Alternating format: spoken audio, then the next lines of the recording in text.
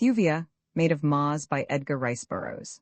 Icothoris and Thuvir upon a massive bench of polished ursite beneath the gorgeous blooms of a giant pimelliar, a woman sat. Her shapely, sandaled foot tapped impatiently upon the jewel-strewn walk that wound beneath the stately sorapus trees across the scarlet sward of the royal gardens of Thuvan Din, Jeddak of Toth, as a dark-haired, red-skinned warrior bent low toward her, whispering heated words close to her ear. "Ah, Thuvir of Toth," he cried, "you are cold even before the fiery blasts of my consuming love. No hotter than your heart, nor colder is the hard, cold ursite of this thrice happy bench which supports your divine and fadeless form. Tell me, O Thuvir of Toth, that I may still hope, that though you do not love me now, yet some day, my princess." The girl sprang to her feet with an exclamation of surprise and displeasure. Her queenly head was poised haughtily upon her smooth red shoulders. Her dark eyes looked angrily into those of the man. "You forget yourself and the customs of Barsoom, a stock," she said. "I have given you no right thus to address the daughter of Thuvan Din, nor have you won such a right." The man reached suddenly forth and grasped her by the arm. "You shall be my princess," he cried. "By the breast of Isis thou shalt, nor shall any other come between us, stock, Prince of Duchess, and his heart's desire. Tell me that there is another, and I shall cut out his foul heart and fling it to the wild calots of the dead sea bottoms." At touch of the man's hand upon her flesh, the girl went pallid beneath her coppery skin, for the persons of the royal women of the courts of Mars are held but little less than sacred. The act of a stock, Prince of Duchess, was profanation. There was no terror in the eyes of Thuvir of Toth, only horror for the thing the man had done and for its possible consequences. "Release me." Her voice was level, frigid. The man muttered incoherently and drew her roughly toward him. "Release me?" she repeated sharply, "or I call the guard, and the Prince of Duchess knows what that will mean." Quickly he threw his right arm about her shoulders and strove to draw her face to his lips. With a little cry she struck him full in the mouth with the massive bracelets that circled her free arm. "Calot!" she exclaimed, and then, the god, hasten in protection of the Princess of Toth." In answer to her call, a dozen guardsmen came racing across the scarlet sward, their gleaming long swords naked in the sun, the metal of their accoutrements clanking against that of their leathern harness, and in their throats hoarse shouts of rage at the sight which met their eyes. But before they had passed half across the royal garden to where a stock of Duchess still held the struggling girl in his grasp, another figure sprang from a cluster of dense foliage that half hid a golden fountain close at hand. A tall, straight youth he was, with black hair and keen gray eyes, broad of shoulder and narrow of hip, a clean-limbed fighting man. His skin was but faintly tinged with the copper color that marks the red men of Mars from the other races of the dying planet. He was like them, and yet there was a subtle difference greater even than that which lay in his lighter skin and his gray eyes. There was a difference, too, in his movements. He came on in great leaps that carried him so swiftly over the ground that the speed of the guardsman was as nothing by comparison. A stock still clutched Thuvia's wrist as the young warrior confronted him. The newcomer wasted no time, and he spoke but a single word. "Calot?" he snapped, and then his clenched fist landed beneath the other's chin, lifting him high into the air and depositing him in a crumpled heap within the center of the pimellia bush beside the ursite bench. Her champion turned toward the girl. "Ka, Thuvir of Toth," he cried. "It seems that fate timed my visit well." "Ka, Cothoris of Helium?" The princess returned the young man's greeting, and what less could one expect of the son of such a sire? He bowed his acknowledgement of the compliment to his father, John Carter, warlord of Mars. And then the guardsmen, panting from their charge, came up just as the Prince of Duchess, bleeding at the mouth and with drawn sword, crawled from the entanglement of the pimellia. A stock would have leaped to mortal combat with the son of Dejah, but the guardsmen pressed about him, preventing, though it was clearly evident that naught would have better pleased Cothoris of Helium. "But say the word, Thuvir of Toth," he begged, "and naught will give me greater pleasure than meeting to this fellow the punishment he has earned." "It cannot be, Cothoris," she replied. "Even though he has forfeited all claim upon my consideration, yet is he the guest of the Jeddak, my father, and to him alone may he account for the unpardonable act he has committed." "As you say, Thuvia," replied the Heliumite. "But afterward he shall account to Cothoris, Prince of Helium, for this affront to the daughter of my father's friend." As he spoke, though, there burned in his eyes a fire that proclaimed a nearer, dearer cause for his championship of this glorious daughter of Barsoom.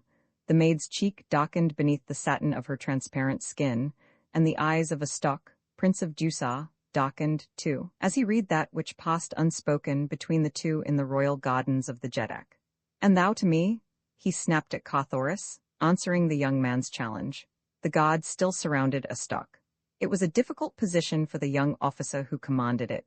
His prisoner was the son of a mighty Jeddak. He was the guest of Thuvendin, until but now an honored guest upon whom every royal dignity had been showered. To arrest him forcibly could mean naught else than war, and yet he had done that which in the eyes of the Toth warrior merited death. The young man hesitated.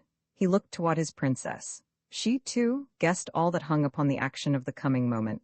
For many years, Duchess and Toth had been at peace with each other. Their great merchant ships plied back and forth between the largest cities of the two nations.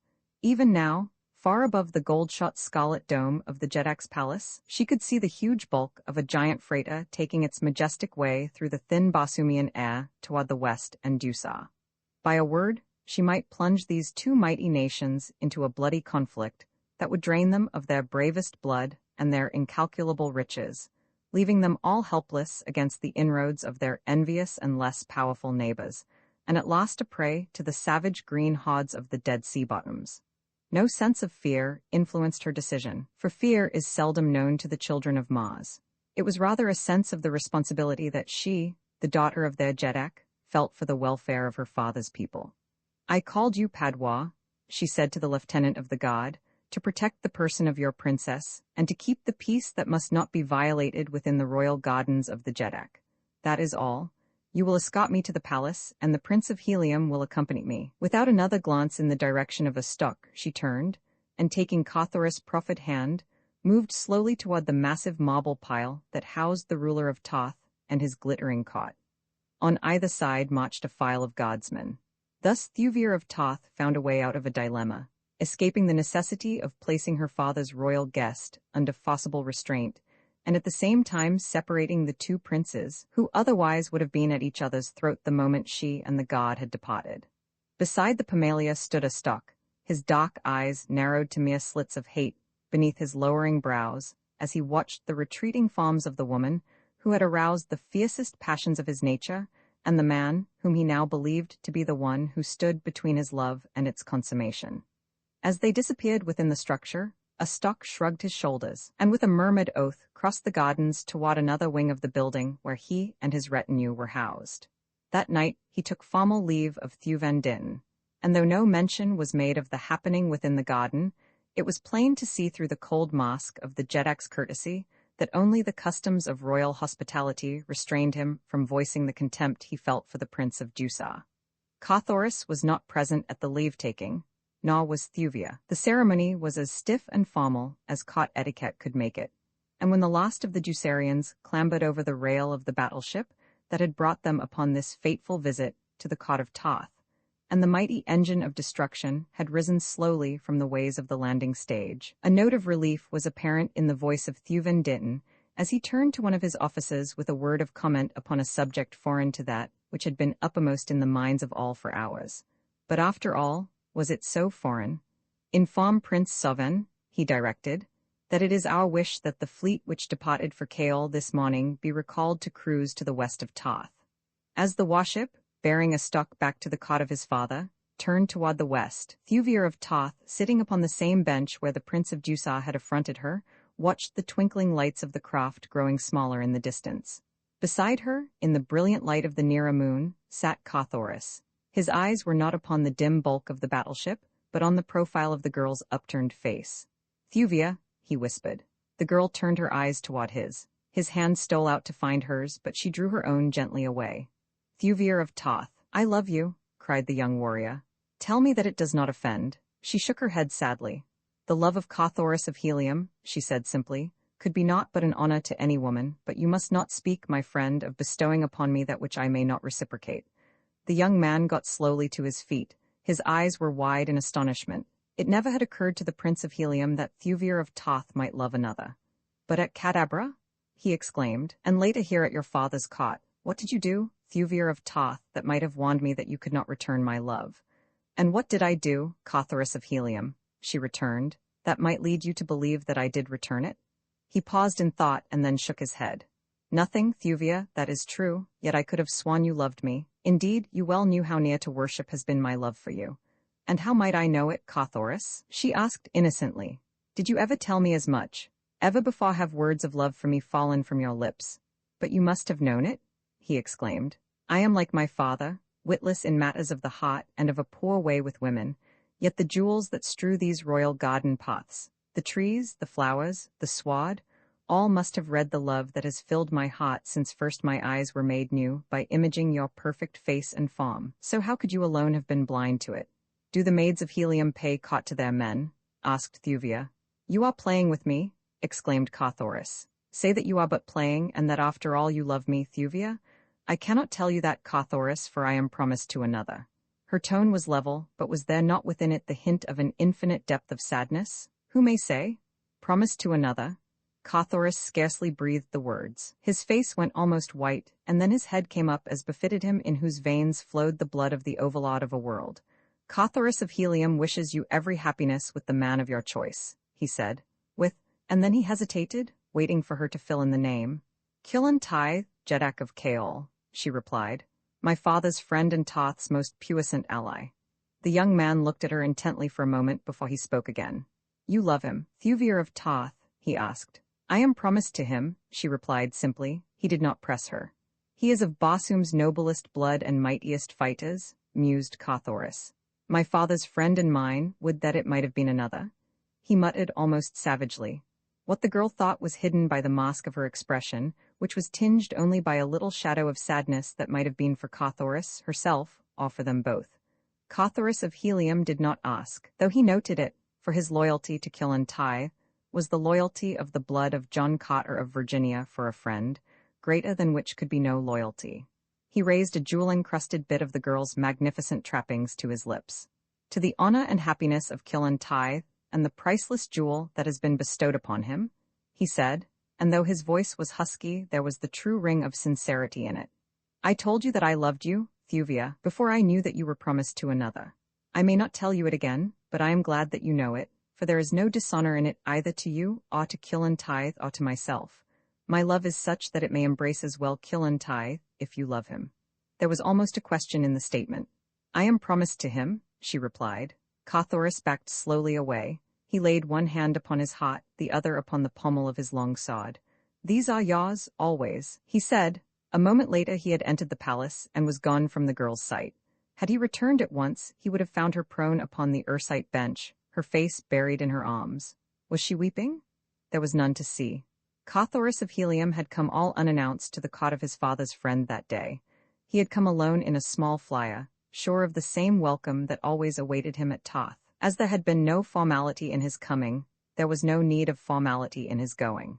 To Thuvan Ditton, he explained that he had been but testing an invention of his own with which his flyer was equipped, a clever improvement of the ordinary Martian air compass, which, when set for a certain destination, will remain constantly fixed thereon, making it only necessary to keep a vessel's prow always in the direction of the compass needle to reach any given point upon Basum by the shortest route.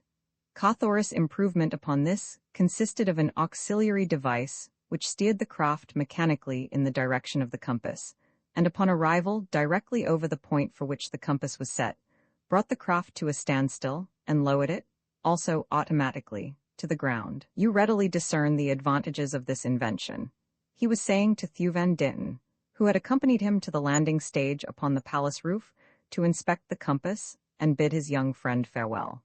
A dozen officers of the cot with several body servants were grouped behind the Jeddak and his guest, eager listeners to the conversation, so eager on the part of one of the servants that he was twice rebuked by a noble for his forwardness in pushing himself ahead of his betters to view the intricate mechanism of the wonderful, controlling destination compass, as the thing was called. For example, continued Carthoris, I have an all-night trip before me, as tonight. I set the pointer here upon the right-hand dial, which represents the eastern hemisphere of Basum, so that the point rests upon the exact latitude and longitude of Helium.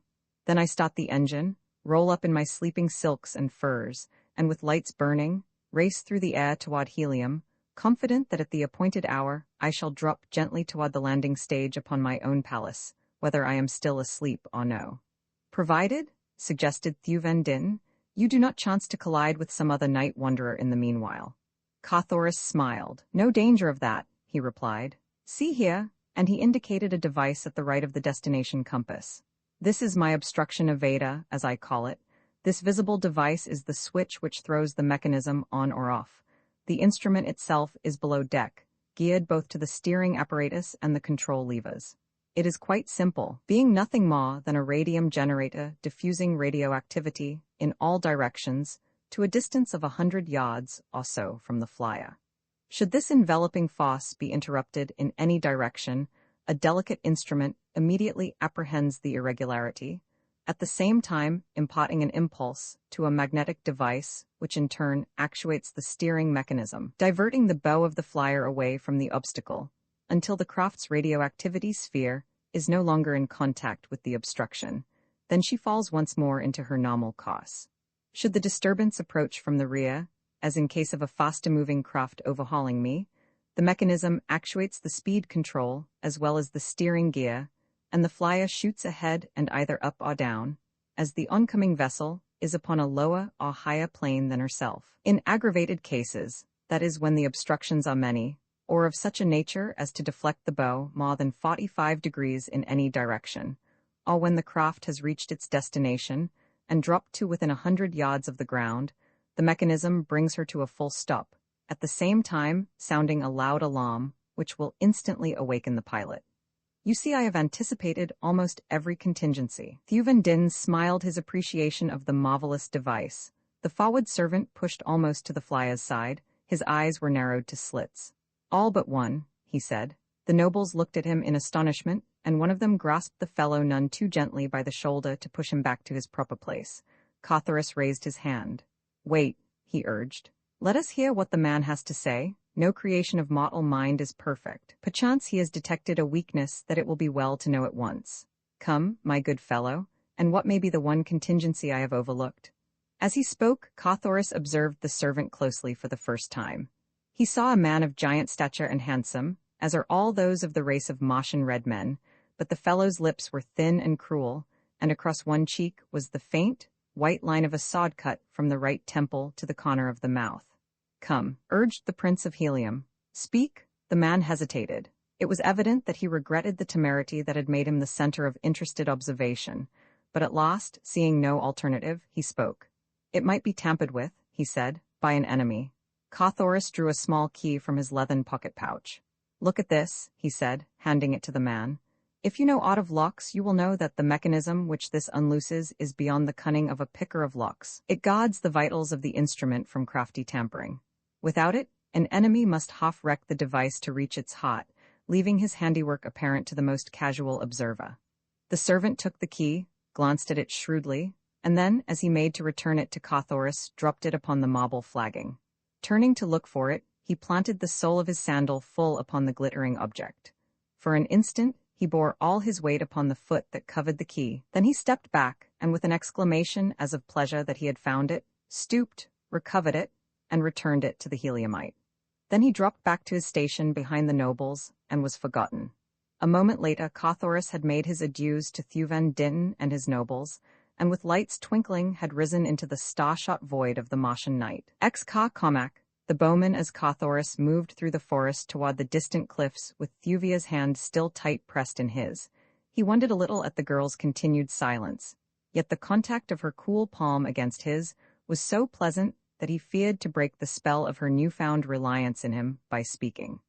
Onward through the dim wood they passed, until the shadows of the quick-coming Martian night commenced to close down upon them. Then it was that Carthoris turned to speak to the girl at his side.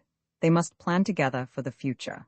It was his idea to pass through the cliffs at once if they could locate the passage, and he was quite positive that they were now closed to it, but he wanted her assent to the proposition.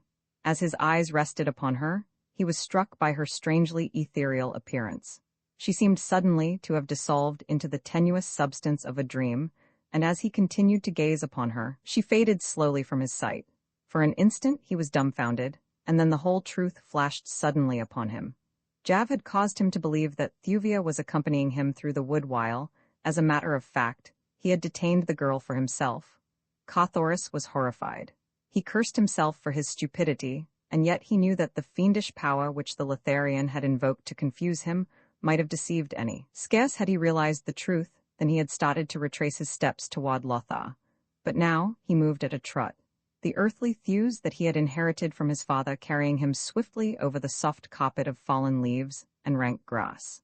Thuria's brilliant light flooded the plain before the walled city of Lothar as Cawthorus broke from the wood opposite the great gate that had given the fugitives egress from the city earlier in the day. At first he saw no indication that there was another than himself anywhere about.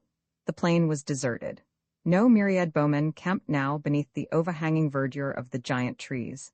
No gory heaps of tortured dead defaced the beauty of the scarlet sward. All was silence. All was peace. The Heliumite, scarce pausing at the forest's verge, pushed on across the plain toward the city, when presently he descried a huddled form in the grass at his feet. It was the body of a man. Lying prone, Cawthorus turned the figure over upon its back. It was Jav, but torn and mangled almost beyond recognition. The prince bent low to note if any spark of life remained, and as he did so the lids raised and dull, suffering eyes looked up into his. "The Princess of Toth?" cried Cawthorus. "Where is she? Answer me, man, or I complete the work that another has so well begun." "Komel," muttered Jav. "He sprang upon me and would have devoured me but for the girl." Then they went away together into the wood, the girl and the great Banth, her fingers twined in his tawny mane. "Which way went they?" asked Cawthorus. "There," replied Jav faintly, toward the passage through the cliffs. The Prince of Helium waited to hear no more, but springing to his feet, raced back again into the forest. It was dawn when he reached the mouth of the dark tunnel that would lead him to the other world beyond this valley of ghostly memories and strange hypnotic influences and menaces. Within the long, dark passages, he met with no accident or obstacle, coming at last into the light of day beyond the mountains, and no great distance from the southern verge of the domains of the Torquazians, not more than 150 hod at the most. From the boundary of Torquaz to the city of Ianther is a distance of some 200 hods, so that the Heliumite had before him a journey of more than 150 earth miles between him and Ianther. He could at best but hazard a chance guess that toward Ianther Thuvia would take her flight. There lay the nearest water, and there might be expected some day a rescuing party from her father's empire. For Cawthorus knew Thuvendin well enough to know that he would leave no stone unturned until he had tracked down the truth as to his daughter's abduction, and learned all that there might be to learn of her whereabouts. He realized, of course, that the trick which had laid suspicion upon him would greatly delay the discovery of the truth, but little did he guess to what vast proportions had the results of the villainy of a stock of Duchess already grown. Even as he emerged from the mouth of the passage to look across the foothills in the direction of Iantha, a Toth battle fleet was winging its majestic way slowly toward the twin cities of Helium, while from far distant Chaol raced another mighty armada to join forces with its ally. He did not know that, in the face of the circumstantial evidence against him, even his own people had commenced to entertain suspicions that he might have stolen the Tothian princess. He did not know of the lengths to which the Ducerians had gone to disrupt the friendship and alliance which existed between the three great powers of the Eastern Hemisphere, Helium, Toth, and Chaol. How Ducerian emissaries had found employment in important posts in the foreign offices of the three great nations, and how, through these men, messages from one Jeddak to another were altered and gobbled until the patience and pride of the three rulers and former friends could no longer endure the humiliations and insults contained in these falsified papers. Not any of this he knew. Nor did he know how even to the last John Carter, warlord of Mars, had refused to permit the Jeddak of Helium to declare war against either Toth or Chaol, because of his implicit belief in his son, and that eventually all would be satisfactorily explained. And now two great fleets were moving upon Helium, while the Ducerian spies at the court of Tardos, Mars saw to it that the twin cities remained in ignorance of their danger. War had been declared by Thuvendin, but the messenger who had been dispatched with the proclamation had been a Ducerian who had seen to it that no word of warning reached the twin cities of the approach of a hostile fleet. For several days, diplomatic relations had been severed between Helium and her two most powerful neighbors, and with the departure of the ministers had come a total cessation of wireless communication between the disputants, as is usual upon Barsoom. But of all this Cawthorus was ignorant. All that interested him at present was the finding of Thuvir of Toth. Her trail beside that of the huge banth had been well marked to the tunnel, and was once more visible leading southward into the foothills.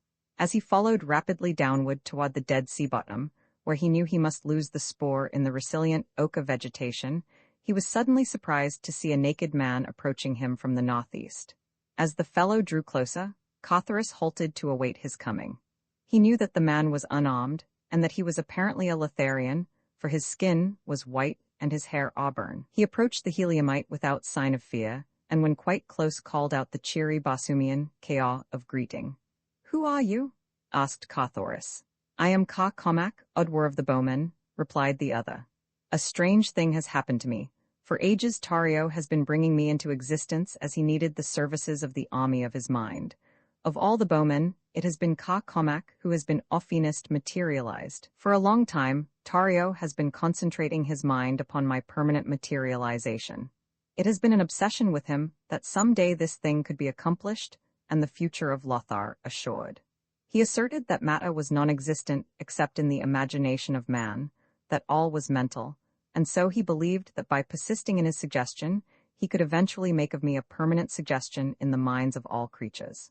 Yesterday he succeeded, but at such a time, it must have come all unknown to him, as it came to me without my knowledge, as, with my horde of yelling bowmen, I pursued the fleeing Tokwazians back to their Oka plains. As darkness settled and the time came for us to fade once more into thin air, I suddenly found myself alone upon the edge of the great plain which lies yonder at the foot of the low hills. My men were gone back to the nothingness from which they had sprung, but I remained naked and unarmed. At first I could not understand, but at last came a realization of what had occurred. Tario's long suggestions had at last prevailed, and Ca Comac had become a reality in the world of men, but my harness and my weapons had faded away with my fellows, leaving me naked and unarmed in a hostile country far from Lothar. "You wish to return to Lothar?" asked Cawthorus. "No," replied Ca Comac quickly. "I have no love for Tario. Being a creature of his mind, I know him too well. He is cruel and tyrannical, a master I have no desire to serve. Now that he has succeeded in accomplishing my permanent materialization, he will be unbearable, and he will go on until he has filled Lothar with his creatures. I wonder if he has succeeded as well with the maid of Lothar." "I thought there were no women there," said Cawthorus. "In a hidden apartment in the palace of Tario," replied Ca Comac, "the Jedak has maintained the suggestion of a beautiful girl, hoping that some day she would become permanent.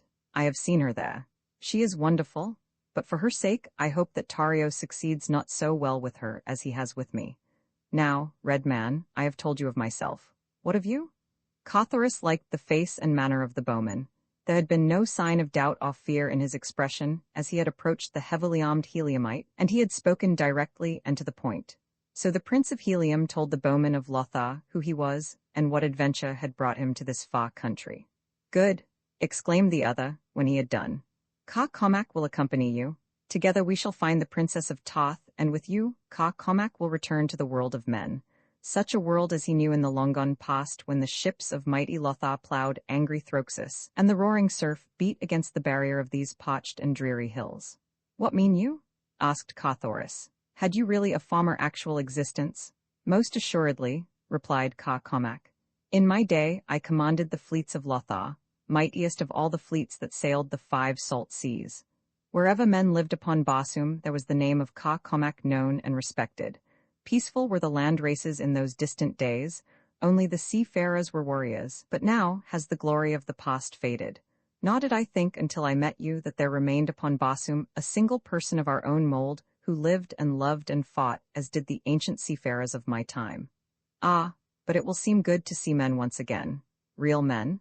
Never had I much respect for the landsmen of my day.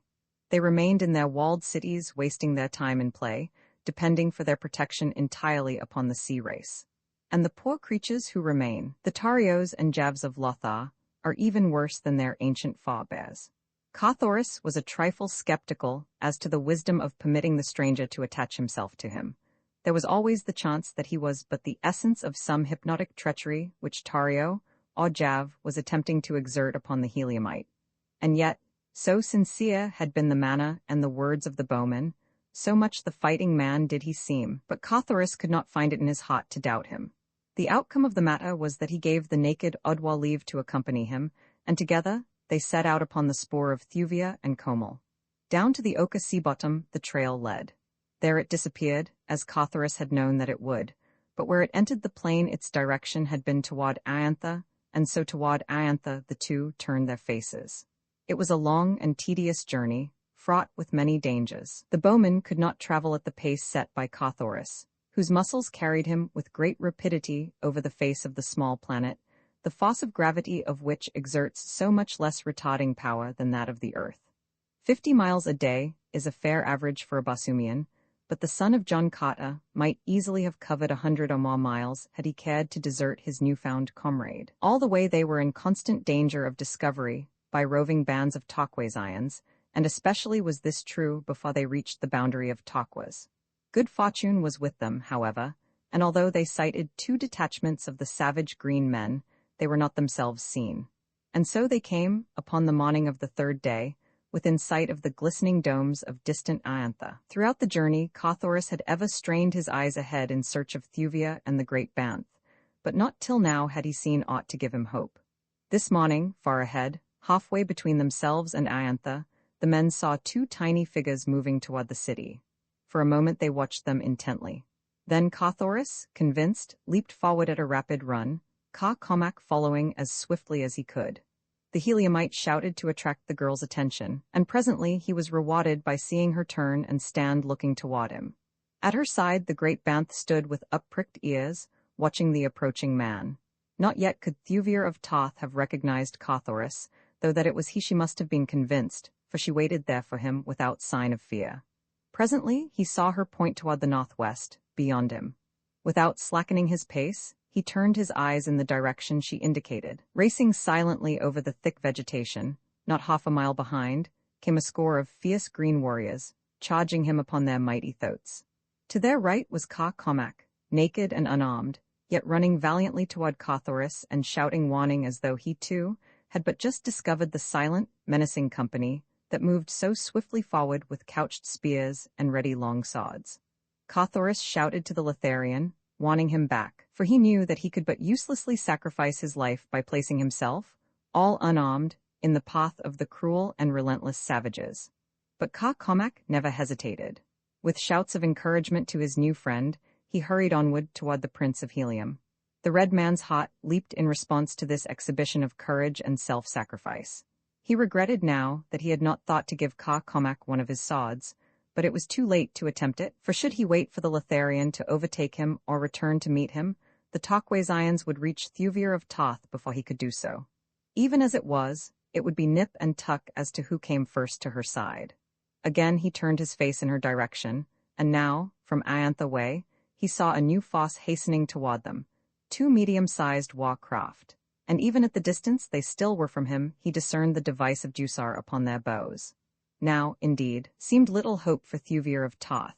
With savage warriors of the hordes of Tokwaz charging toward her from one direction, and no less implacable enemies, in the form of the creatures of Astok, Prince of Jusar, bearing down upon her from another, while only a Banth, a red warrior, and an unarmed bowman were near to defend her, her plight was quite hopeless, and her cause already lost ere ever it was contested. As Thuvia saw Carthoris approaching, she felt again that unaccountable sensation of entire relief from responsibility and fear that she had experienced upon a former occasion. Nor could she account for it, while her mind still tried to convince her heart that the Prince of Helium had been instrumental in her abduction from her father's cot. She only knew that she was glad when he was by her side, and that with him there all things seemed possible, even such impossible things as escape from her present predicament. Now had he stopped, panting, before her. A brave smile of encouragement lit his face. "Courage, my princess," he whispered. To the girl's memory flashed the occasion upon which he had used those same words, in the throne room of Tario of Lothar, as they had commenced to slip down the sinking marble flaw toward an unknown fate. Then she had not chidden him for the use of that familiar salutation, nor did she chide him now, though she was promised to another. She wondered at herself, flushing at her own turpitude, for upon Basum it is a shameful thing for a woman to listen to those 2 words from another than her husband or her betrothed. Carthoris saw her flush of mortification, and in an instant regretted his words. There was but a moment before the green warriors would be upon them. "Forgive me," said the man in a low voice. "Let my great love be my excuse, that, and the belief that I have but a moment more of life." And with the words, he turned to meet the foremost of the green warriors. The fellow was charging with couched spear, but Carthoris leaped to one side, and as the great thoat and its rider hurtled harmlessly past him, he swung his long sword in a mighty cut that clove the green carcass in twain. At the same moment, Ka Cormac leaped with bare hands clawing at the leg of another of the huge riders. The balance of the horde raced in to close quarters, dismounting the better to wield their favorite long swords.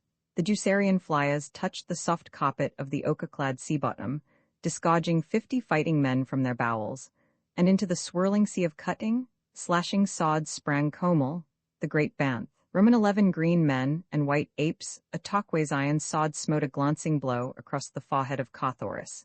He had a fleeting vision of soft arms about his neck, and warm lips close to his before he lost consciousness.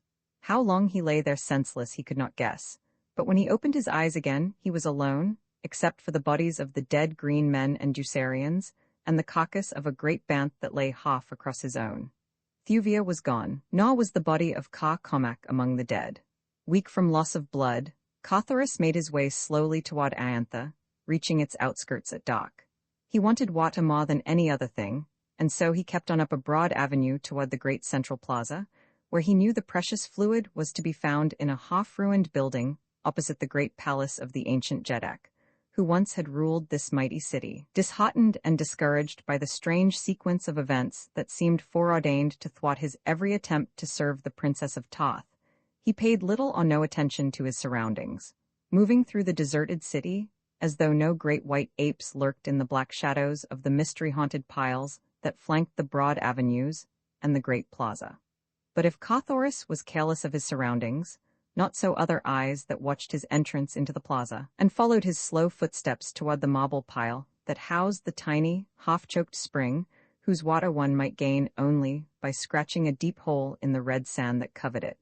And as the Heliumite entered the small building, a dozen mighty, grotesque figures emerged from the doorway of the palace to speed noiselessly across the plaza toward him. For half an hour, Carthoris remained in the building, digging for water and gaining the few much-needed drops which were the fruits of his labor. Then he rose and slowly left the structure. Scarce had he stepped beyond the threshold than 12 Tocquaisian warriors leaped upon him. No time then to draw a long sword, but swift from his harness flew his long, slim dagger, and as he went down beneath them, more than a single green heart ceased beating at the bite of that keen point. Then they overpowered him and took his weapons away, but only 9 of the 12 warriors who had crossed the plaza returned with their prize.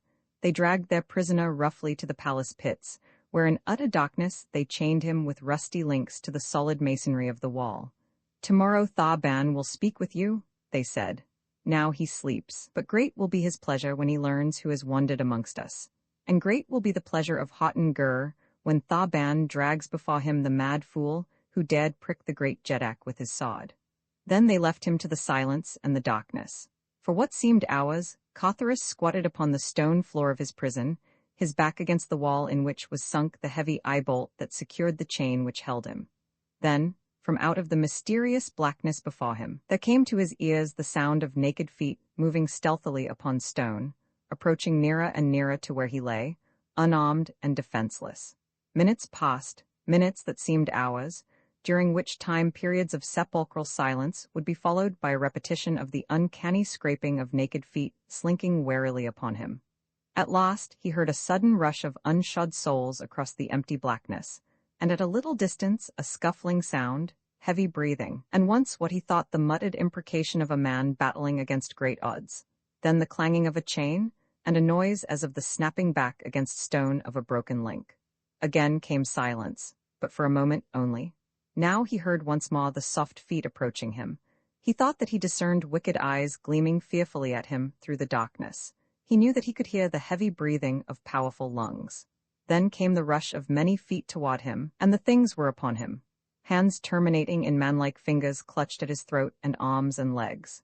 Hairy bodies strained and struggled against his own smooth hide as he battled in grim silence against these horrid foemen in the darkness of the pits of ancient Iantha. Thewed like some giant god was Carthoris of Helium, Yet in the clutches of these unseen creatures of the pit's Stygian night, he was helpless as a frail woman. Yet he battled on, striking futile blows against great, hispid breasts he could not see, feeling thick, squat throats beneath his fingers, the drool of saliva upon his cheek, and hot, foul breath in his nostrils.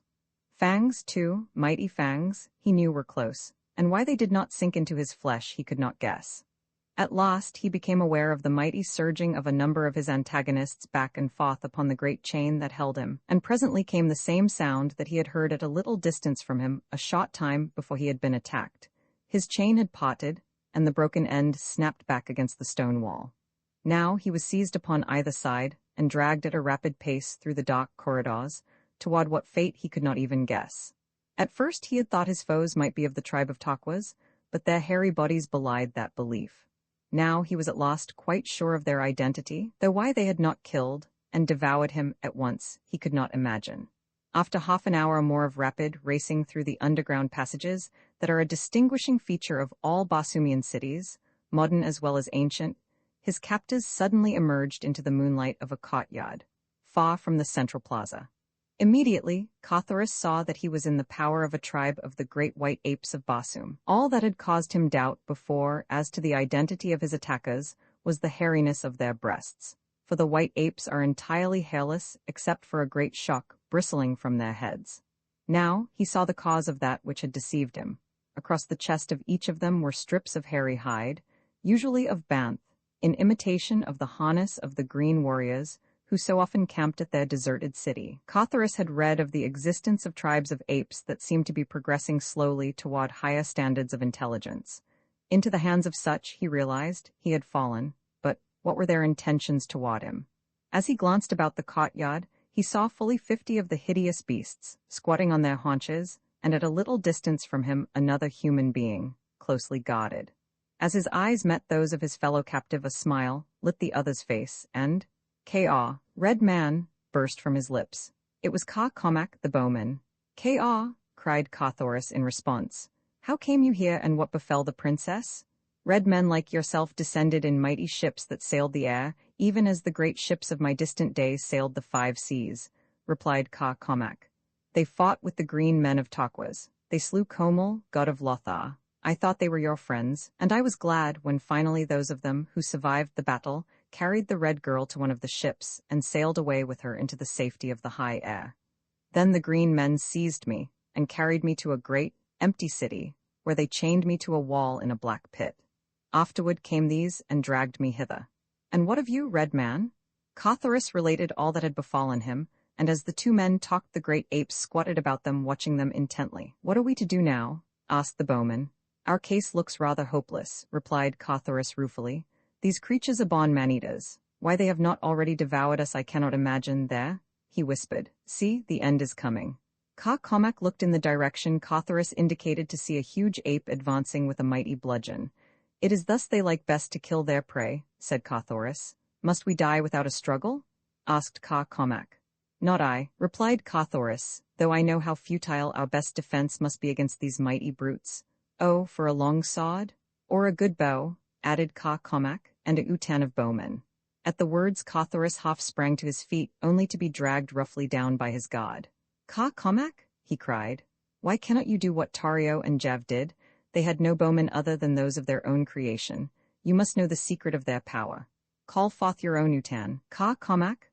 The Lothlarian looked at Carthoris in wide-eyed astonishment, as the full purport of the suggestion bore in upon his understanding. "Why not?" he murmured. The savage ape bearing the mighty bludgeon was slinking toward Carthoris. The Heliumite's fingers were working as he kept his eyes upon his executioner. Ka Comac bent his gaze penetratingly upon the apes. The effort of his mind was evidenced in the sweat upon his contracted brows. The creature that was to slay the red man was almost within arm's reach of his prey when Carthoris heard a hoarse shout from the opposite side of the courtyard. In common with the squatting apes and the demon with the club, he turned in the direction of the sound, to see a company of sturdy bowmen rushing from the doorway of a nearby building. With screams of rage, the apes leaped to their feet to meet the charge. A volley of arrows met them halfway, sending a dozen rolling lifeless to the ground. Then the apes closed with their adversaries. All their attention was occupied by the attackers. Even the guard had deserted the prisoners to join in the battle. "Come," whispered Cormac. "Now may we escape while their attention is diverted from us by my bowmen." "And leave those brave fellows leaderless?" cried Carthoris, whose loyal nature revolted at the merest suggestion of such a thing. Cormac laughed. "You forget," he said, "that they are but thin air, figments of my brain. They will vanish unscathed when we have no further need for them. Praised be your first ancestor, Redman, that you thought of this chance in time. It would never have occurred to me to imagine that I might wield the same power that brought me into existence." "You are right," said Carthoris. "Still, I hate to leave them, though there is naught else to do." And so the two turned from the courtyard, and making their way into one of the broad avenues, crept stealthily in the shadows of the building toward the great central plaza, upon which were the buildings occupied by the Green Warriors when they visited the deserted city. When they had come to the plaza's edge, Carthoris halted. "Wait here," he whispered. "I go to fetch Thoats, since on foot we may never hope to escape the clutches of these green fiends." To reach the courtyard where the Thoats were kept, it was necessary for Carthoris to pass through one of the buildings which surrounded the square, which were occupied, and which he could not even guess. So he was compelled to take considerable chances to gain the enclosure, in which he could hear the restless beasts squealing and quarreling among themselves. Chance carried him through a dark doorway into a large chamber, in which lay a score or more green warriors, wrapped in their sleeping silks and furs. Scarce had Carthoris passed through the short hallway that connected the door of the building and the great room beyond it, than he became aware of the presence of something or someone in the hallway through which he had but just passed. He heard a man yawn, and then, behind him, he saw the figure of a sentry rise from where the fellow had been dozing, and stretching himself resume his wakeful watchfulness. Carthoris realized that he must have passed within a foot of the warrior, doubtless rousing him from his slumber. To retreat now would be impossible. Yet to cross through that roomful of sleeping warriors seemed almost equally beyond the pale of possibility. Carthoris shrugged his broad shoulders and chose the lesser evil. Warily he entered the room. At his right, against the wall, leaned several swords and rifles and spears, extra weapons which the warriors had stacked here ready to their hands should there be a night alarm calling them suddenly from slumber. Beside each sleeper lay his weapon. These were never far from their owners from childhood to death. The sight of the swords made the young man's palm itch. He stepped quickly to them, selecting 2 short swords, one for Cormac, the other for himself, also some trappings for his naked comrade. Then he started directly across the center of the apartment among the sleeping Tarquasians. Not a man of them moved until Carthoris had completed more than half of the short though dangerous journey. Then a fellow directly in his path turned restlessly upon his sleeping silks and furs. The Heliumite paused above him, one of the short swords in readiness should the warrior awaken. For what seemed an eternity to the young prince, the green man continued to move uneasily upon his couch. Then, as though actuated by springs, he leaped to his feet and faced the red man. Instantly Carthoris struck, but not before a savage grunt escaped the other's lips. In an instant the room was in turmoil. Warriors leaped to their feet, grasping their weapons as they rose, and shouting to one another for an explanation of the disturbance. To Carthoris, all within the room was plainly visible in the dim light reflected from without, for the further moon stood directly at zenith. But to the eyes of the newly awakened green men objects as yet had not taken on familiar forms. They but saw vaguely the figures of warriors moving about their apartment. Now one stumbled against the corpse of him whom Carthoris had slain. The fellow stooped and his hand came in contact with the cleft skull. He saw about him the giant figures of other green men, and so he jumped to the only conclusion that was open to him. "The Thirds?" he cried. "The Thirds are upon us? Rise, warriors of Tarquas, and drive home your swords within the hearts of Tarqua's ancient enemies." Instantly the green men began to fall upon one another with naked swords. Their savage lust of battle was aroused. To fight, to kill, to die with cold steel buried in their vitals? Ah, that to them was nirvana. Carthoris was quick to guess their error and take advantage of it. He knew that in the pleasure of killing they might fight on long after they had discovered their mistake, unless their attention was distracted by sight of the real cause of the altercation, and so he lost no time in continuing across the room to the doorway, upon the opposite side, which opened into the inner cot, where the savage Thoats were squealing and fighting among themselves. Once here, he had no easy task before him. To catch and mount, One of these habitually rageful and intractable beasts was no child's play under the best of conditions. But now, when silence and time were such important considerations, it might well have seemed quite hopeless to a less resourceful and optimistic man than the son of the great Wallad. From his father, he had learned much concerning the traits of these mighty beasts, and from Duchess also, when he had visited that great green jeddak among his hod at Thok. So now, he centered upon the work in hand all that he had ever learned about them from others, and from his own experience, for he, too, had ridden and handled them many times. The temper of the Thoats of Duchess appeared even shorter than their vicious cousins among the Thoks and Wahoons, and for a time it seemed unlikely that he should escape a savage charge on the part of a couple of old bulls that circled, squealing, about him. But at last he managed to get close enough to one of them to touch the beast. With the feel of his hand upon the sleek hide the creature quieted, and in answer to the telepathic command of the red man, sank to its knees. In a moment, Cawthorus was upon its back, guiding it toward the great gate that leads from the courtyard through a large building at one end into an avenue beyond. The other bull, still squealing and enraged, followed after his fellow. There was no bridle upon either, for these strange creatures are controlled entirely by suggestion, when they are controlled at all. Even in the hands of the giant green men, bridle reins would be hopelessly futile against the mad savagery and mastodonic strength of the Thoat, and so they are guided by that strange telepathic power with which the men of Mars have learned to communicate in a crude way with the lower orders of their planet. With difficulty, Cawthorus urged the two beasts to the gate, where, leaning down, he raised the latch. Then the Thoat that he was riding placed his great shoulder to the skeel wood planking, pushed through, and a moment later the man and the two beasts were swinging silently down the avenue to the edge of the plaza, where Comac hid. Here Cawthorus found considerable difficulty in subduing the second Thoat, and as Comac had never before ridden one of the beasts, it seemed a most hopeless job. But at last the bowman managed to scramble to the sleek back, and again the two beasts fled softly down the moss-grown avenues toward the open sea bottom beyond the city. All that night and the following day, and the second night, they rode toward the northeast. No indication of pursuit developed, and at dawn of the second day, Cawthorus saw in the distance the waving ribbon of great trees that marked one of the long Bosumian waterways. Immediately, they abandoned their Thoats and approached the cultivated district on foot. Cawthorus also discarded the metal from his harness, or such of it as might serve to identify him as a Heliumite, or of royal blood, for he did not know to what nation belonged this waterway. And upon Mars, it is always well to assume every man and nation your enemy, until you have learned the contrary.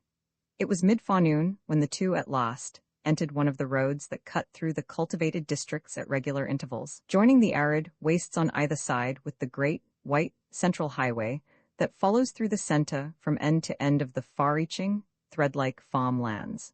The high wall surrounding the fields served as a protection against surprise by raiding green hods, as well as keeping the savage banths and other carnivora from the domestic animals and the human beings upon the farms.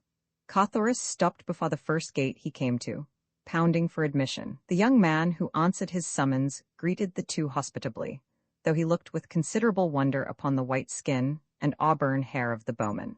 After he had listened for a moment to a partial narration of their escape from the Tokwazians, he invited them within, took them to his house, and bade the servants there prepare food for them.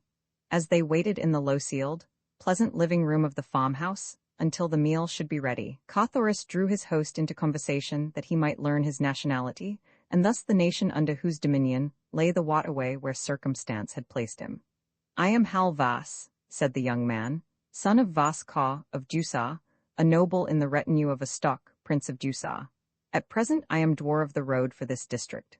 Cawthorus was very glad that he had not disclosed his identity, for though he had no idea of anything that had transpired since he had left Helium, or that a stock was at the bottom of all his misfortunes, he well knew that the Ducerian had no love for him, and that he could hope for no assistance within the dominions of Duchess. "And who are you?" asked Halvas. "By your appearance I take you for a fighting man, but I see no insignia upon your harness. Can it be that you are a panthan? Now, these wandering soldiers of fortune are common upon Basum, where most men love to fight. They sell their services wherever war exists, and in the occasional brief intervals when there is no organized warfare between the red nations, They join one of the numerous expeditions that are constantly being dispatched against the Green Men in protection of the waterways that traverse the wilder portions of the globe. When their service is over, they discard the metal of the nation they have been serving until they shall have found a new master. In the intervals, they wear no insignia, their war-worn harness and grim weapons being sufficient to attest their calling. The suggestion was a happy one, and Carthoris embraced the chance it afforded to account satisfactorily for himself. There was, however, a single drawback. In times of war, such panthers as happened to be within the domain of a belligerent nation were compelled to don the insignia of that nation and fight with her warriors. As far as Carthoris, New Duchess was not at war with any other nation, but there was never any telling when one red nation would be flying at the throat of a neighbor, even though the great and powerful alliance at the head of which was his father, John Carter, had managed to maintain a long peace upon the greater portion of Barsoom. A pleasant smile lighted Halvas' face as Carthoris admitted his vocation. "It is well," exclaimed the young man, "that you chanced to come hither, for here you will find the means of obtaining service in short order. My father, Vaskar, is even now with me, having come hither to recruit a force for the new war against Helium. Roman 12 to save Duchess Thuvir of Tarth, battling for more than life against the lust of Jav, cast a quick glance over her shoulder toward the forest from which had rumbled the fierce growl. Jav looked, too. What they saw filled each with apprehension. It was Komel, the Banthgud, rushing wide-jawed upon them. Which had he chosen for his prey? Or was it to be both? They had not long to wait, for though the Litharian attempted to hold the girl between himself and the terrible fangs, the great beast found him at last. Then, shrieking, he attempted to fly toward Lothar, after pushing Thuvir bodily into the face of the man-eater, but his flight was of short duration. In a moment Komel was upon him, rending his throat and chest with demoniacal fury. The girl reached their side a moment later, but it was with difficulty that she tore the mad beast from its prey. Still growling and casting hungry glances back upon Jav, the Banth at last permitted itself to be led away into the wood. With her giant protector by her side, Thuvir set forth to find the passage through the cliffs, that she might attempt the seemingly impossible feat of reaching far-distant Tarth across the more than 17,000 hods of savage Barsoom.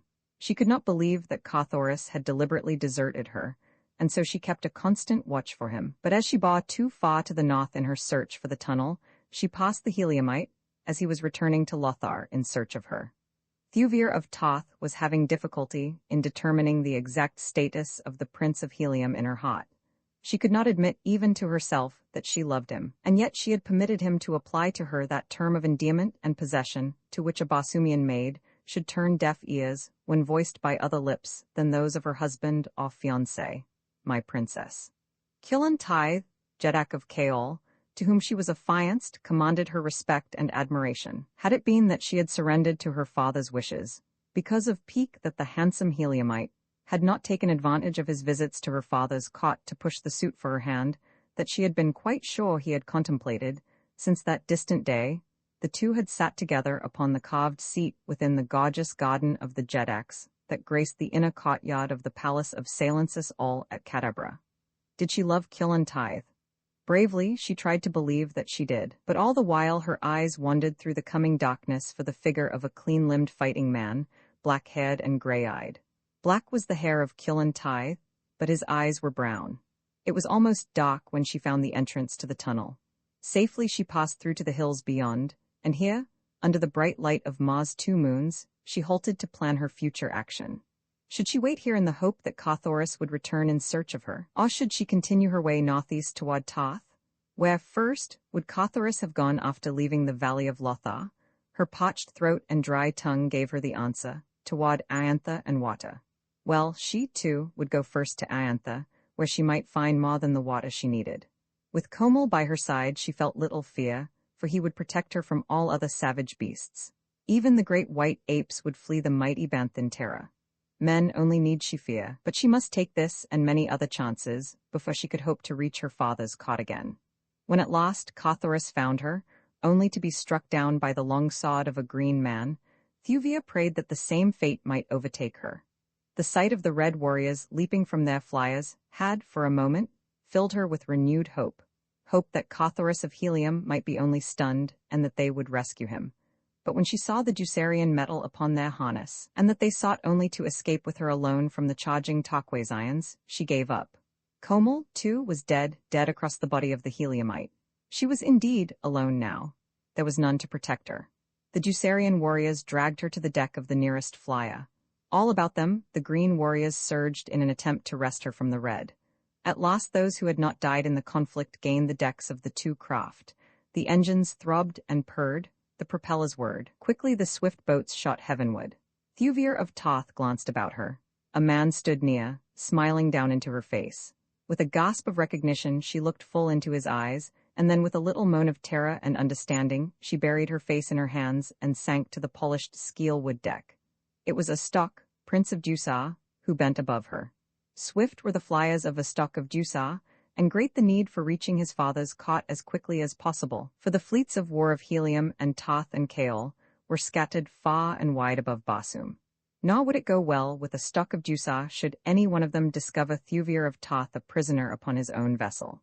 Aiantha lies in 50 south latitude, and 40 east of Hawes, the deserted seat of ancient Barsoomian culture and learning, while Duchess lies 15 degrees north of the equator and 20 degrees east from Hawes. Great though the distance is, the flyers covered it without a stop. Long before they had reached their destination, Thuvir of Toth had learned several things that cleared up the doubts that had assailed her mind for many days. Scarce had they risen above Aiantha than she recognized one of the crew as a member of the crew of that other flyer that had borne her from her father's gardens to Aiantha. The presence of Astok upon the craft settled the whole question. She had been stolen by emissaries of the Ducerian prince. Carthoris of Helium had had nothing to do with it. Nor did Astok deny the charge when she accused him. He only smiled and pleaded his love for her. "I would sooner mate with a white ape," she cried, when he would have urged his suit. Astok glowered sullenly upon her. "You shall mate with me, Thuvir of Toth," he growled.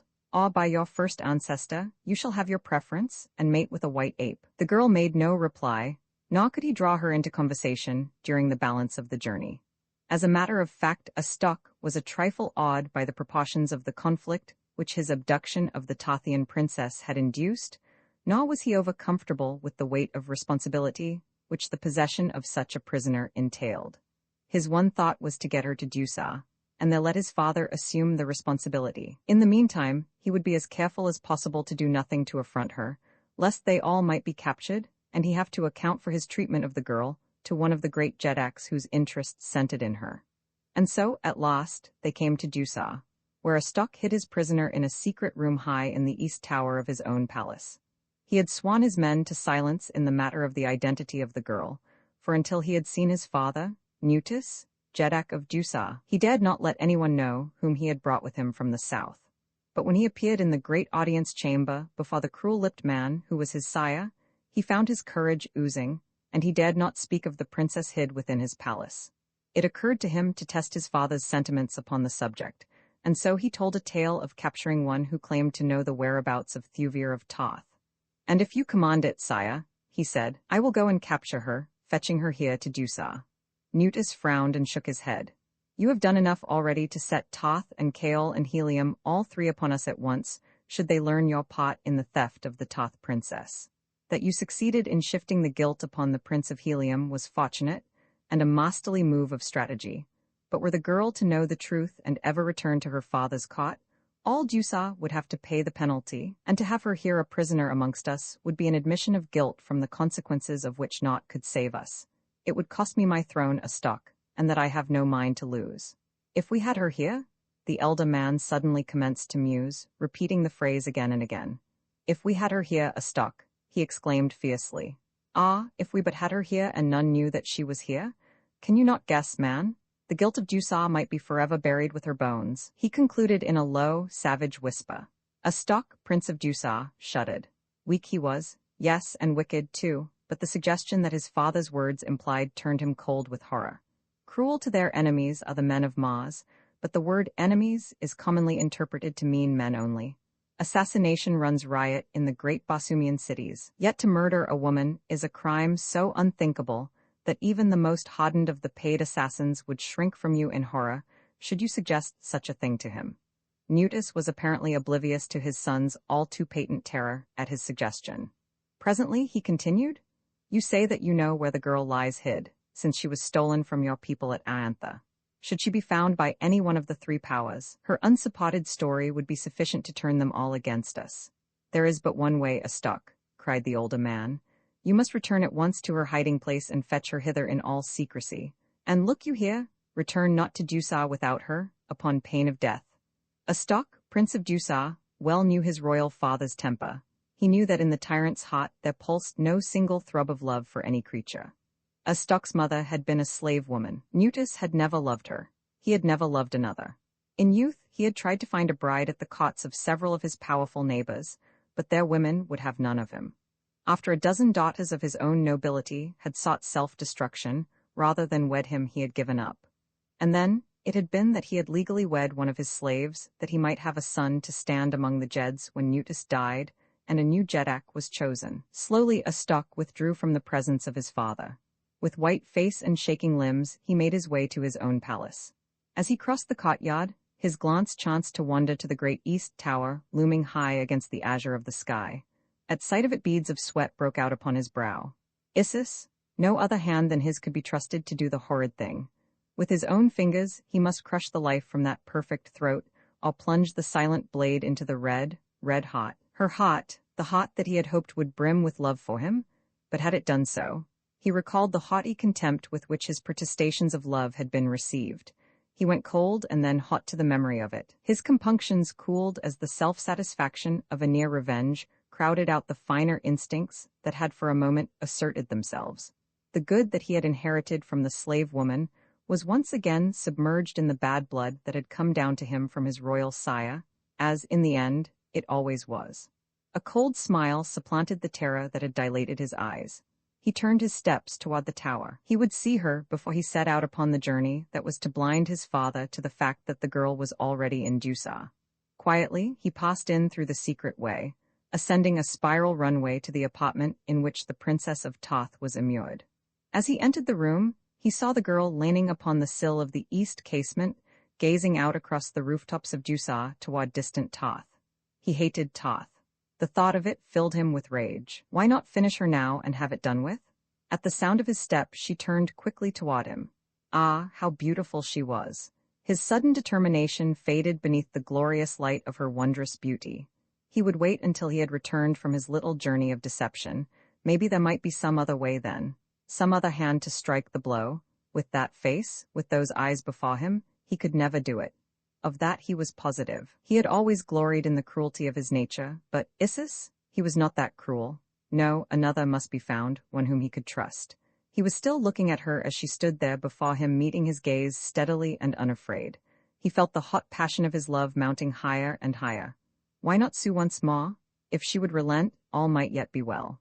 Even if his father could not be persuaded, they could fly to Toth, laying all the blame of the knavery and intrigue that had thrown far great nations into war upon the shoulders of Duchess. And who was there that would doubt the justice of the charge? Thuvia, he said, I come once again for the last time to lay my heart at your feet. Toth and Kael and Duchess are battling with Helium because of you. Wed me, Thuvia, and all may yet be as it should be. The girl shook her head. Wait, he commanded, before she could speak. Know the truth before you speak words that may seal, not only your own fate, but that of the thousands of warriors who battle because of you. Refuse to wed me willingly, and Duchess would be laid waste should ever the truth be known to Toth and Kael and Helium. They would raze our cities, leaving not one stone upon another. They would scatter our peoples across the face of Barsoom from the frozen north to the frozen south, hunting them down and slaying them, until this great nation remained only as a hated memory in the minds of men. But while they are exterminating the Ducerians, countless thousands of their own warriors must perish, and all because of the stubbornness of a single woman who would not wed the prince who loves her. Refuse, Thuvir of Toth, and there remains but a single alternative. No man must ever know your fate. Only a handful of loyal servitors besides my royal father and myself know that you were stolen from the gardens of Thuven Din by Astok, Prince of Duchess, or that today you be imprisoned in my palace. Refuse, Thuvir of Toth, and you must die to save Duchess. There is no other way. Duchess, the Jedak, has so decreed. I have spoken. For a long moment the girl let her level gaze rest full upon the face of Astok of Duchess. Then she spoke, and though the words were few, the unimpassioned tone carried unfathomable depths of cold contempt. Better all that you have threatened, she said, than you. Then she turned her back upon him and went to stand once more before the east window, gazing with sad eyes toward distant Toth. A stock wheeled and left the room, returning after a short interval of time with food and drink. Here, he said, is sustenance until I return again. The next to enter this apartment will be your executioner. Commend yourself to your ancestors, Thuvir of Toth, for within a few days you shall be with them. Then he was gone. Half an hour later, he was interviewing an officer high in the navy of Duchess. Whither went Vas Kaw? He asked. He is not at his palace. South to the great waterway that skirts Taquas, replied the other. His son, Hal Vas, is dwarf of the road there, and thither has Vas Kaw gone to enlist recruits among the workers on the farms. Good, said a stock, and a half hour more found him rising above Dusar in his swiftest flyer. Roman 13 Turgeon. The panthan, the face of Cothoris of Helium, gave no token of the emotions that convulsed him inwardly, as he heard from the lips of Hal Vas that Helium was at war with Dusar, and that fate had thrown him into the service of the enemy. That he might utilize this opportunity to the good of Helium scarce, sufficed to outweigh the chagrin he felt that he was not fighting in the open at the head of his own loyal troops. To escape the Ducerians might prove an easy matter, and then again it might not. Should they suspect his loyalty, and the loyalty of an impressed panthan was always open to suspicion, he might not find an opportunity to elude their vigilance until after the termination of the war, which might occur within days, or, again, only after long and weary years of bloodshed. He recalled that history recorded wars in which actual military operations had been carried on without cessation for 500 or 600 years, and even now there were nations upon Basum with which Helium had made no peace within the history of man. The outlook was not cheering. He could not guess that within a few hours he would be blessing the fate that had thrown him into the service of Dusar. Ah, exclaimed Hal Vas. Here is my father now, Ka Vas Kaw. Here is one you will be glad to meet, a doughty panthan. He hesitated. Turgeon, interjected Cothoris, seizing upon the first appellation that occurred to him. As he spoke, his eyes crossed quickly to the tall warrior who was entering the room. Where before had he seen that giant figure, that taciturn countenance, and the livid sod cut from temple to mouth? Vas Kaw, repeated Cothoris mentally. Vas Kaw? Where had he seen the man before? And then the noble spoke, and like a flash it all came back to Cothoris. The forward servant upon the landing stage at Toth, that time that he had been explaining the intricacies of his new compass to Thuven Dinton. The lone slave that had guarded his own hangar that night he had left upon his ill-fated journey for Toth, the journey that had brought him so mysteriously to far Iantha. Vas Kaw, he repeated aloud, blessed be your ancestors for this meeting. Nor did the Ducerian guess the wealth of meaning that lay beneath that hackneyed phrase with which a Basumian acknowledges an introduction. And blessed be yours, Turgeon, replied Vas Kaw. Now came the introduction of Ka Comac to Vas Kaw, and as Cothoris went through the little ceremony, there came to him the only explanation he might make to account for the white skin and auburn hair of the bowman, for he feared that the truth might not be believed, and thus suspicion be cast upon them both from the beginning. Ka Comac, he explained, is, as you can see, a Thurn. He has wandered far from his ice-bound southern temples in search of adventure. I came upon him in the pits of Iantha, but though I have known him so short a time, I can vouch for his bravery and loyalty. Since the destruction of the fabric of their false religion by John Carter, the majority of the Thurns had gladly accepted the new order of things, so that it was now no longer uncommon to see them mingling with the multitudes of red men in any of the great cities of the outer world. So Vas Kaw neither felt nor expressed any great astonishment. All during the interview, Cothoris watched, cat-like, for some indication that Vas Kaw recognized in the battered panthan the erstwhile gorgeous prince of Helium. But the sleepless nights, the long days of marching and fighting, the wounds and the dried blood had evidently sufficed to obliterate the lost remnant of his likeness to his former self, and then Vas Kaw had seen him but twice in all his life. Little wonder that he did not know him. During the evening Vas Kaw announced that on the morrow they should depart north toward Dusar, picking up recruits at various stations along the way. In a great field behind the house a flyer lay, a fair-sized cruiser transport that would accommodate many men, yet swift and well-armed also. Here Cothoris slept, and Ka Comac too, with the other recruits, under guard of the regular Ducerian warriors that manned the craft. Toward midnight, Vas Kaw returned to the vessel from his son's house, repairing at once to his cabin. Cawthoris, with one of the Ducerians, was on watch. It was with difficulty that the Heliumite repressed a cold smile as the noble passed within a foot of him, within a foot of the long, slim, heliumitic blade that swung in his harness. How easy it would have been. How easy to avenge the cowardly trick that had been played upon him, to avenge Helium and Toth and Thuvia. But his hand moved not toward the dagger's hilt, for first Vas-Caw must serve a better purpose. He might know where Thuvia of Toth lay hidden now, if it had truly been Ducerians that had spirited her away during the fight before Iantha. And then, too, there was the instigator of the entire foul plot. He must pay the penalty, and who better than Vas-Caw could lead the Prince of Helium to a stock of Dusa? Faintly out of the night there came to Cawthoris ears the purring of a distant motor. He scanned the heavens. Yes, there it was far in the north, dimly outlined against the dark void of space that stretched illimitably beyond it, the faint suggestion of a flyer passing, unlighted, through the Bosumian night. Cawthoris, knowing not whether the craft might be friend or foe of Dusa, gave no sign that he had seen, but turned his eyes in another direction, leaving the matter to the Ducerian who stood watch with him.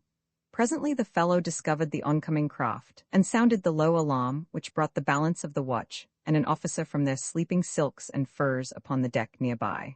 The cruiser transport lay without lights, and, resting as she was upon the ground, must have been entirely invisible to the oncoming flyer, which all presently recognized as a small craft.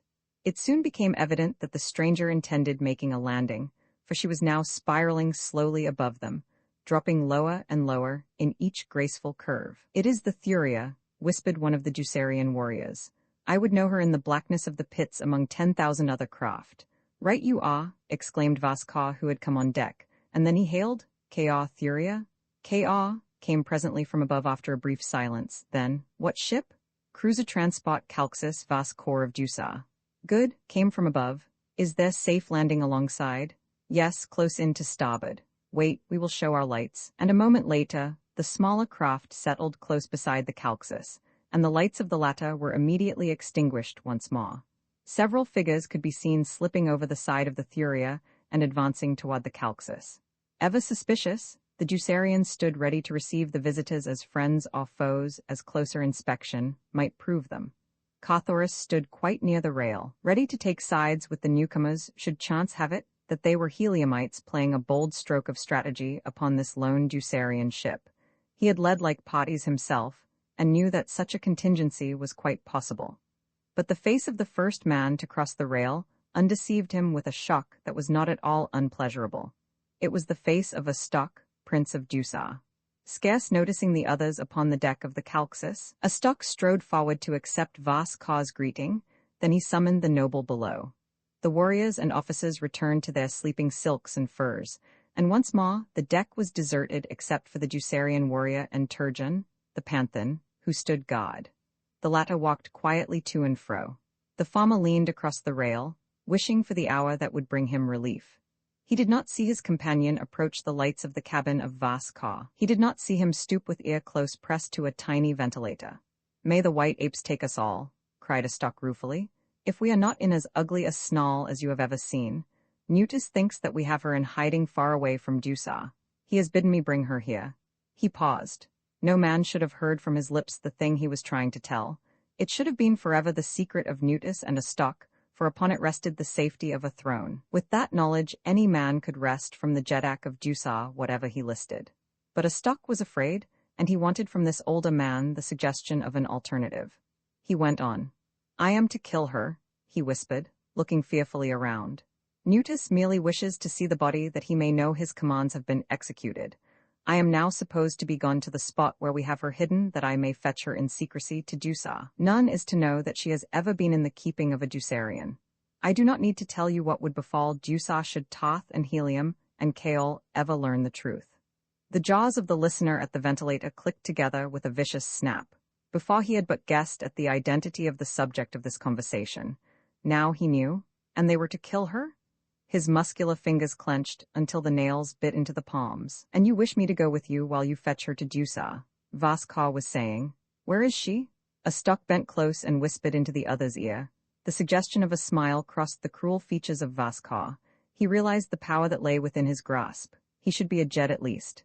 "And how may I help you, my prince?" asked the older man suavely. I cannot kill her, said a stock. Isis, I cannot do it. When she turns those eyes upon me, my heart becomes water. Vask's eyes narrowed. And you wish? He paused, the interrogation unfinished yet complete. A stock nodded. You do not love her, he said.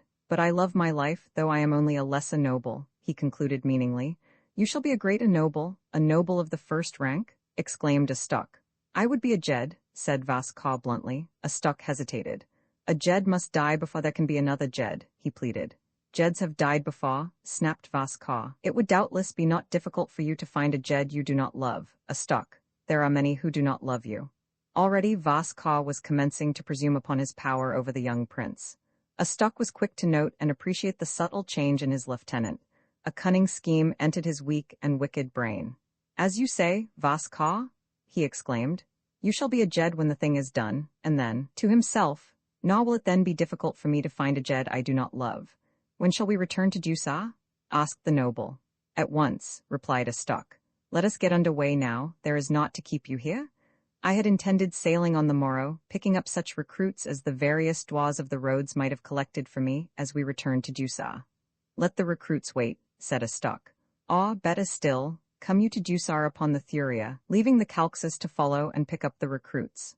Yes, acquiesced Vaska, that is the better plan. Come, I am ready. And he rose to accompany a stock to the latter's flyer. The listener at the ventilator came to his feet slowly, like an old man. His face was drawn and pinched and very white beneath the light copper of his skin. She was to die, and he helpless to avert the tragedy. He did not even know where she was imprisoned. The two men were ascending from the cabin to the deck. Turgeon, the panthan, crept close to the companionway, his sinuous fingers closing tightly upon the hilt of his dagger. Could he dispatch them both before he was overpowered? He smiled. He could slay an entire utan of her enemies in his present state of mind. They were almost abreast of him now.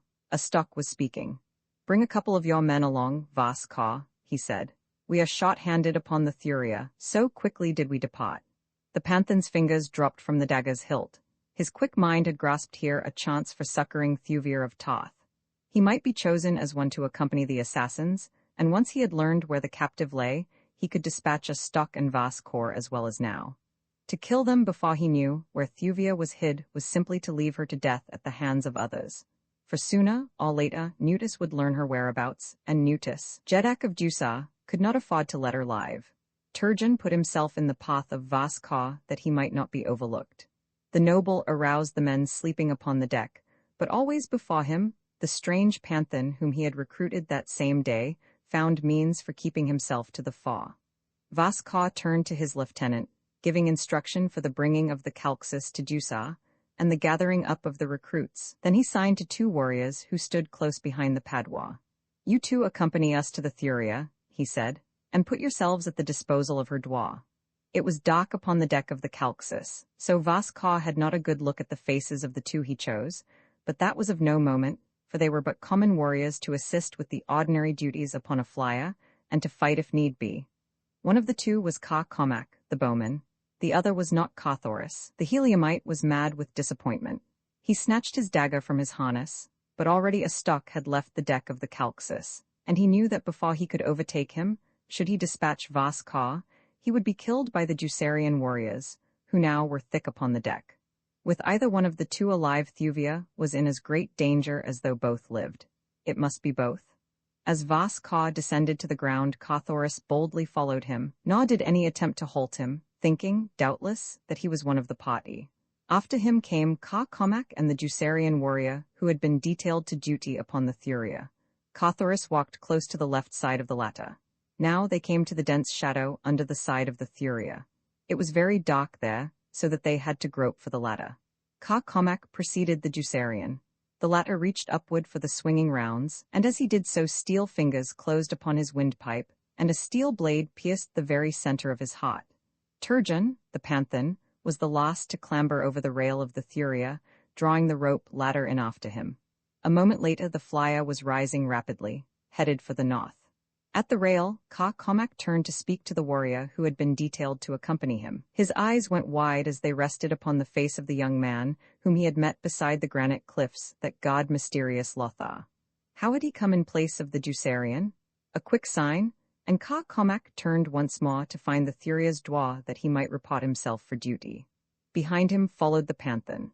Cawthorus blessed the chance that had caused Vas Caw to choose the bowman of all others, for had it been another Ducerian, there would have been questions to answer as to the whereabouts of the warrior, who lay so quietly in the field beyond the residence of Hal Vas, dwar of the southern road. And Cawthorus had no answer to that question other than his sword point, which alone was scarce adequate to convince the entire crew of the Thuria. The journey to Duchess seemed interminable to the impatient Cawthorus, though as a matter of fact it was quickly accomplished. Some time before they reached their destination, they met and spoke with another Ducerian warflyer. From it, they learned that a great battle was soon to be fought southeast of Duchess. The combined navies of Duchess, Toth and Kaol had been intercepted in their advance toward Helium by the mighty Heliumitic navy, the most formidable upon Basum, not alone in numbers and armament, but in the training and courage of its officers and warriors, and the zitidaric proportions of many of its monster battleships. Not for many a day had there been the promise of such a battle. 4 Jedaks were in direct command of their own fleets, Killen Tithe of Kaol, Thuven Din of Toth, and Nutus of Dusar upon one side, while upon the other was Tados Mars, Jedak of Helium. With the latter was John Carter, warlord of Mars. From the far north another force was moving south across the barrier cliffs, the new navy of Talu, Jedak of Oka, coming in response to the call from the warlord. Upon the decks of the sullen ships of black-bearded yellow men looked over eagerly toward the south. Gorgeous were they in their splendid cloaks of auloch and apt. Fierce, formidable fighters from the hothouse cities of the frozen north. And from the distant south, from the sea of Omean and the cliffs of gold, from the temples of the Therns and the garden of Issus, other thousands sailed into the north at the call of the great man they all had learned to respect, and respecting, love. Pacing the flagship of this mighty fleet, second only to the navy of Helium, was the Ebon Zodah, Jedak of the firstborn, his heart beating strong in anticipation of the coming moment when he should hurl his savage crews and the weight of his mighty ships upon the enemies of the warlord. But would these allies reach the theater of war in time to be of avail to Helium? Or would Helium need them? Cawthorus, with the other members of the crew of the Thuria, heard the gossip and the rumors. None knew of the 2 fleets, the one from the south and the other from the north, that were coming to support the ships of Helium, and all of Duchess were convinced that nothing now could save the ancient power of Helium from being wiped forever from the upper air of Basum. Cawthorus, too, loyal son of Helium that he was, felt that even his beloved navy might not be able to cope successfully with the combined forces of 3 great powers. Now the Thuria touched the landing stage above the palace of Astok. Hurriedly, the prince and Vas Caw disembarked and entered the drop that would carry them to the lower levels of the palace. Close beside it was another drop that was utilized by common warriors. Cawthorus touched Ka Comac upon the arm. "Come," he whispered, "you are my only friend among a nation of enemies. Will you stand by me?" "To the death," replied Ka Comac. The two approached the drop. A slave operated it. "Where are your passes?" he asked. Cawthorus fumbled in his pocket pouch as though in search of them, at the same time entering the cage. Ka Comac followed him, closing the door. The slave did not start the cage downward. Every second counted. They must reach the lower level as soon as possible after Astok and Vas Caw, if they would know whither the 2 went. Cawthorus turned suddenly upon the slave, hurling him to the opposite side of the cage. "Bind and gag him, Ka Comac?" he cried. Then he grasped the control lever, and as the cage shot downward at sickening speed, the bowman grappled with the slave. Cawthorus could not leave the control to assist his companion, for should they touch the lowest level at the speed at which they were going, all would be dashed to instant death. Below him, he could now see the top of Astok's cage in the parallel shaft, and he reduced the speed of his to that of the other. The slave commenced to scream. "Silence him!" cried Cawthorus. A moment later a limp form crumpled to the floor of the cage. "He is silenced," said Ka Comac. Cawthorus brought the cage to a sudden stop at one of the higher levels of the palace. Opening the door, he grasped the still form of the slave and pushed it out upon the floor. Then he banged the gate and resumed the downward drop. Once more he sighted the top of the cage that held Astok and Vas Caw. An instant later it had stopped, and as he brought his car to a halt, he saw the 2 men disappear through one of the exits of the corridor beyond. Roman 14 Killen Tithes sacrificed the morning of the 2nd day of her incarceration in the east tower of the palace of Astok, Prince of Duchess, found Thuvir of Toth waiting in dull apathy the coming of the assassin. She had exhausted every possibility of escape, going over and over again the door and the windows, the floor and the walls.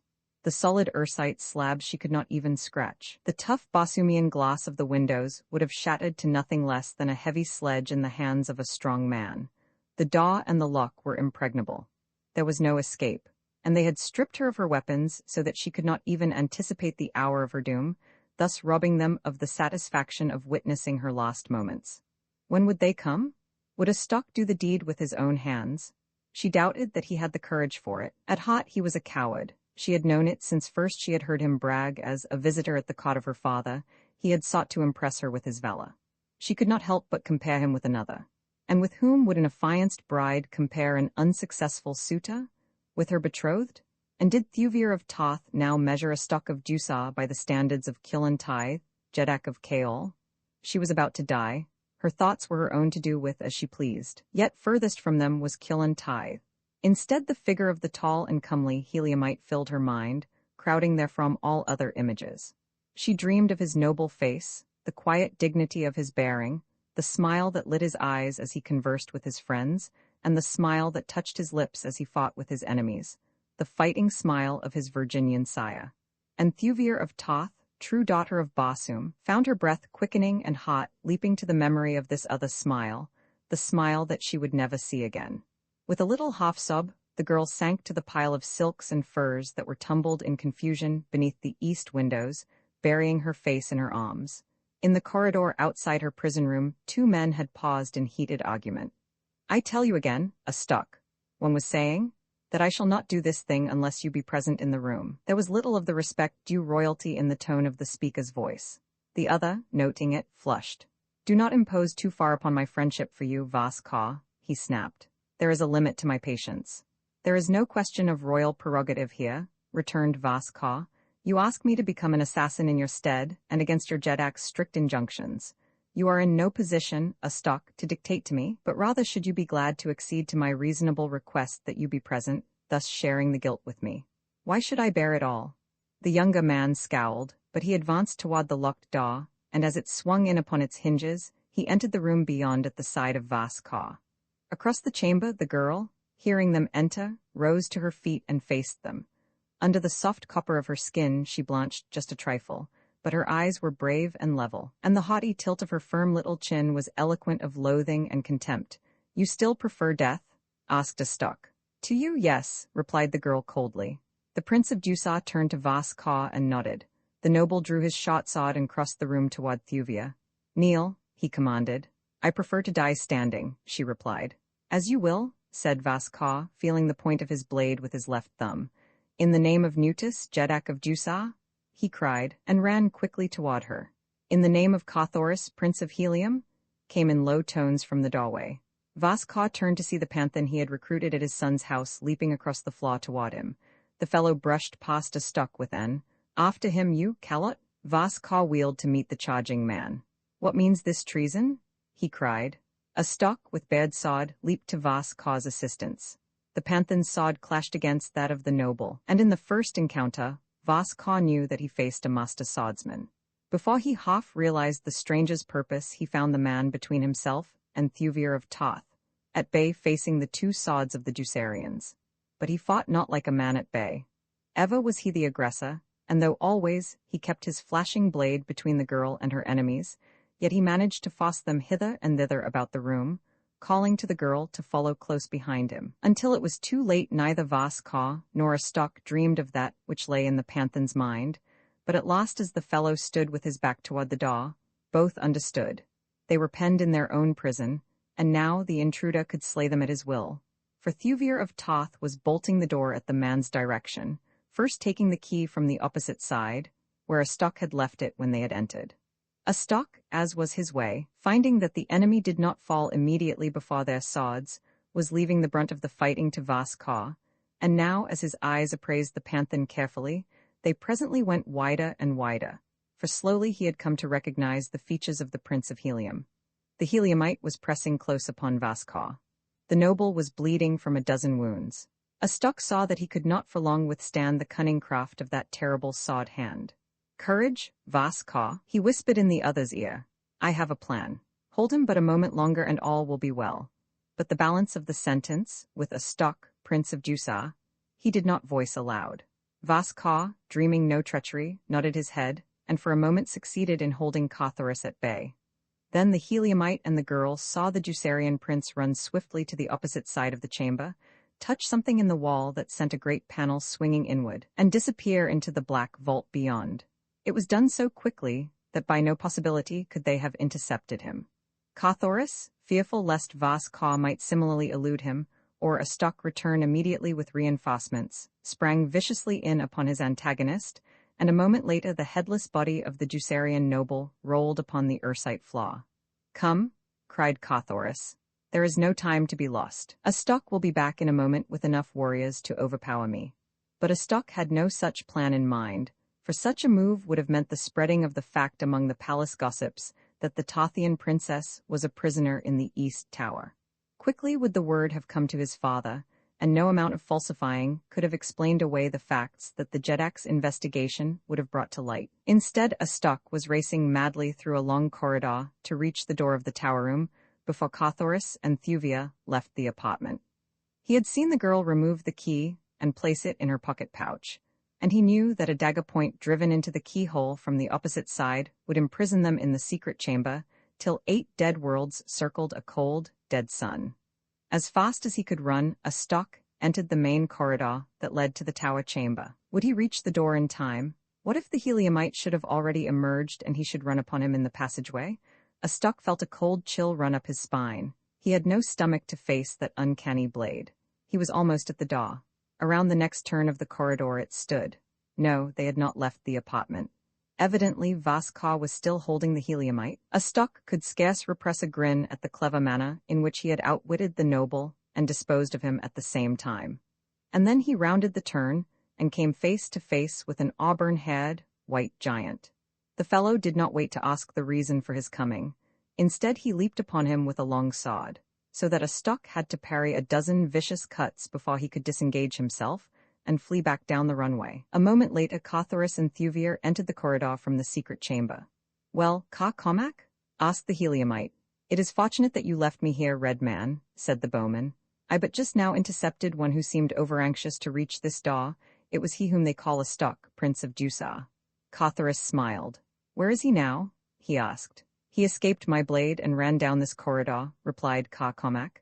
We must lose no time. Then, exclaimed Cothoris, he will have the god upon us yet. Together the three hastened along the winding passages through which Cothoris and Ka Comac had tracked the Ducerians by the marks of the latter's sandals in the thin dust that overspread the flaws of these seldom used passageways. They had come to the chamber at the entrances to the lifts before they met with opposition. Here they found a handful of guardsmen and an officer who, seeing that they were strangers, questioned their presence in the palace of Astok.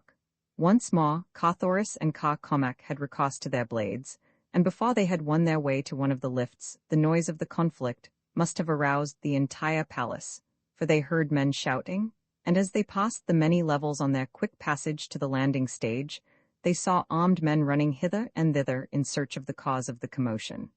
Beside the stage lay the Thuria, with 3 warriors on guard. Again the Heliumite and the Letharian fought shoulder to shoulder, but the battle was soon over, for the Prince of Helium alone would have been a match for any 3 that Dusa could produce. Scarce had the Thuria risen from the ways ere 100 or more fighting men leaped to view upon the landing stage. At their head was a stock of Dusa, and as he saw the 2 he had thought so safely in his power slipping from his grasp, he danced with rage and chagrin, shaking his fists and hurling abuse and vile insults at them. With her bow inclined upward at a dizzy angle, the Thuria shot meteor-like into the sky. From a dozen points swift patrol boats darted after her, for the scene upon the landing stage above the palace of the Prince of Dusa had not gone unnoticed. A dozen times shots grazed the Thuria's side, and as Cothoris could not leave the control levers, Thuvir of Toth turned the muzzles of the craft's rapid-fire guns upon the enemy as she clung to the steep and slippery surface of the deck. It was a noble race and a noble fight. One against a scaw now, for other Ducerian craft had joined in the pursuit, but Astok, Prince of Dusa, had built well when he built the Thuria. None in the navy of his sire possessed a swifter flyer, No other craft so well armored or so well armed. One by one the pursuers were distanced, and as the last of them fell out of range behind, Carthoris dropped the Thuria's nose to a horizontal plane, as with lever drawn to the last notch, she tore through the thin air of dying Mars toward the east and Toth. 13,500 hards away lay Toth, a stiff 30-hour journey for the swiftest of flyers, and between Duchess and Toth might lie half the navy of Duchess, for in this direction was the reported seat of the great naval battle that even now might be in progress. Could Carthoris have known precisely where the great fleets of the contending nations lay, he would have hastened to them without delay, for in the return of Thuvia to her sire lay the greatest hope of peace.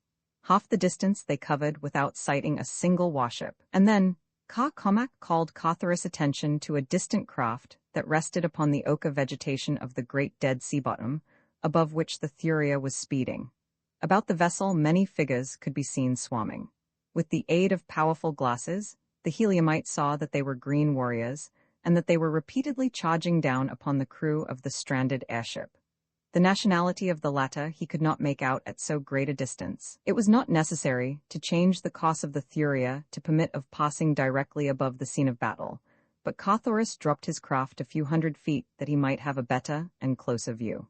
If the ship was of a friendly power, he could do no less than stop and direct his guns upon her enemies, though with the precious freight he carried he scarcely felt justified in landing, for he could offer but 2 swords in reinforcement, scarce enough to warrant jeopardizing the safety of the Princess of Toth. As they came close above the stricken ship, they could see that it would be but a question of minutes before the green horde would swarm across the armored bulwarks to glut the ferocity of their bloodlust upon the defenders. It would be futile to descend, said Carthoris to Thuvia. The craft may even be of Duchess. She shows no insignia. All that we may do is fire upon the hottest men. And as he spoke he stepped to one of the guns and deflected its muzzle toward the green warriors at the ship's side.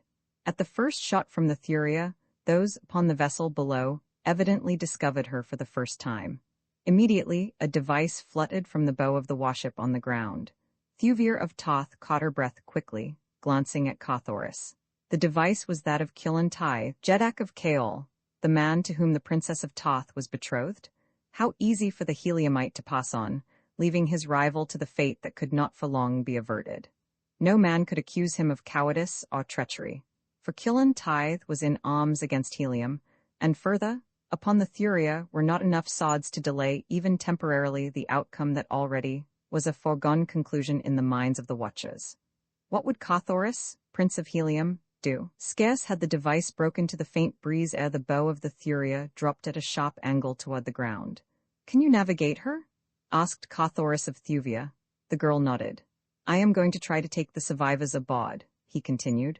"It will need both Comac and myself to man the guns while the Caolians take to the boarding tackle. Keep her bow depressed against the rifle fire. She can bear it better in her forward armor, and at the same time the propellers will be protected." He hurried to the cabin as Thuvia took the control. A moment later the boarding tackle dropped from the keel of the Thuria, and from a dozen points along either side stout, knotted leathern lines trailed downward. At the same time a signal broke from her bow. "Prepare to board us." A shout arose from the deck of the Caolian warship. Carthoris, who by this time had returned from the cabin, smiled sadly. He was about to snatch from the jaws of death the man who stood between himself and the woman he loved. "Take the pot bow gun, Comac," he called to the bowman, and himself stepped to the gun upon the starboard bow. They could now feel the sharp shock of the explosions of the green warriors' projectiles against the armored sides of the staunch Thuria. It was a forlorn hope at best. At any moment the repulsive ray tanks might be pierced. The men upon the Caolian ship were battling with renewed hope. In the bow stood Killen Tithe, a brave figure fighting beside his brave warriors, beating back the ferocious green men. The Thuria came low above the other craft. The Caolians were forming under their officers in readiness to board, and then a sudden fierce fusillade from the rifles of the green warriors vomited their hail of death and destruction into the side of the brave flyer. Like a wounded bird, she dived suddenly mossward, careening drunkenly.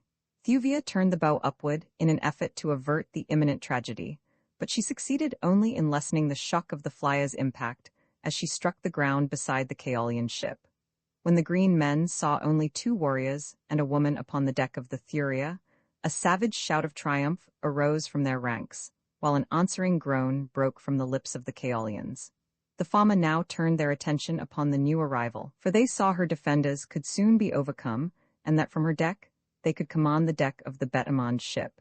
As they charged, a shout of warning came from Killen upon the bridge of his own ship, and with it an appreciation of the valor of the act that had put the smaller vessel in these sore straits. "Who is it," he cried, "that offers his life in the service of Killen? Never was wrought a nobler deed of self-sacrifice upon Barsoom." The green hod was scrambling over the Thuria's side, as there broke from the bow the device of Carthoris, Prince of Helium, in reply to the query of the Jedak of Kaol. None upon the smaller flyer had opportunity to note the effect of this announcement upon the Caolians, for their attention was claimed slowly now by that which was transpiring upon their own deck. Cormac stood behind the gun he had been operating, staring with wide eyes at the onrushing hideous green warriors. Carthoris, seeing him thus, felt a pang of regret that, after all, this man that he had thought so valorous should prove, in the hour of need, as spineless as Jav or Tario. "Cormac, the man," he shouted. "Grip yourself, remember the days of the glory of the seafarers of Lothar. Fight, fight, man, fight as never man fought before. All that remains to us is to die fighting." Cormac turned toward the Heliumite, a grim smile upon his lips. "Why should we fight?" he asked. "Against such fearful odds, there is another way, a better way. Look." He pointed toward the companionway that led below deck. The green men, a handful of them, had already reached the Thuria's deck, as Carthoris glanced in the direction the Lothlarian had indicated. The sight that met his eyes set his heart to thumping in joy and relief. Thuvir of Toth might yet be saved, for from below there poured a stream of giant bowmen, grim and terrible. Not the bowmen of Tario or Jav, but the bowmen of an Odwar of bowmen, savage fighting men, eager for the fray. The green warriors paused in momentary surprise and consternation, but only for a moment. Then, with horrid war cries, they leaped forward to meet these strange, new foemen. A volley of arrows stopped them in their tracks. In a moment, the only green warriors upon the deck of the Thuria were dead warriors, and the bowmen of Cormac were leaping over the vessel's sides to charge the hottest men upon the ground. Utan after Utan tumbled from the bowels of the Thuria to launch themselves upon the unfortunate green men. Killen and his Caolians stood wide-eyed and speechless with amazement as they saw thousands of these strange, fierce warriors emerge from the companionway of the small craft that could not comfortably have accommodated more than 50. At last the green men could withstand the onslaught of overwhelming numbers no longer. Slowly, at first, they fell back across the Oka plain. The bowmen pursued them. Cormac, standing upon the deck of the Thuria, trembled with excitement. At the top of his lungs he voiced the savage war cry of his forgotten day. He roared encouragement and commands at his battling Utans, and then, as they charged further and further from the Thuria, he could no longer withstand the lure of battle. Leaping over the ship's side to the ground, he joined the last of his bowmen as they raced off over the dead sea bottom in pursuit of the fleeing green hod. Beyond a low promontory of what once had been an island, the green men were disappearing toward the west.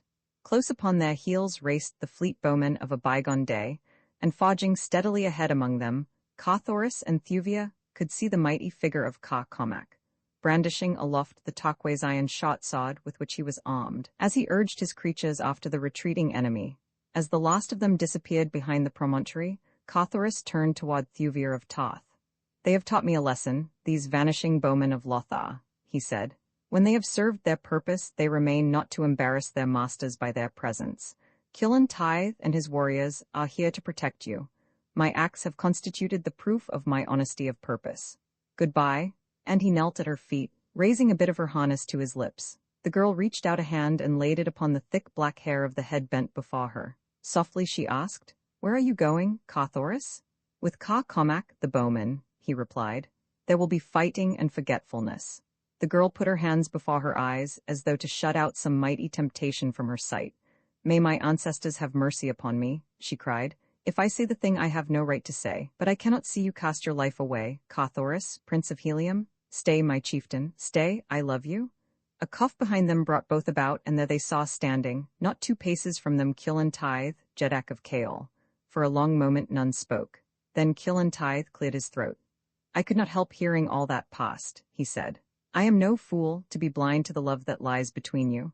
nor am I blind to the lofty honor that has caused you, Carthoris, to risk your life and hers to save mine, though you thought that that very act would rob you of the chance to keep her for your own. Nor can I fail to appreciate the virtue that has kept your lips sealed against words of love for this Heliumite, Thuvia, for I know that I have but just heard the first declaration of your passion for him. I do not condemn you. Rather should I have condemned you had you entered a loveless marriage with me. Take back your liberty, Thuvia of Toth, he cried, and bestow it where your heart already lies enchained, and when the golden collars are clasped about your necks, you will see that Killen Tithes is the first sod to be raised in declaration of eternal friendship for the new princess of Helium and her royal mate. Roman II slavery, as the ruler of Toth, followed by his courtiers, descended from the landing stage above the palace. The servants dropped into their places in the rear of their royal or noble masters, and behind the others one lingered to the last.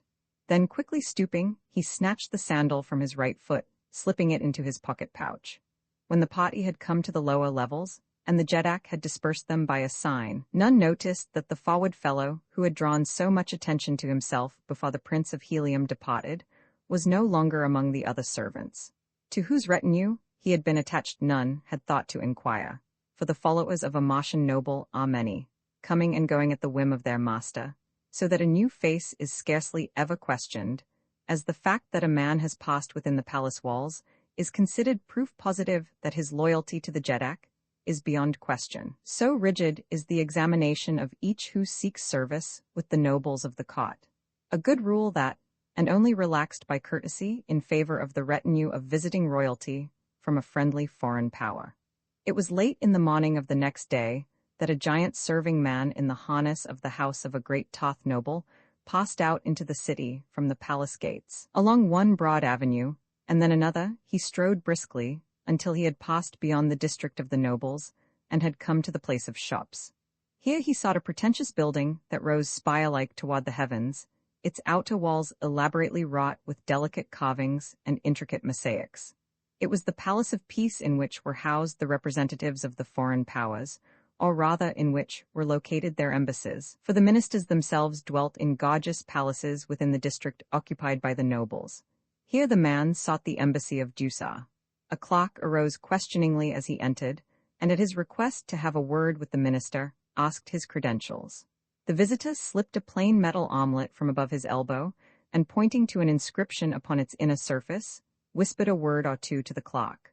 The latter's eyes went wide, and his attitude turned at once to one of deference. He bowed the stranger to a seat, and hastened to an inner room with the omelet in his hand.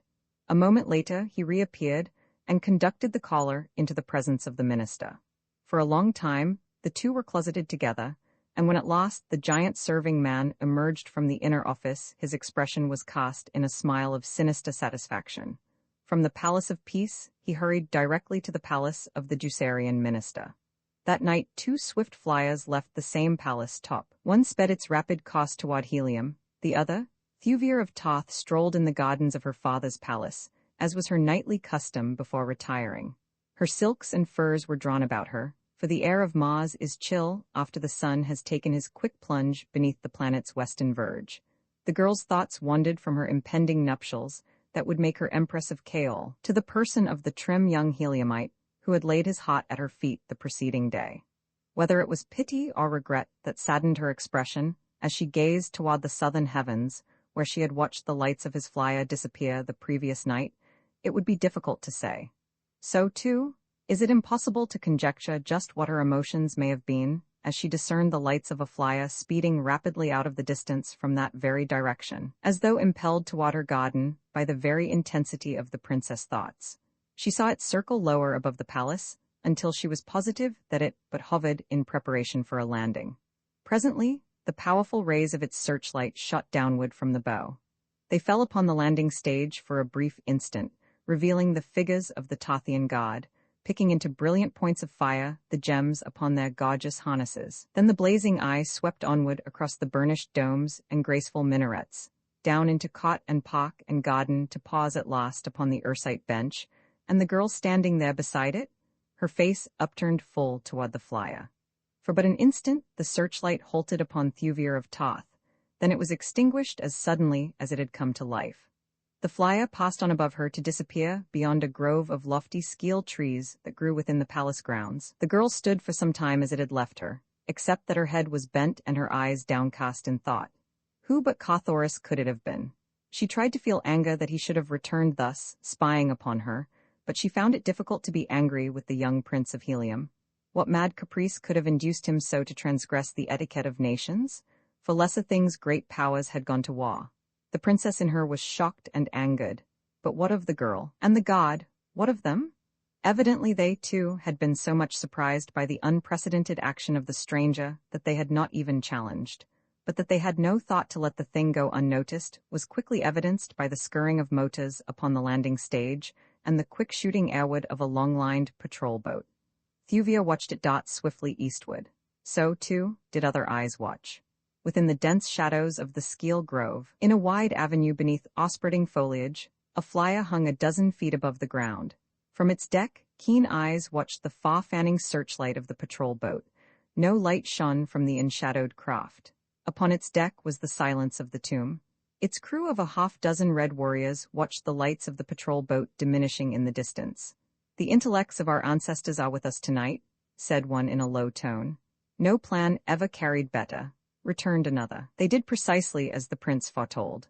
He who had first spoken turned toward the man who squatted before the control board. "Now," he whispered. There was no other order given. Every man upon the craft had evidently been well schooled in each detail of that night's work.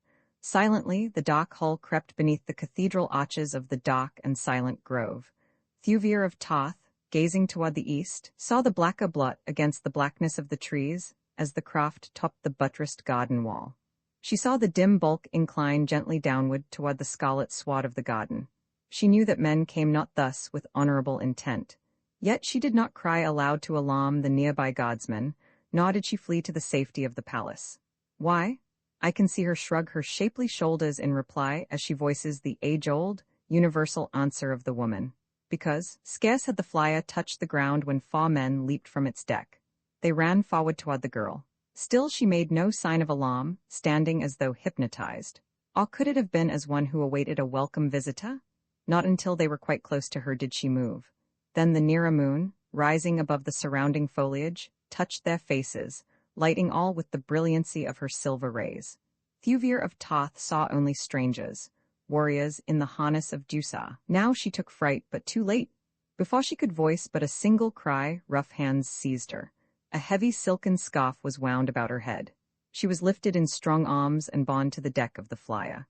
There was the sudden whirl of propellers, the rushing of air against her body, and from far beneath the shouting and the challenge from the god. Racing toward the south, another flyer sped toward Helium. In its cabin, a tall red man bent over the soft sole of an upturned sandal. With delicate instruments he measured the faint imprint of a small object which appeared there. Upon a pad beside him was the outline of a key, and here he noted the results of his measurements. A smile played upon his lips as he completed his task and turned to one who waited at the opposite side of the table. "The man is a genius," he remarked. "Only a genius could have evolved such a lock as this is designed to spring.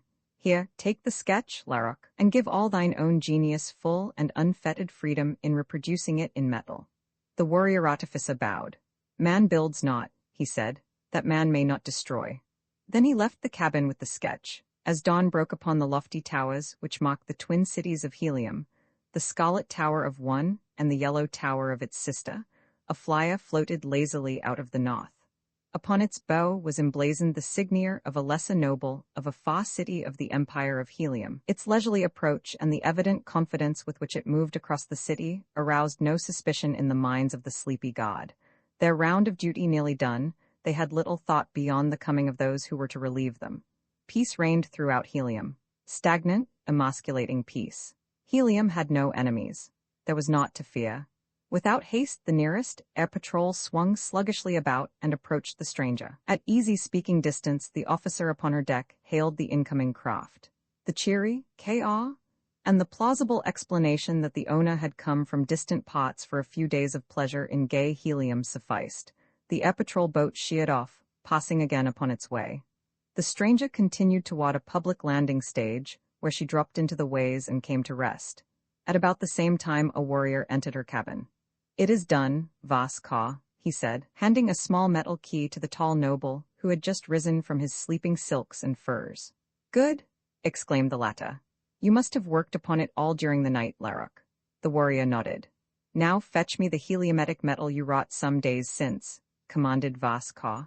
This done, the warrior assisted his master to replace the handsome jeweled metal of his harness with the plainer ornaments of an ordinary fighting man of helium, and with the insignia of the same house that appeared upon the bow of the flyer.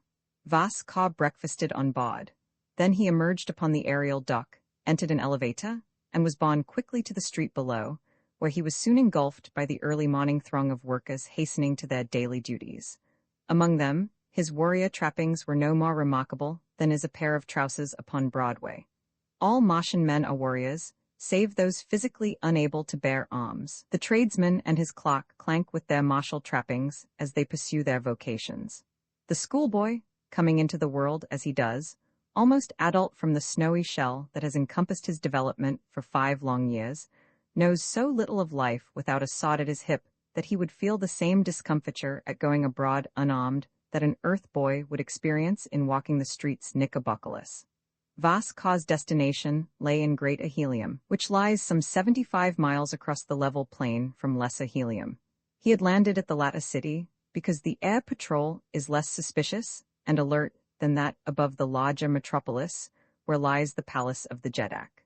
As he moved with the throng in the park-like canyon of the thoroughfare, the life of an awakening Martian city was in evidence about him. Houses, raised high upon their slender metal columns for the night, were dropping gently toward the ground. Among the flowers upon the scarlet sward which lies about the building's children were already playing, and comely women laughing and chatting with their neighbors as they culled gorgeous blossoms for the vases within doors.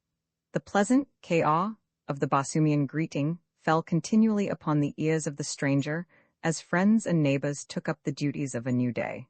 The district in which he had landed was residential, a district of merchants of the more prosperous sort. Everywhere were evidences of luxury and wealth. Slaves appeared upon every housetop with gorgeous silks and costly furs, laying them in the sun for airing. Jewel-encrusted women lolled even thus early upon the carven balconies before their sleeping apartments.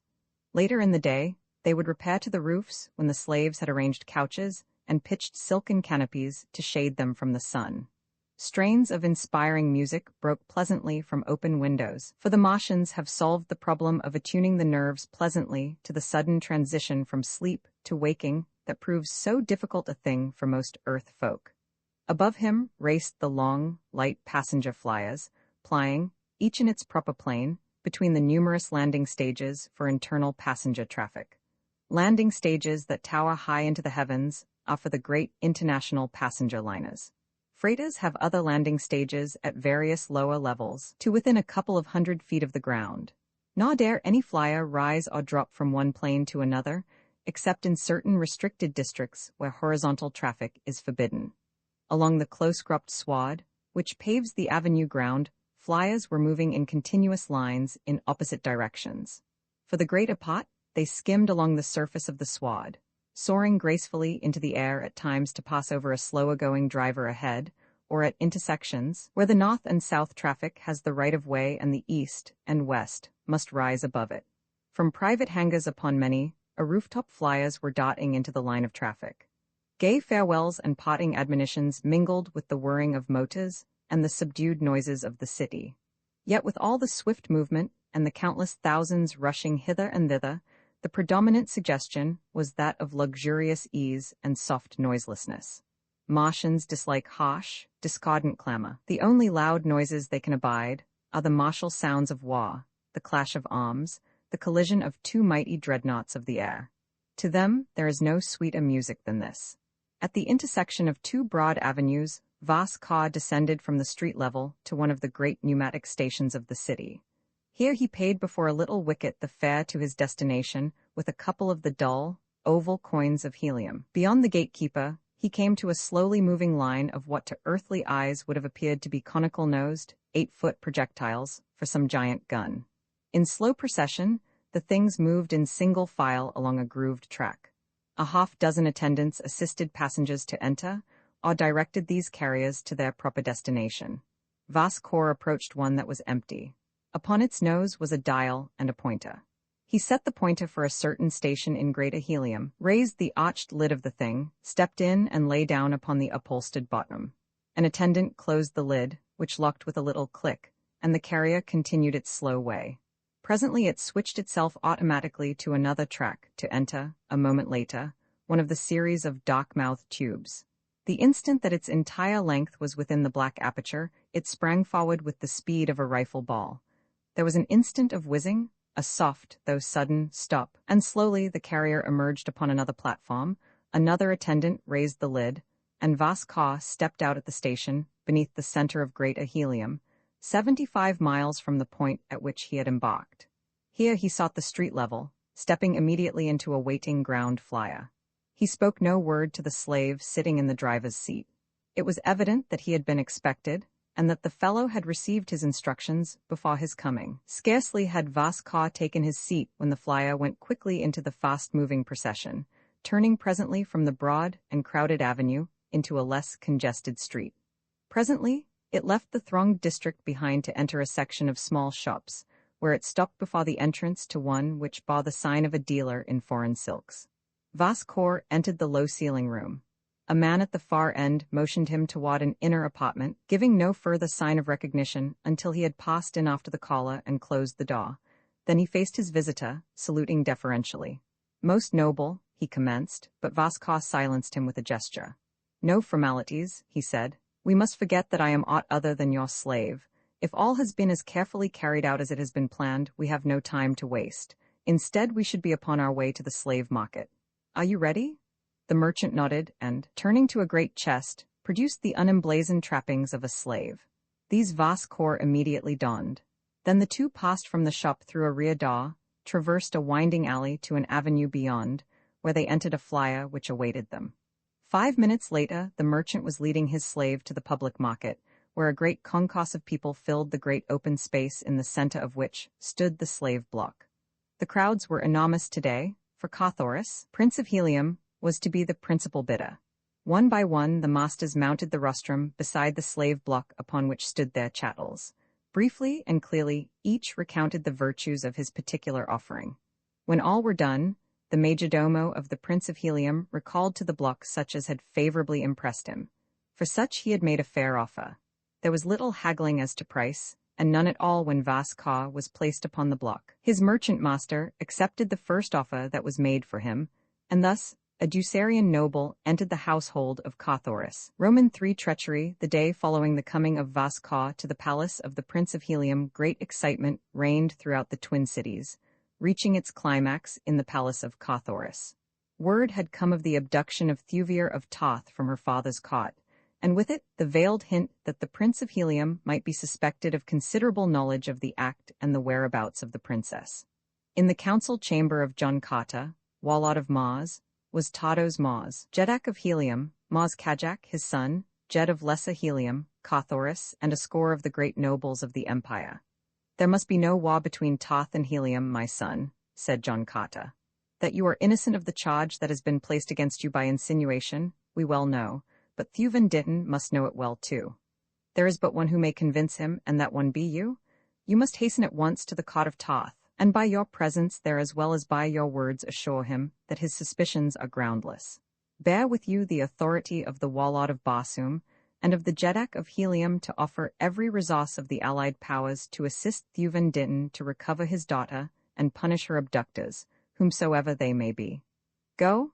I know that I do not need to urge upon you the necessity for haste." Carthoris left the council chamber and hastened to his palace. His slaves were busy in a moment setting things to rights for the departure of their master. Several worked about the swift flyer that would bear the Prince of Helium rapidly toward Toth. At last all was done. But 2 armed slaves remained on guard. The setting sun hung low above the horizon. In a moment darkness would envelop all. One of the guardsmen, a giant of a fellow across whose right cheek there ran a thin scar from temple to mouth, approached his companion. His gaze was directed beyond and above his comrade. When he had come quite close he spoke. "What strange craft is that?" he asked. The other turned about quickly to gaze heavenward. Scarce was his back turned toward the giant than the shot sword of the latter was plunged beneath his left shoulder blade, straight through his heart. Voiceless, the soldier sank in his tracks, stone dead. Quickly the murderer dragged the corpse into the black shadows within the hangar. Then he returned to the flyer. Drawing a cunningly wrought key from his pocket pouch, he removed the cover of the right-hand dial of the controlling destination compass. For a moment, he studied the construction of the mechanism beneath. Then he returned the dial to its place, set the pointer, and removed it again to note the resultant change in the position of the parts affected by the act. A smile crossed his lips. With a pair of cutters, he snipped off the projection which extended through the dial from the external pointer. Now the latter might be moved to any point upon the dial, without affecting the mechanism below. In other words, the Eastern Hemisphere dial was useless. Now he turned his attention to the Western dial. This he set upon a certain point. Afterward, he removed the cover of this dial also, and with keen tool, cut the steel finger from the underside of the pointer. As quickly as possible he replaced the second dial cover, and resumed his place on guard. To all intents and purposes, the compass was as efficient as before. But, as a matter of fact, the moving of the pointers upon the dials resulted now in no corresponding shift of the mechanism beneath, and the device was set, immovably, upon a destination of the slave's own choosing. Presently came Carthoris, accompanied by but a handful of his gentlemen. He cast but a casual glance upon the single slave who stood guard. The fellow's thin, cruel lips, and the sod cut that ran from temple to mouth, aroused the suggestion of an unpleasant memory within him. He wondered where Sarental had found the man, then the matter faded from his thoughts, and in another moment the Prince of Helium was laughing and chatting with his companions, though below the surface his heart was cold with dread. For what contingencies confronted Thuvir of Toth he could not even guess. First to his mind, naturally, had sprung the thought that a stock of Duchess had stolen the fair Tothian, but almost simultaneously with the report of the abduction had come news of the great fetes at Duchess in honor of the return of the Jedak's son to the cot of his father. It could not have been he, thought Carthoris, for on the very night that Thuvir was taken a stock had been in Duchess, and yet he entered the flyer, exchanging casual remarks with his companions as he unlocked the mechanism of the compass and set the pointer upon the capital city of Toth. With a word of farewell, he touched the button which controlled the repulsive rays, and as the flyer rose lightly into the air, the engine purred in answer to the touch of his finger upon a second button, the propeller's whirred as his hand drew back the speed lever, and Carthoris, Prince of Helium, was off into the gorgeous Martian night beneath the hurtling moons and the million stars. Scarce had the flyer found its speed ere the man, wrapping his sleeping silks and furs about him, stretched at full length upon the narrow deck to sleep. But sleep did not come at once at his bidding. Instead, his thoughts ran riot in his brain, driving sleep away. He recalled the words of Thuvir of Toth, words that had half assured him that she loved him. For when he had asked her if she loved Killantai, she had answered only that she was promised to him. Now he saw that her reply was open to more than a single construction. It might, of course, mean that she did not love Killantai, and so, by inference, be taken to mean that she loved another. But what assurance was there that the other was Carthoris of Helium? The more he thought upon it, the more positive he became that not only was there no assurance in her words that she loved him, but none either in any act of hers. No, the fact was, she did not love him. She loved another. She had not been abducted. She had fled willingly with her lover. With such pleasant thoughts filling him alternately with despair and rage, Carthoris at last dropped into the sleep of utter mental exhaustion. The breaking of the sudden dawn found him still asleep. His flyer was rushing swiftly above a barren, ochre plain, the world-old bottom of a long-dead Martian sea. In the distance rose low hills. Toward these the craft was headed. As it approached them, a great promontory might have been seen from its deck, stretching out into what had once been a mighty ocean, and circling back once more to enclose the forgotten harbor of a forgotten city, which still stretched back from its deserted quays, an imposing pile of wondrous architecture of a long-dead past. The countless dismal windows, vacant and forlorn, stared, sightless, from their marble walls, the whole sad city taking on the semblance of scattered mounds of dead men's sun-bleached skulls, the casements having the appearance of eyeless sockets, the portals, grinning jaws. Closer came the flyer, but now its speed was diminishing. Yet this was not Toth. Above the central plaza it stopped, slowly settling mosswood.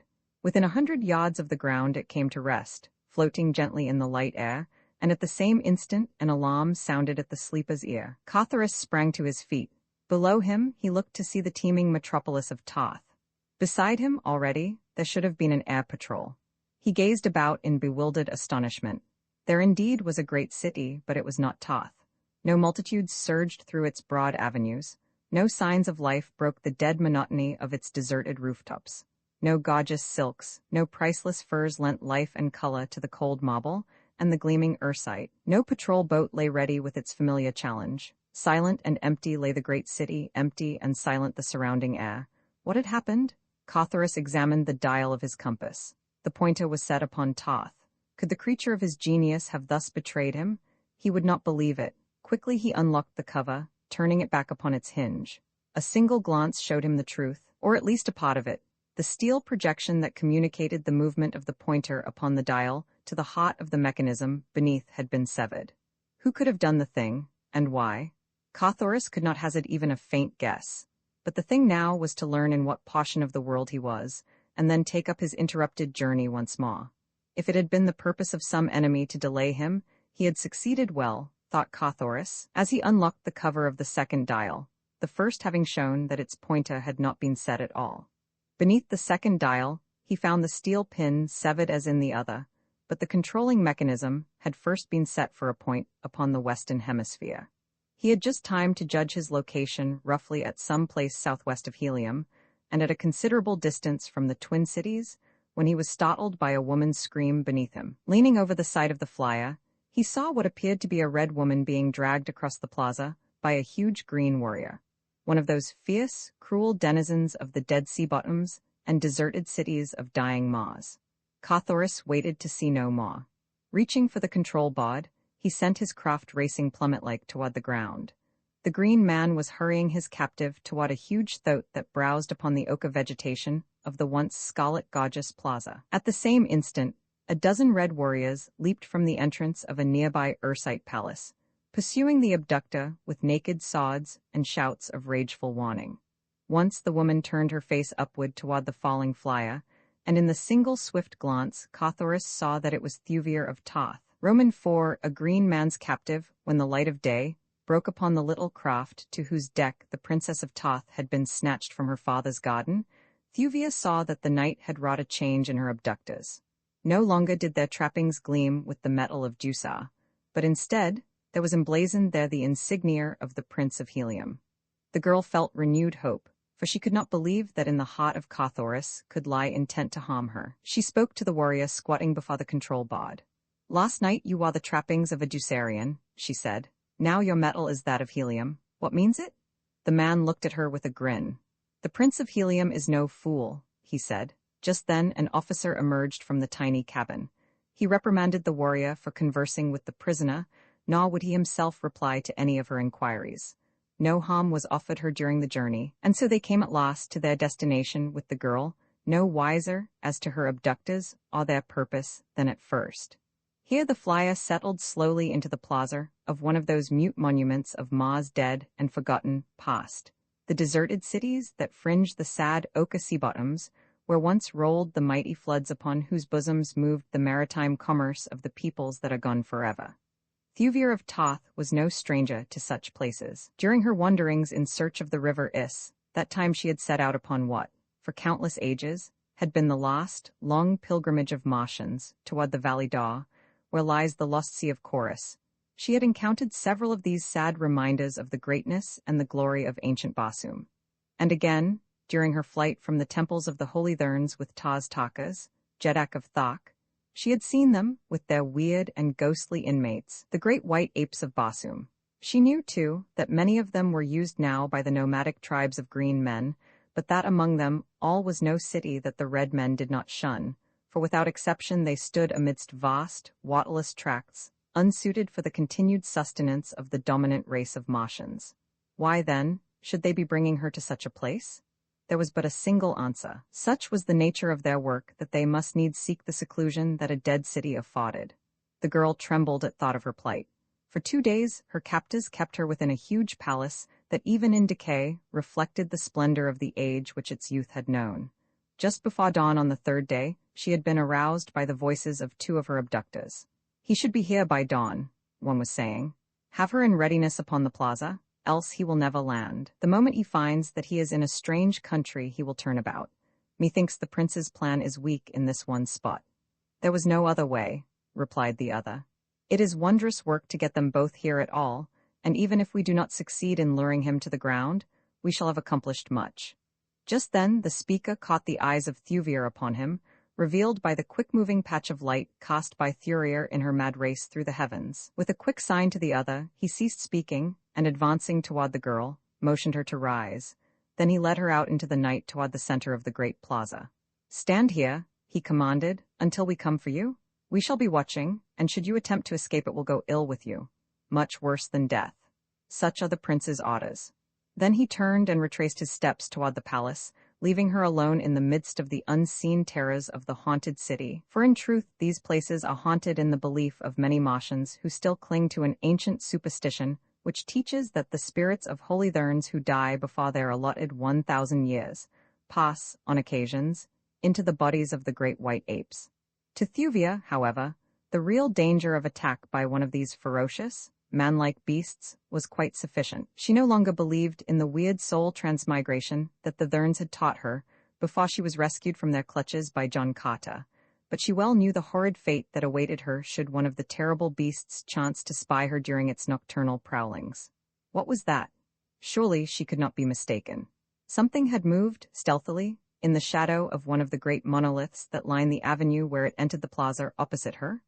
Thaban, Jed among the hordes of Taquas, rode swiftly across the oka vegetation of the dead sea bottom toward the ruins of ancient Iantha.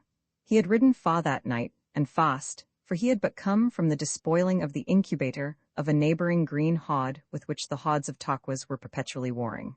His giant throat was far from jaded, yet it would be well, thought Thaban, to permit him to graze upon the oka moss, which grows to great a height within the protected courtyards of deserted cities, where the soil is richer than on the sea bottoms, and the plants partly shaded from the sun during the cloudless Martian day. Within the tiny stems of this dry-seeming plant is sufficient moisture for the needs of the huge bodies of the mighty thoats, which can exist for months without water, and for days without even the slight moisture which the oka moss contains. As Thaban rode noiselessly up the broad avenue, which leads from the quays of Iantha to the great central plaza, he and his mount might have been mistaken for spectres from a world of dreams. So grotesque the man and beast, so soundless the great thoats padded, nailless feet upon the moss-grown flagging of the ancient pavement. The man was a splendid specimen of his race. Fully 15 feet towered his great height from sole to pate. The moonlight glistened against his glossy green hide, sparkling the jewels of his heavy harness and the ornaments that weighted his far muscular arms, while the upcurving tusks that protruded from his lower jaw gleamed white and terrible. At the side of his throat were slung his long radium rifle and his great, 40-foot, metal-shod spear, while from his own harness depended his long sword and his short sword, as well as his lesser weapons. His protruding eyes and antennae-like ears were turning constantly hither and thither, for Thaban was yet in the country of the enemy, and too, there was always the menace of the great white apes, which, John Carter was wont to say, are the only creatures that can arouse in the breasts of these fierce denizens of the dead sea bottoms even the remotest semblance of fear. As the rider neared the plaza, he reined suddenly in. His slender, tubular ears pointed rigidly forward. An unwanted sound had reached them. Voices, and where there were voices, outside of Taquas there, too, were enemies. All the world of wide Basum contained naught but enemies for the fierce Taquasians. Thaban dismounted. Keeping in the shadows of the great monoliths that line the avenue of quays of sleeping Iantha, he approached the plaza. Directly behind him, as a hound at heel, came the slate-gray thoat, his white belly shadowed by his barrel, his vivid yellow feet merging into the yellow of the moss beneath them. In the center of the plaza, Thaban saw the figure of a red woman. A red warrior was conversing with her. Now the man turned and retraced his steps toward the palace at the opposite side of the plaza. Thaban watched until he had disappeared within the yawning portal. Here was a captive worth having? Seldom did a female of their hereditary enemies fall to the lot of a green man. Thaban licked his thin lips. Thuvir of Toth watched the shadow behind the monolith at the opening to the avenue opposite her. She hoped that it might be but the figment of an overwrought imagination. But no, now, clearly and distinctly, she saw it move. It came from behind the screening shelter of the Ursite shaft. The sudden light of the rising sun fell upon it. The girl trembled. The thing was a huge green warrior. Swiftly it sprang toward her. She screamed and tried to flee, but she had scarce turned toward the palace when a giant hand fell upon her arm. She was whirled about, and half dragged, half carried toward a huge thoat that was slowly grazing out of the avenue's mouth onto the ochre moss of the plaza. At the same instant, she turned her face upward toward the whirring sound of something above her, and there she saw a swift flyer dropping toward her, the head and shoulders of a man leaning far over the side. But the man's features were deeply shadowed, so that she did not recognize them. Now from behind her came the shouts of her red abductors. They were racing madly after him, who dared to steal what they already had stolen. As Thaban reached the side of his mount, he snatched his long radium rifle from its boot, and wheeling, pawed 3 shots into the oncoming red men. Such is the uncanny marksmanship of these Martian savages that 3 red warriors dropped in their tracks as 3 projectiles exploded in their vitals. The others halted, nor did they dare return the fire for fear of wounding the girl. Then Thaban vaulted to the back of his thoat, Thuvir of Toth still in his arms, and with a savage cry of triumph, disappeared down the black canyon of the Avenue of Keys between the sullen palaces of forgotten Antha. Cawthorus' flyer had not touched the ground before he had sprung from its deck to race after the swift thoat, whose 8 long legs were sending it down the avenue at the rate of an express train. But the men of Duchess, who still remained alive, had no mind to permit so valuable a capture to escape them. They had lost the girl. That would be a difficult thing to explain to a stock, but some leniency might be expected could they carry the Prince of Helium to their master instead. So the 3 who remained set upon Cawthorus with their long swords, crying to him to surrender, but they might as successfully have cried aloud to Thuria to cease her mad hurtling through the Bosumian sky, for Cawthorus of Helium was a true son of the Warlord of Mars and his incomparable Dejah-Thoris. Cawthorus' long sword had been already in his hand as he leaped from the deck of the flyer, so the instant that he realized the menace of the 3 red warriors, he wheeled to face them, meeting their onslaught as only John Carter himself might have done. So swift his sword, so mighty and agile his half-earthly muscles, that one of his opponents was down, crimsoning the ochre moss with his lifeblood, when he had scarce made a single pass at Cawthorus. Now the 2 remaining Ducerians rushed simultaneously upon the Heliumite. 3 long swords clashed and sparkled in the moonlight, until the great white apes, roused from their slumbers, crept to the lowering windows of the dead city to view the bloody scene beneath them. Thrice was Cawthorus touched, so that the red blood ran down his face, blinding him and dyeing his broad chest. With his free hand he wiped the gall from his eyes, and with the fighting smile of his father touching his lips, leaped upon his antagonists with renewed fury. A single cut of his heavy sword severed the head of one of them, and then the other, backing away clear of that point of death, turned and fled toward the palace at his back. Cawthorus made no step to pursue. He had other concern than the meeting of even well-deserved punishment to strange men who masqueraded in the metal of his own house, for he had seen that these men were tricked out in the insignia that mocked his personal followers. Turning quickly toward his flyer, he was soon rising from the plaza in pursuit of Thaban. The red warrior, whom he had put to flight, turned in the entrance to the palace, and, seeing Cawthorus intent, snatched a rifle from those that he and his fellows had left leaning against the wall as they had rushed out with drawn swords to prevent the theft of their prisoner. Few red men are good shots, for the sword is their chosen weapon. So now, as the Ducerian drew bead upon the rising flyer and touched the button upon his rifle's stock, it was more to chance than proficiency that he owed the partial success of his aim. The projectile grazed the flyer's side, the opaque coating breaking sufficiently to permit daylight to strike in upon the powder file within the bullet's nose. There was a sharp explosion. Cawthorus felt his craft reel drunkenly beneath him, and the engine stopped. The momentum the airboat had gained carried her on over the city toward the sea bottom beyond. The red warrior in the plaza fired several more shots, none of which scarred. Then a lofty minaret shut the drifting quarry from his view. In the distance before him, Cawthorus could see the green warrior bearing Thuvir of Toth away upon his mighty thoat. The direction of his flight was toward the northwest of Iantha, where lay a mountainous country little known to red men. The Heliumite now gave his attention to his injured craft. A close examination revealed the fact that one of the buoyancy tanks had been punctured, but the engine itself was uninjured. A splinter from the projectile had damaged one of the control levers beyond the possibility of repair outside a machine shop. But after considerable tinkering, Carthoris was able to propel his wounded flyer at low speed, a rate which could not approach the rapid gait of the thoat, whose 8 long, powerful legs carried it over the ochre vegetation of the Dead Sea bottom at terrific speed. The Prince of Helium chafed and fretted at the slowness of his pursuit, yet he was thankful that the damage was no worse, for now he could at least move more rapidly than on foot. But even this meager satisfaction was soon to be denied him, for presently the flyer commenced to sag toward the pot and by the bow. The damage to the buoyancy tanks had evidently been more grievous than he had at first believed. All the balance of that long day Carthoris crawled erratically through the still air, the bow of the flyer sinking lower and lower, and the list to pot becoming more and more alarming, until at last, near dark, he was floating almost bow down, his harness buckled to a heavy deck ring to keep him from being precipitated to the ground below. His forward movement was now confined to a slow drifting with the gentle breeze that blew out of the southeast, and when this died down with the setting of the sun, he let the flyer sink gently to the mossy carpet beneath. Far before him loomed the mountains toward which the green man had been fleeing when last he had seen him, and with dogged resolution, the son of John Carter, endowed with the indomitable will of his mighty sire, took up the pursuit on foot. All that night he forged ahead until, with the dawning of a new day, he entered the low foothills that guard the approach to the fastness of the mountains of Turquoise. Rugged, granitic walls towered before him. Nowhere could he discern an opening through the formidable barrier.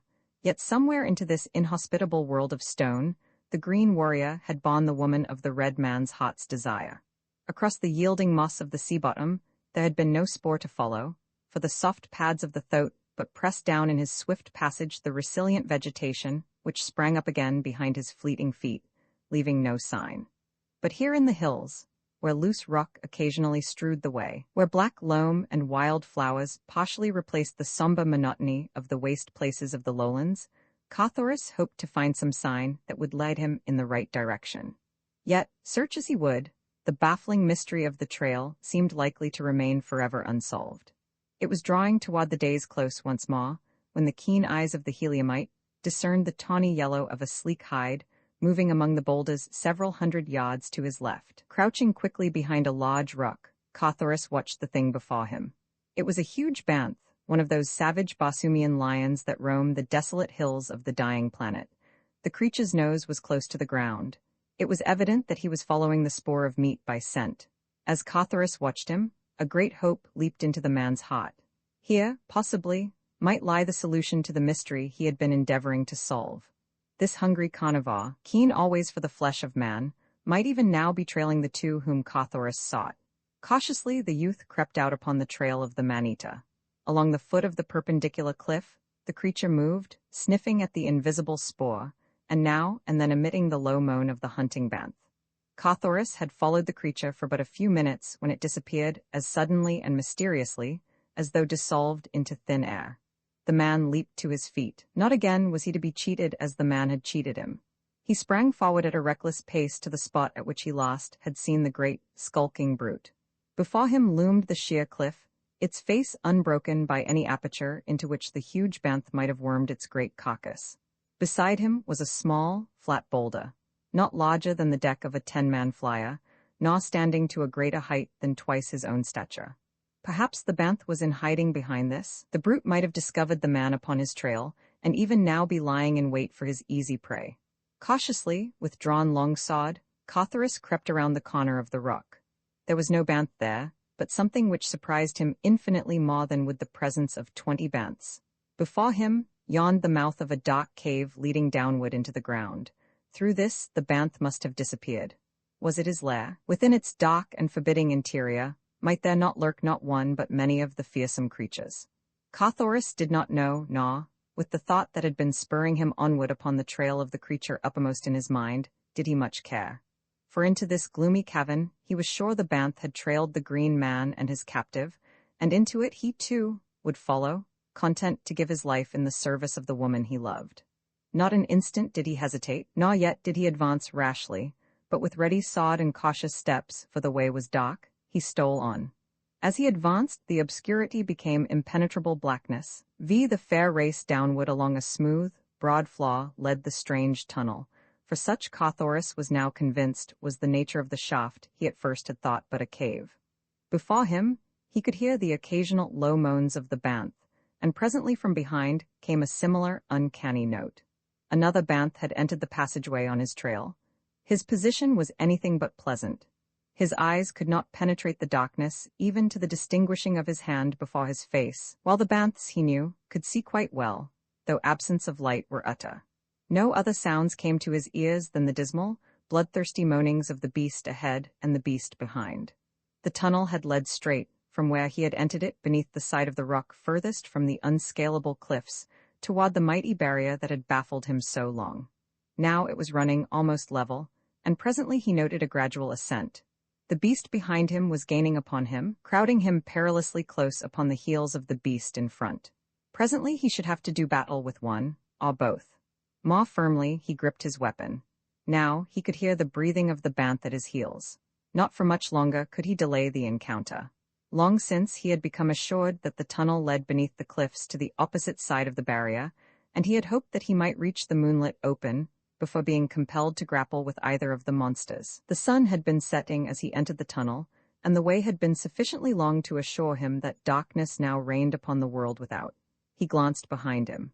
Blazing out of the darkness, seemingly not 10 paces behind, glared 2 flaming points of fire. As the savage eyes met his, the beast emitted a frightful roar, and then he charged. To face that savage mountain of onrushing ferocity, to stand unshaken before the hideous fangs that he knew were bared in slavering bloodthirstiness, though he could not see them, required nerves of steel, but of such were the nerves of Carthoris of helium.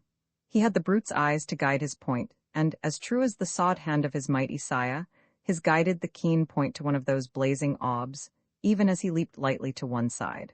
With a hideous scream of pain and rage, the wounded banth hurtled, clawing, past him. Then it turned to charge once more, but this time Carthoris saw but a single gleaming point of fiery hate directed upon him. Again the needle point met its flashing target. Again the horrid cry of the stricken beast reverberated through the rocky tunnel, shocking in its torture-laden shrillness, deafening in its terrific volume. But now, as it turned to charge again, the man had no guide whereby to direct his point.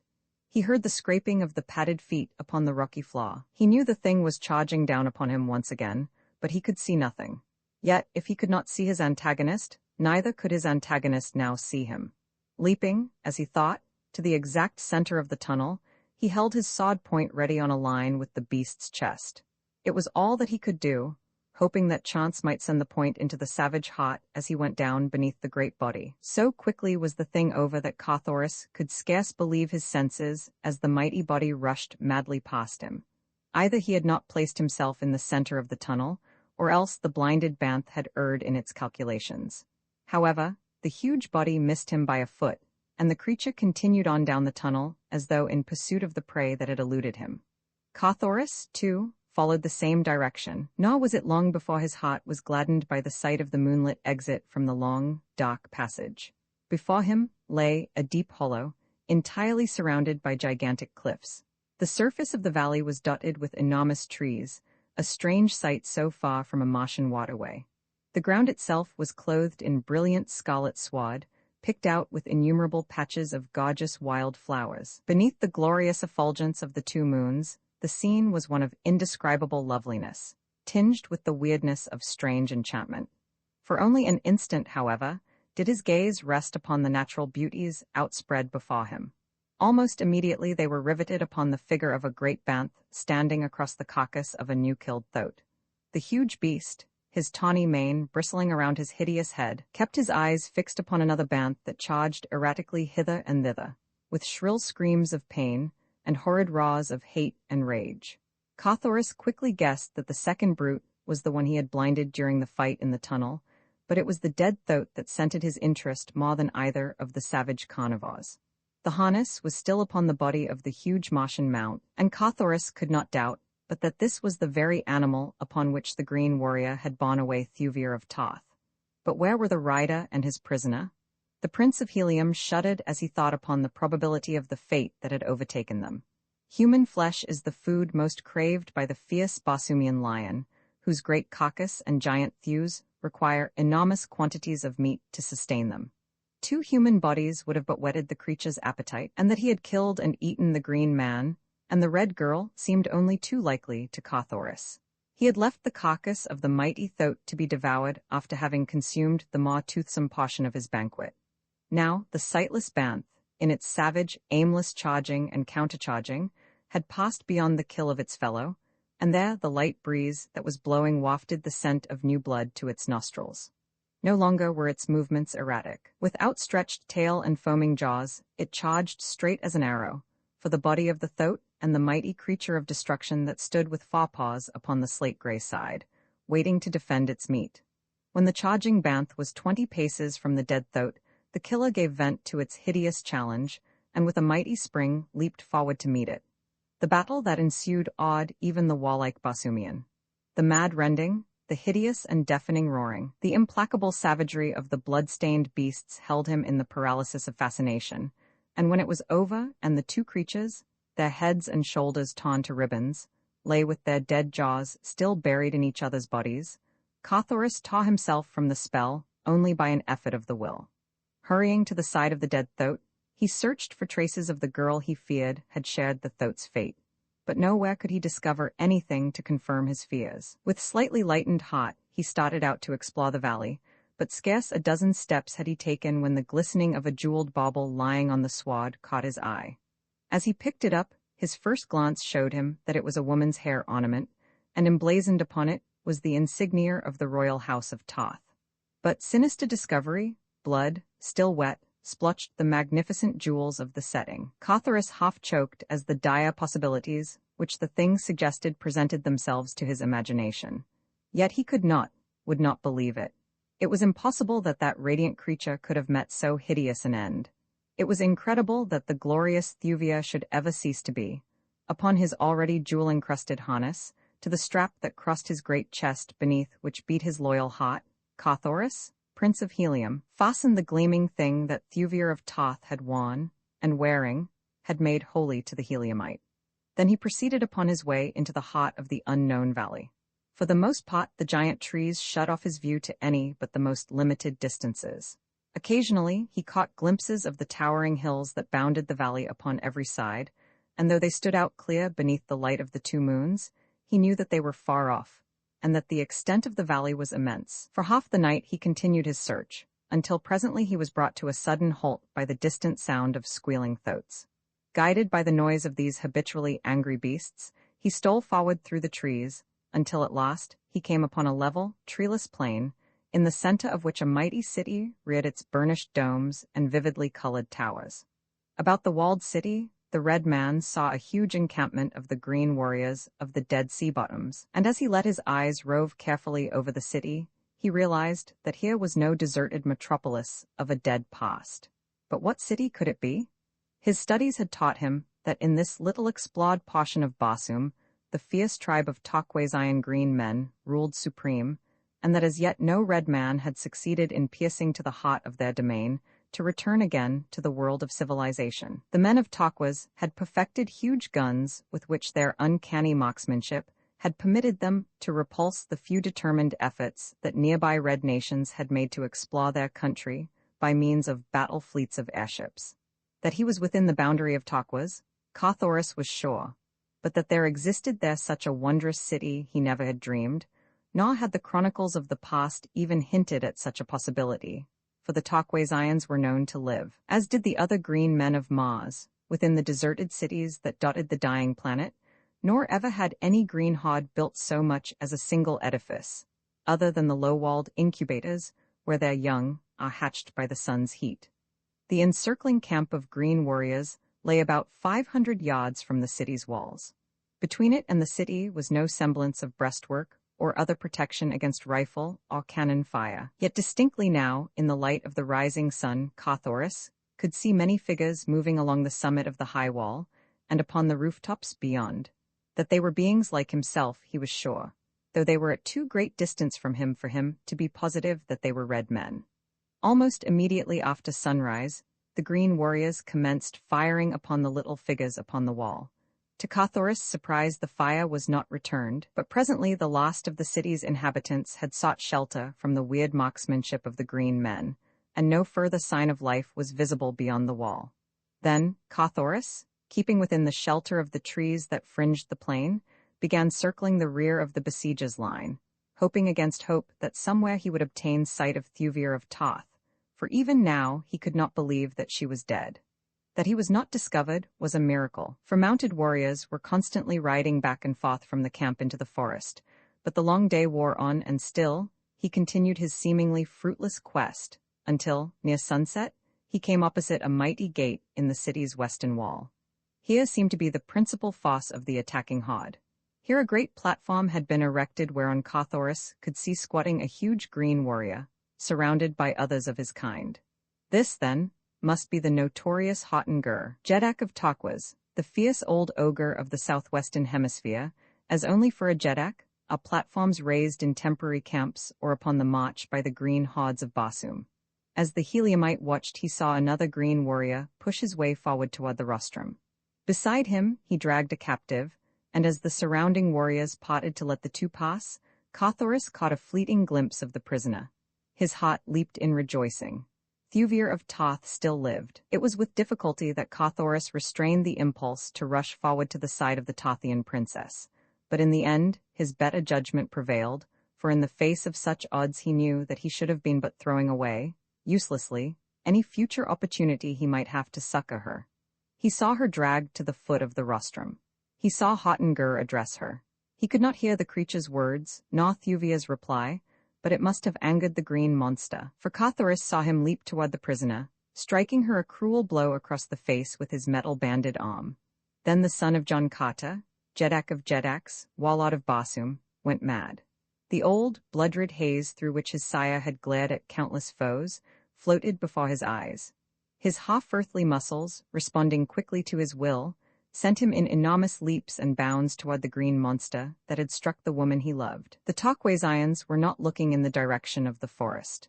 All eyes had been upon the figures of the girl and their Jeddak, and loud was the hideous laughter that rang out in appreciation of the wit of the Green Emperor's reply to his prisoner's appeal for liberty. Cathoris had covered about half the distance between the forest and the green warriors, when a new factor succeeded in still further directing the attention of the latter from him.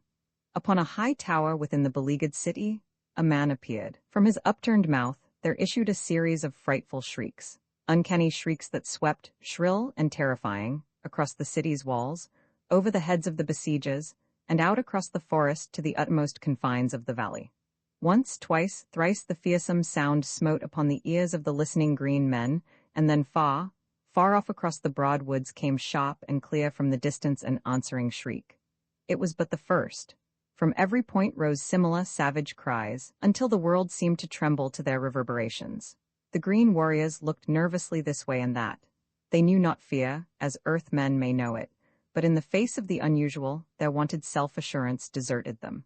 And then the great gate in the city wall, opposite the platform of Hotten-Gur, swung suddenly wide.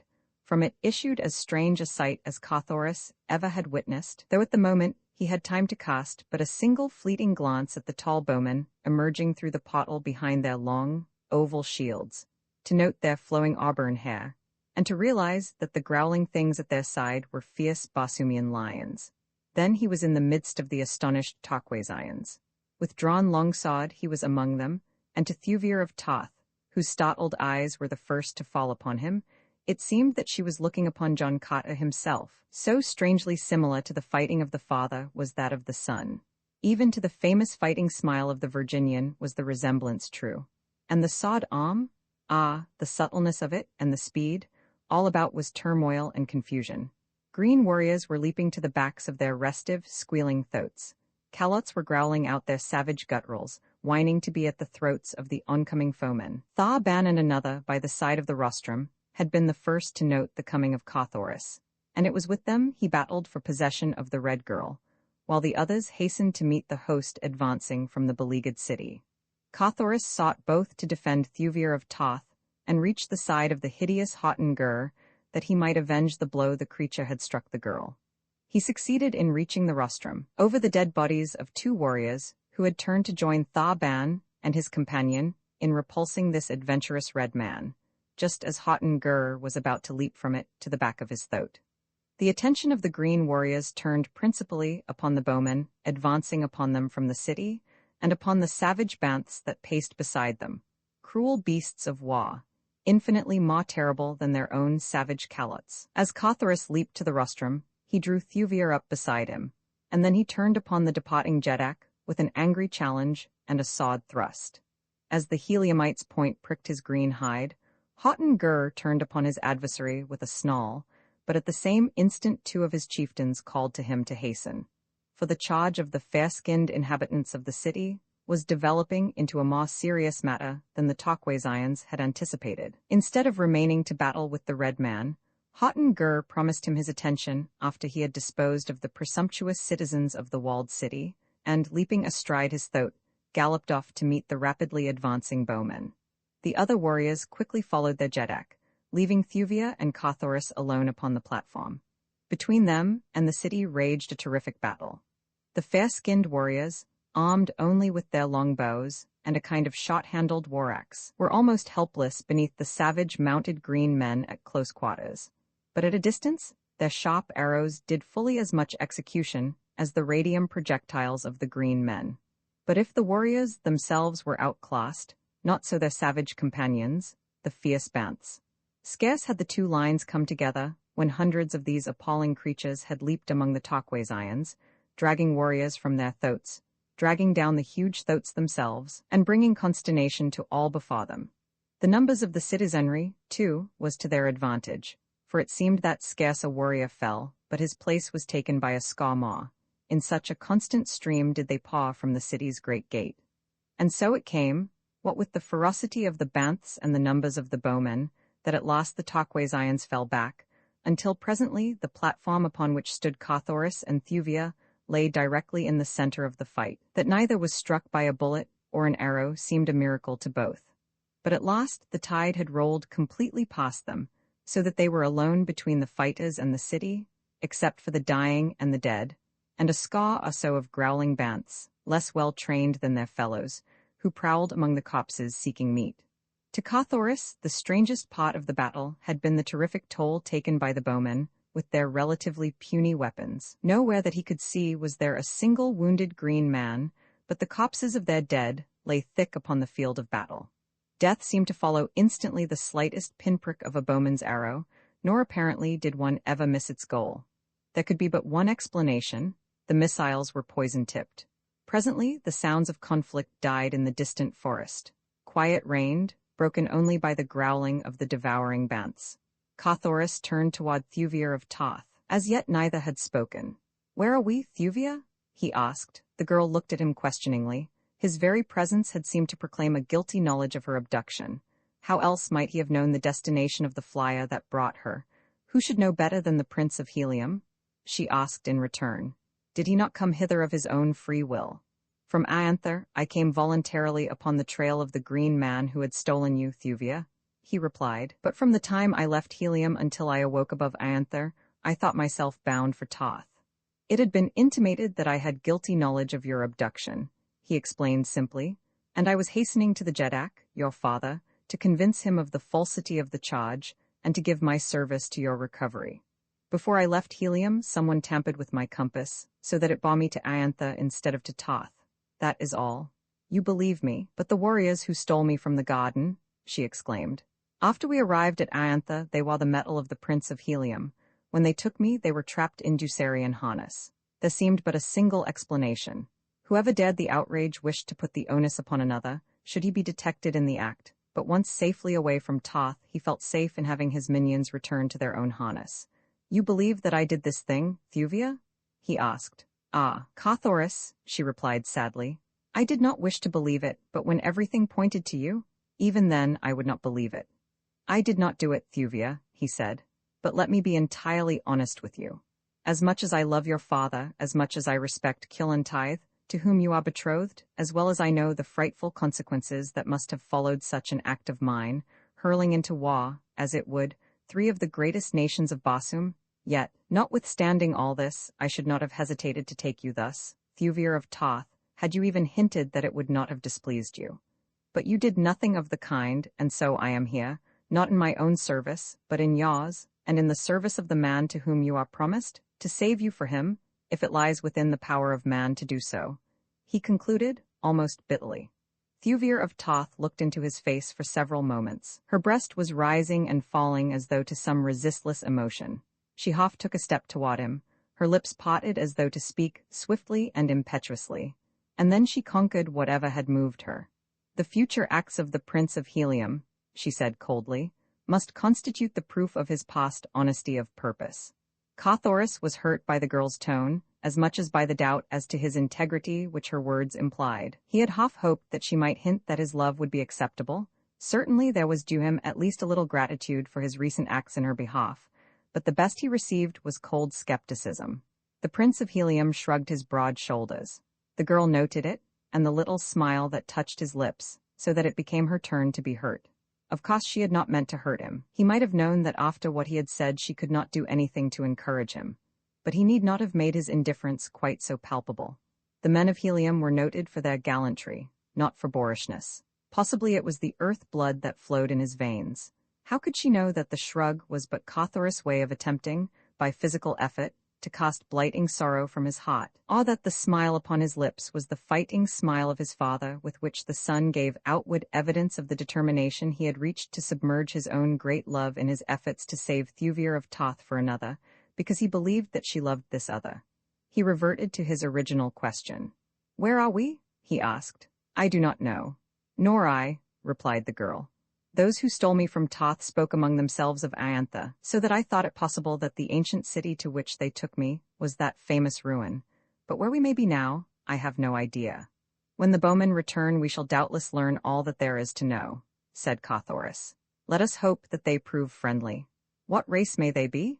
Only in the most ancient of our legends, and in the mural paintings of the deserted cities of the Dead Sea bottoms, are depicted such a race of auburn-haired, fair-skinned people. Can it be that we have stumbled upon a surviving city of the past which all Barsoom believes buried beneath the ages?" Thuvir was looking toward the forest into which the green men and the pursuing bowmen had disappeared. From a great distance came the hideous cries of banths and an occasional shot. "It is strange that they do not return," said the girl. "One would expect to see the wounded limping or being carried back to the city," replied Carthoris, with a puzzled frown. "But how about the wounded near the city? Have they carried them within?" Both turned their eyes toward the field between them and the walled city, where the fighting had been most furious. There were the banths still growling about their hideous feast. Carthoris looked at Thuvir in astonishment, then he pointed toward the field. "Where are they?" he whispered. "What has become of their dead and wounded?" Vi the Jeddak of Lothar, the girl looked her incredulity. "They lay in piles," she murmured. "There were thousands of them but a minute ago." "And now," continued Carthoris, "there remain but the banths and the carcasses of the green men. They must have sent forth and carried the dead bowmen away while we were talking," said the girl. "It is impossible," replied Carthoris. "Thousands of dead lay there upon the field but a moment since. It would have required many hours to have removed them. The thing is uncanny." "I had hoped," said Thuvir, "that we might find an asylum with these fair-skinned people. Notwithstanding their valor upon the field of battle, they did not strike me as a ferocious or warlike people. I had been about to suggest that we seek entrance to the city, but now I scarce know if I care to venture among people whose dead vanish into thin air." "Let us chance it," replied Carthoris. "We can be no worse off within their walls than without. Here we may fall prey to the banths or the no less fierce Tarquazians. There, at least, we shall find beings molded after our own images. All that causes me to hesitate," he added, "is the danger of taking you past so many banths. A single sod would scarce prevail were even a couple of them to charge simultaneously." "Do not fear on that score," replied the girl, smiling. "The banths will not harm us." As she spoke, she descended from the platform, and with Carthoris at her side stepped fearlessly out upon the bloody field in the direction of the walled city of mystery. They had advanced but a short distance when a banth, looking up from its gory feast, descried them. With an angry roar, the beast walked quickly in their direction, and at the sound of its voice, a score of others followed its example. Carthoris drew his long sword. The girl stole a quick glance at his face. She saw the smile upon his lips, and it was as wine to sick nerves. For even upon warlike Barsoom, where all men are brave, woman reacts quickly to quiet indifference to danger, to daredeviltry that is without bombast. You may return your sword, she said. I told you that the banths would not harm us. Look. And as she spoke, she stepped quickly toward the nearest animal. Carthoris would have leaped after her to protect her, but with a gesture she motioned him back. He heard her calling to the banths in a low, sing-song voice that was half purr. Instantly the great heads went up, and all the wicked eyes were riveted upon the figure of the girl.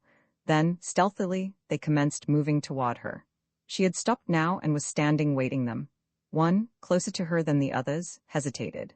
She spoke to him imperiously, as a master might speak to a refractory hound.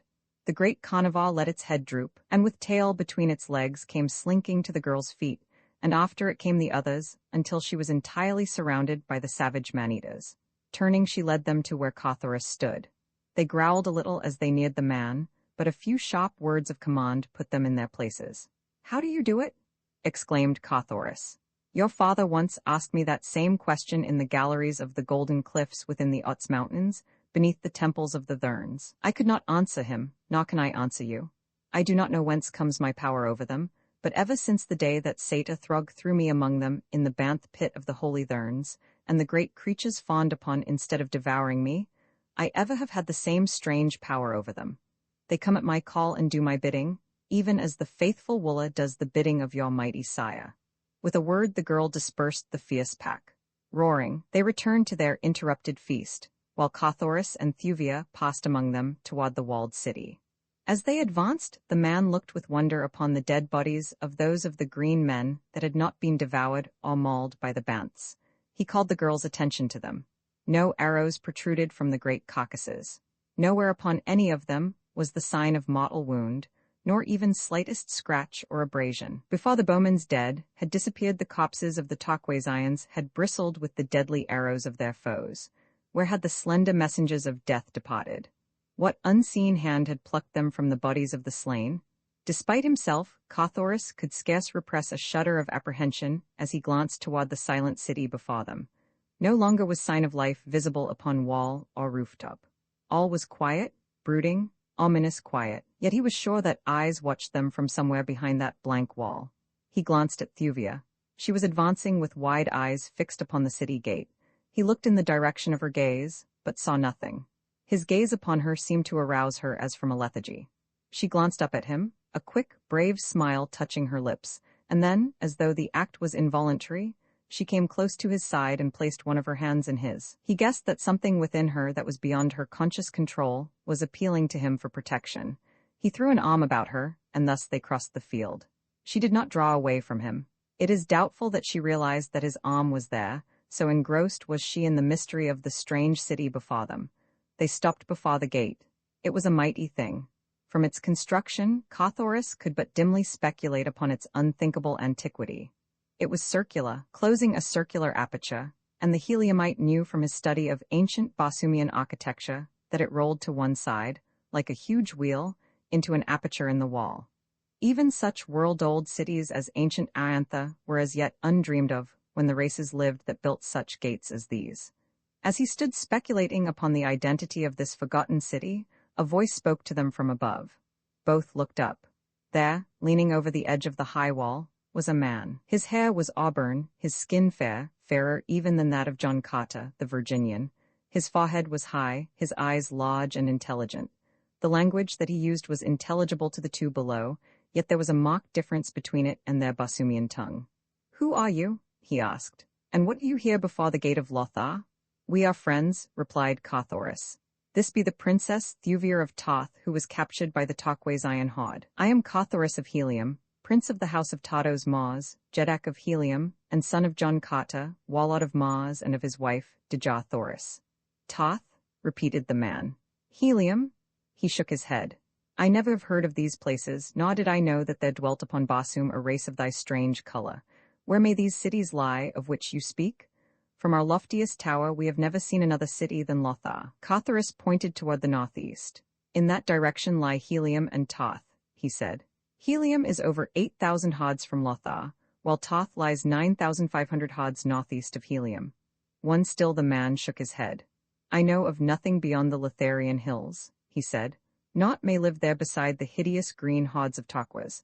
They have conquered all Barsoom except this single valley and the city of Lothar. Here we have defied them for countless ages, though periodically they renew their attempts to destroy us. From whence you come, I cannot guess unless you be descended from the slaves the Takwazayans captured in early times when they reduced the outer world to their vassalage, but we had heard that they destroyed all other races but their own. Carthoris tried to explain that the Takwazayans ruled but a relatively tiny part of the surface of Barsoom, and even this only because their domain held nothing to attract the red race.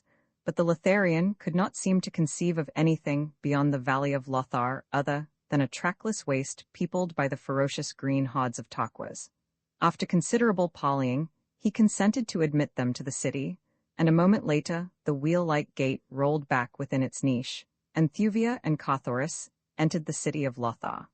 All about them were evidences of fabulous wealth. The facades of the buildings fronting upon the avenue within the wall were richly carven, and about the windows and doors were ofttimes set foot-wide borders of precious stones, intricate mosaics, or tablets of beaten gold bearing bas-reliefs depicting what may have been bits of the history of this forgotten people. He with whom they had conversed across the wall was in the avenue to receive them. About him were 100 or more men of the same race. All were clothed in flowing robes, and all were beardless. Their attitude was more of fearful suspicion than antagonism. They followed the newcomers with their eyes, but spoke no word to them. Carthoris could not but notice the fact that though the city had been but a short time before surrounded by a horde of bloodthirsty demons, yet none of the citizens appeared to be armed, nor was there sign of soldiery about. He wondered if all the fighting men had sallied forth in one supreme effort to rout the foe, leaving the city all unguarded. He asked their host. The man smiled. "No creature other than a score or so of our sacred banths has left Lothar today," he replied. "But the soldiers? The bowmen?" exclaimed Carthoris. "We saw thousands emerge from this very gate, overwhelming the hordes of Takwaz and putting them to rout with their deadly arrows and their fierce banths." Still the man smiled his knowing smile. "Look," he cried, and pointed down a broad avenue before him. Carthoris and Thuvia followed the direction indicated, and there, marching bravely in the sunlight, they saw advancing toward them a great army of bowmen. "Ah," exclaimed Thuvia, "they have returned through another gate, or perchance these be the troops that remain to defend the city?" Again the fellow smiled his uncanny smile. "There are no soldiers in Lothar," he said. "Look." Both Carthoris and Thuvia had turned toward him while he spoke, and now as they turned back again toward the advancing regiments their eyes went wide in astonishment, for the broad avenue before them was as deserted as the tomb. "And those who marched out upon the hordes today?" whispered Carthoris. "They too were unreal?" The man nodded. "But their arrows slew the green warriors," insisted Thuvia. "Let us go before Tario," replied the Lotharian. "He will tell you that which he deems it best you know. I might tell you too much." "Who is Tario?" asked Carthoris. "Jeddak of Lothar," replied the guide, leading them up the broad avenue down which they had but a moment since seen the phantom army marching. For half an hour they walked along lovely avenues between the most gorgeous buildings that the two had ever seen. Few people were in evidence. Carthoris could not but note the deserted appearance of the mighty city. At last they came to the royal palace. Carthoris saw it from a distance, and guessing the nature of the magnificent pile wondered that even here there should be so little sign of activity and life. Not even a single god was visible before the great entrance gate, nor in the gardens beyond, into which he could see, was there sign of the myriad life that pulses within the precincts of the royal estates of the Red Jeddaks. "Here," said their guide, "is the palace of Tario." As he spoke, Carthoris again let his gaze rest upon the wondrous palace. With a startled exclamation he rubbed his eyes and looked again. No, he could not be mistaken. Before the massive gate stood a score of sentries. Within, the avenue leading to the main building was lined on either side by ranks of bowmen. The gardens were dotted with officers and soldiers, moving quickly to and fro, as though bent upon the duties of the minute. What manner of people were these who could conjure an army out of thin air? He glanced toward Thuvia. She, too, evidently had witnessed the transformation. With a little shudder she pressed more closely toward him. "What do you make of it?" she whispered. "It is most uncanny." "I cannot account for it," replied Carthoris, "unless we have gone mad." Carthoris turned quickly toward the Lotharian. The fellow was smiling broadly. "I thought that you just said that there were no soldiers in Lothar," said the Heliumite, with a gesture toward the guardsmen. "What are these?" "Ask Tario," replied the other. We shall soon be before him. Nor was it long before they entered a lofty chamber at one end of which a man reclined upon a rich couch that stood upon a high dais. As the trio approached, the man turned dreamy eyes sleepily upon them. 20 feet from the dais, their conductor halted, and, whispering to Thuvia and Carthoris to follow his example, threw himself headlong to the floor. Then, rising to hands and knees, he commenced crawling toward the foot of the throne, swinging his head to and fro, and wiggling his body, as you have seen a hound do when approaching its master. Thuvia glanced quickly toward Carthoris. He was standing erect, with high-held head and arms folded across his broad chest.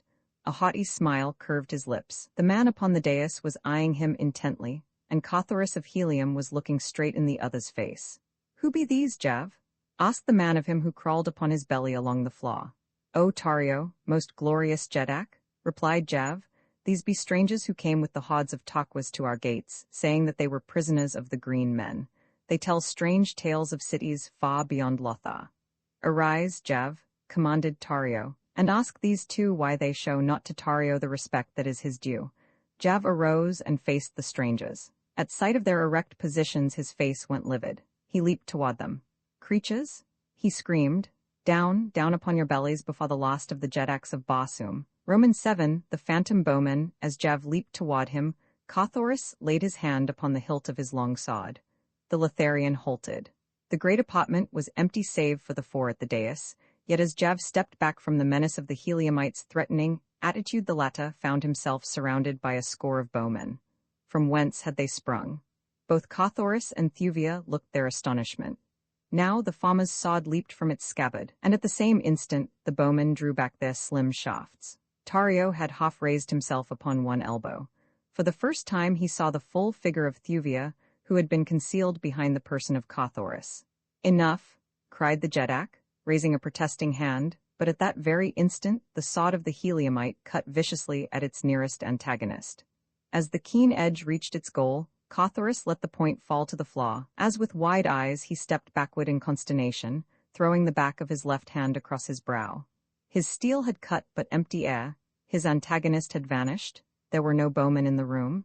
"It is evident that these are strangers," said Tario to Jav. "Let us first determine that they knowingly affronted us before we take measures for punishment." Then he turned to Carthoris, but ever his gaze wandered to the perfect lines of Thuvia's glorious figure, which the harness of a Barsumian princess accentuated rather than concealed. "Who are you?" he asked, "who knows not the etiquette of the court of the last of Jedaks?" "I am Carthoris, Prince of Helium," replied the Heliumite. "And this is Thuvia, Princess of Toth.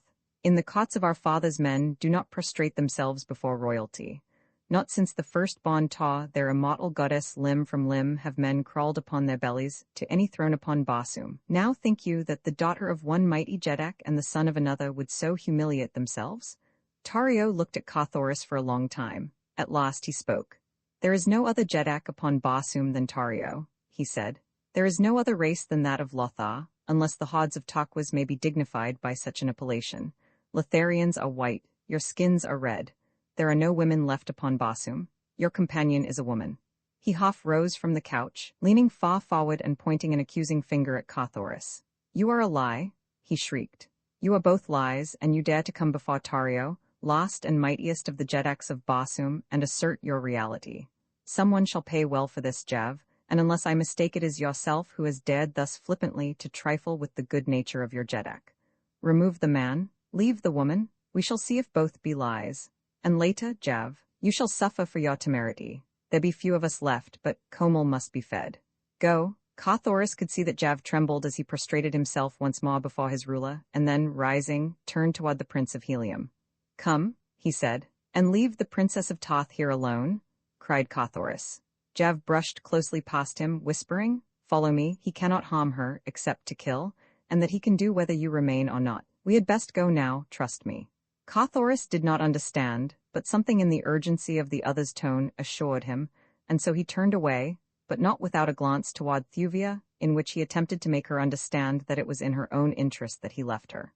For answer, she turned her back full upon him, but not without first throwing him such a look of contempt that brought the scarlet to his cheek. Then he hesitated, but Jav seized him by the wrist. "Come," he whispered. "Or he will have the bowmen upon you, and this time there will be no escape. Did you not see how futile is your steel against thin air? Carthoris turned unwillingly to follow.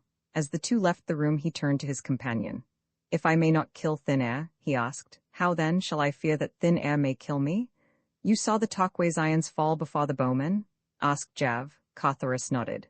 So would you fall before them, and without one single chance for self-defense or revenge.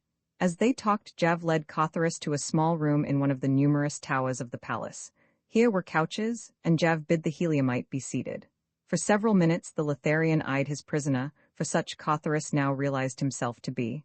I am half convinced that you are real, he said at last. Carthoris laughed. Of course I am real, he said. What caused you to doubt it?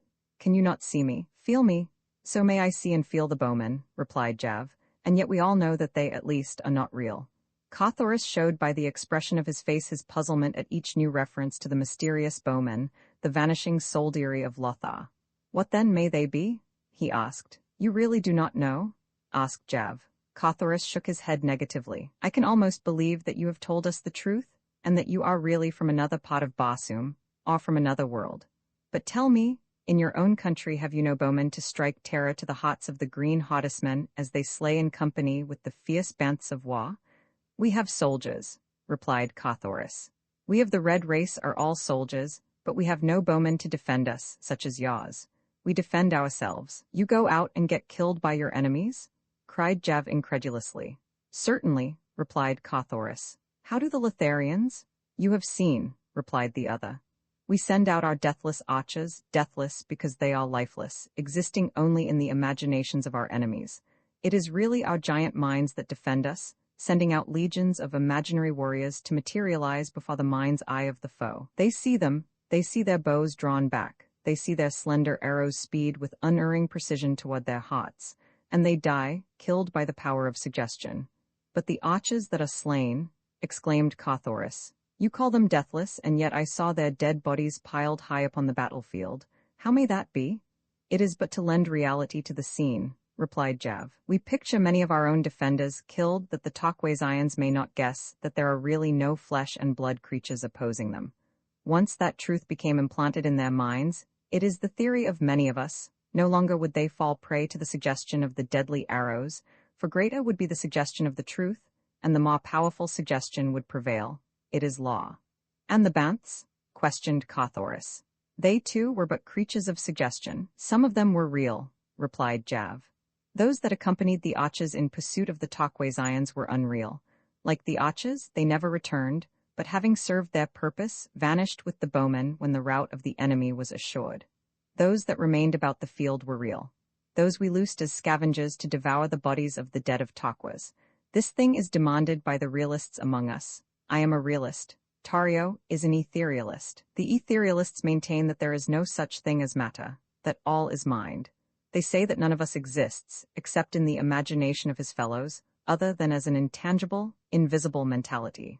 According to Tario, it is but necessary that we all unite in imagining that there are no dead Turquoise beneath our walls, and there will be none, nor any need of scavenging banths. You, then, do not hold Tario's beliefs? Asked Carthoris. In part only, replied the Lothlarian. I believe, in fact I know, that there are some truly ethereal creatures. Tario is one, I am convinced. He has no existence except in the imaginations of his people. Of course, it is the contention of all us realists that all etherealists are but figments of the imagination. They contend that no food is necessary, nor do they eat, but any one of the most rudimentary intelligence must realize that food is a necessity to creatures having actual existence. Yes, agreed Carthoris. Not having eaten today, I can readily agree with you. Ah, pardon me, exclaimed Jav. Pray be seated and satisfy your hunger, and with a wave of his hand, he indicated a bountifully laden table that had not been there an instant before he spoke. Of that Carthoris was positive, for he had searched the room diligently with his eyes several times. It is well, continued Jav, that you did not fall into the hands of an etherealist. Then, indeed, would you have gone hungry.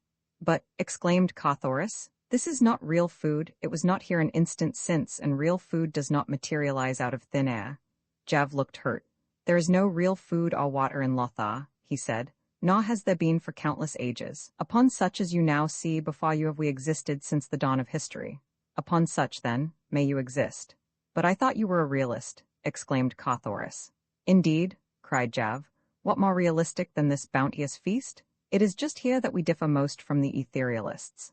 They claim that it is unnecessary to imagine food, but we have found that for the maintenance of life, we must thrice daily sit down to hearty meals. The food that one eats is supposed to undergo certain chemical changes during the process of digestion and assimilation, the result, of course, being the rebuilding of wasted tissue.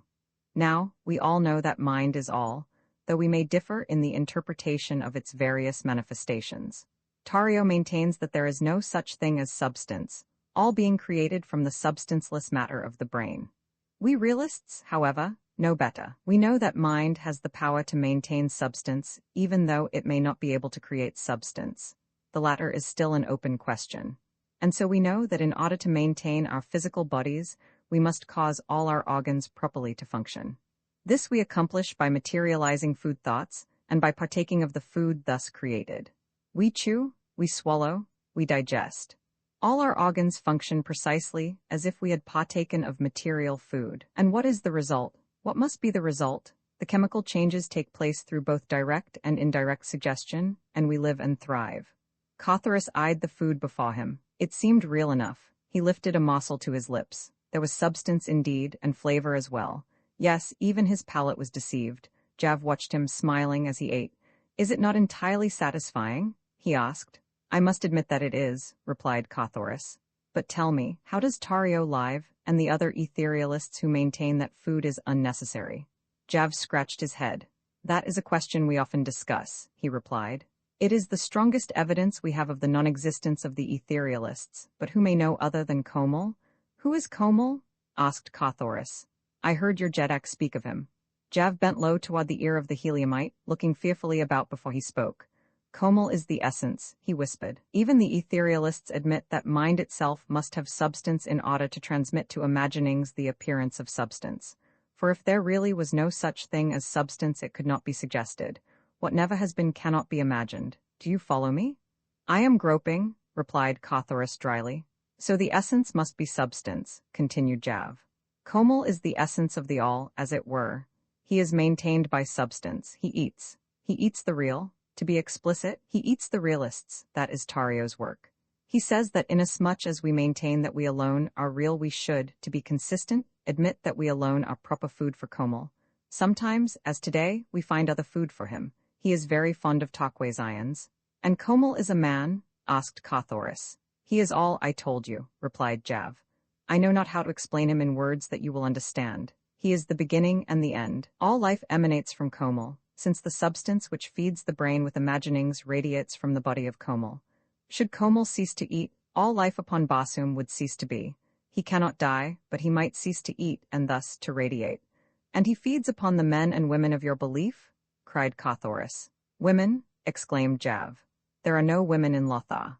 The last of the Lotharian females perished ages since, upon that cruel and terrible journey across the muddy plains that fringed the half-dried seas, when the green hods scourged us across the world to this our last hiding place, our impregnable fortress of Lothar. Scarce 20,000 men of all the countless millions of our race lived to reach Lothar. Among us were no women and no children. All these had perished by the way. As time went on, we, too, were dying, and the race fast approaching extinction, when the great truth was revealed to us, that mind is all. Many more died before we perfected our powers, but at last we were able to defy death when we fully understood that death was merely a state of mind. Then came the creation of mind people, or rather the materialization of imaginings. We first put these to practical use when the Takwes ions discovered our retreat, and fortunate for us it was that it required ages of search upon their part before they found the single tiny entrance to the valley of Lothar. That day, we threw our first bowmen against them. The intention was purely to frighten them away by the vast numbers of bowmen which we could muster upon our walls. All Lothar bristled with the bows and arrows of our ethereal host. But the Takwes ions did not frighten. They are lower than the beasts. They know no fear. They rushed upon our walls, and standing upon the shoulders of others, they built human approaches to the wall tops, and were on the very point of surging in upon us and overwhelming us. Not an arrow had been discharged by our bowmen. We did but cause them to run to and fro along the wall top, screaming taunts and threats at the enemy. Presently I thought to attempt the thing, The great thing. I centered all my mighty intellect upon the bowmen of my own creation. Each of us produces and directs as many bowmen as his mentality and imagination is capable of. I caused them to fit arrows to their bows for the first time. I made them take aim at the hearts of the green men. I made the green men see all this, and then I made them see the arrows fly, and I made them think that the points pierced their hearts. It was all that was necessary. By hundreds they toppled from our walls, and when my fellows saw what I had done, they were quick to follow my example, so that presently the hordes of Taquas had retreated beyond the range of our arrows. We might have killed them at any distance, but one rule of war we have maintained from the first, the rule of realism. We do nothing, or rather we cause our bowmen to do nothing within sight of the enemy that is beyond the understanding of the foe. Otherwise they might guess the truth, and that would be the end of us. But after the Taquasians had retreated beyond bowshot, they turned upon us with their terrible rifles, and by constant popping at us made life miserable within our walls. So then, I bethought the scheme to hurl our bowmen through the gates upon them. You have seen this day how well it works. For ages they have come down upon us at intervals, but always with the same results. And all this is due to your intellect, Jav? Asked Cothoris. I should think that you would be high in the councils of your people. I am, replied Jav proudly. I am next to Tario. But why then your cringing manner of approaching the throne? Tario demands it. He is jealous of me. He only awaits the slightest excuse to feed me to Comel. He fears that I may some day usurp his power. Cothoris suddenly sprang from the table. Jav, he exclaimed, I am a beast, here I have been eating my fill, while the Princess of Toth may perchance be still without food. Let us return and find some means of furnishing her with nourishment. The Lothlarian shook his head. Tario would not permit it, he said. He will, doubtless, make an etherealist of her. But I must go to her, insisted Cothoris. You say that there are no women in Lothar, then she must be among men, and if this be so I intend to be near where I may defend her if the need arises. Tario will have his way, insisted Jav. He sent you away and you may not return until he sends for you. Then I shall go without waiting to be sent for. Do not forget the bowmen, cautioned Jav. I do not forget them, replied Cothoris, but he did not tell Jav that he remembered something else that the Lothlarian had let drop, something that was but a conjecture, possibly, and yet one well worth pinning a fall-on hope to, should necessity arise. Cothoris started to leave the room. Jav stepped before him, barring his way. I have learned to like you, Red Man, he said, but do not forget that Tario is still my Jeddak, and that Tario has commanded that you remain here. Cothoris was about to reply, when there came faintly to the ears of both a woman's cry for help. With a sweep of his arm, the Prince of Helium brushed the Lothlarian aside, and with drawn sword sprang into the corridor without. Roman ate the Hall of Doom as Thuvir of Toth saw Cothoris depart from the presence of Tario, leaving her alone with the man. A sudden qualm of terror seized her. There was an air of mystery pervading the stately chamber. Its furnishings and appointments bespoke wealth and culture, and carried the suggestion that the room was often the scene of royal functions which filled it to its capacity. And yet nowhere about her, in antechamber or corridor, was there sign of any other being than herself and the recumbent figure of Tario, the Jeddak, who watched her through half-closed eyes from the gorgeous trappings of his regal couch.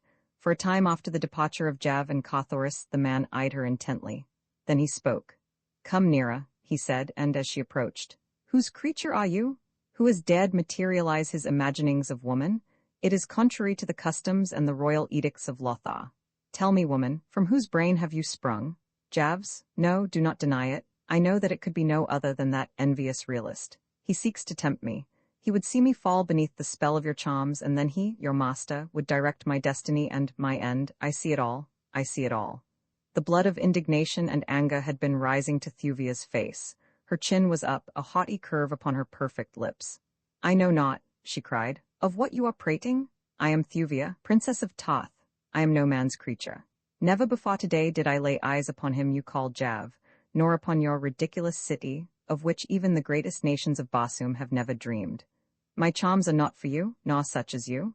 They are not for sale or barter, even though the price were a real throne, and as for using them to win your worse than futile power. She ended her sentence with a shrug of her shapely shoulders and a little scornful laugh. When she had finished, Tario was sitting upon the edge of his couch, his feet upon the floor. He was leaning forward with eyes no longer half-closed, but wide with a startled expression in them. He did not seem to note the lese majesté of her words and manner. There was evidently something more startling and compelling about her speech than that. Slowly he came to his feet. "By the fangs of Komal," he muttered. "But you are real? A real woman? No dream, no vain and foolish figment of the mind." He took a step toward her with hands outstretched. "Come," he whispered. "Come, woman, for countless ages have I dreamed that some day you would come, and now that you are here I can scarce believe the testimony of my eyes. Even now, knowing that you are real, I still half dread that you may be a lie." Thuvia shrank back. She thought the man mad. Her hand stole to the jeweled hilt of her dagger. The man saw the move and stopped. A cunning expression entered his eyes. Then they became at once dreamy and penetrating as they fairly bought into the girl's brain. Thuvia suddenly felt a change coming over her.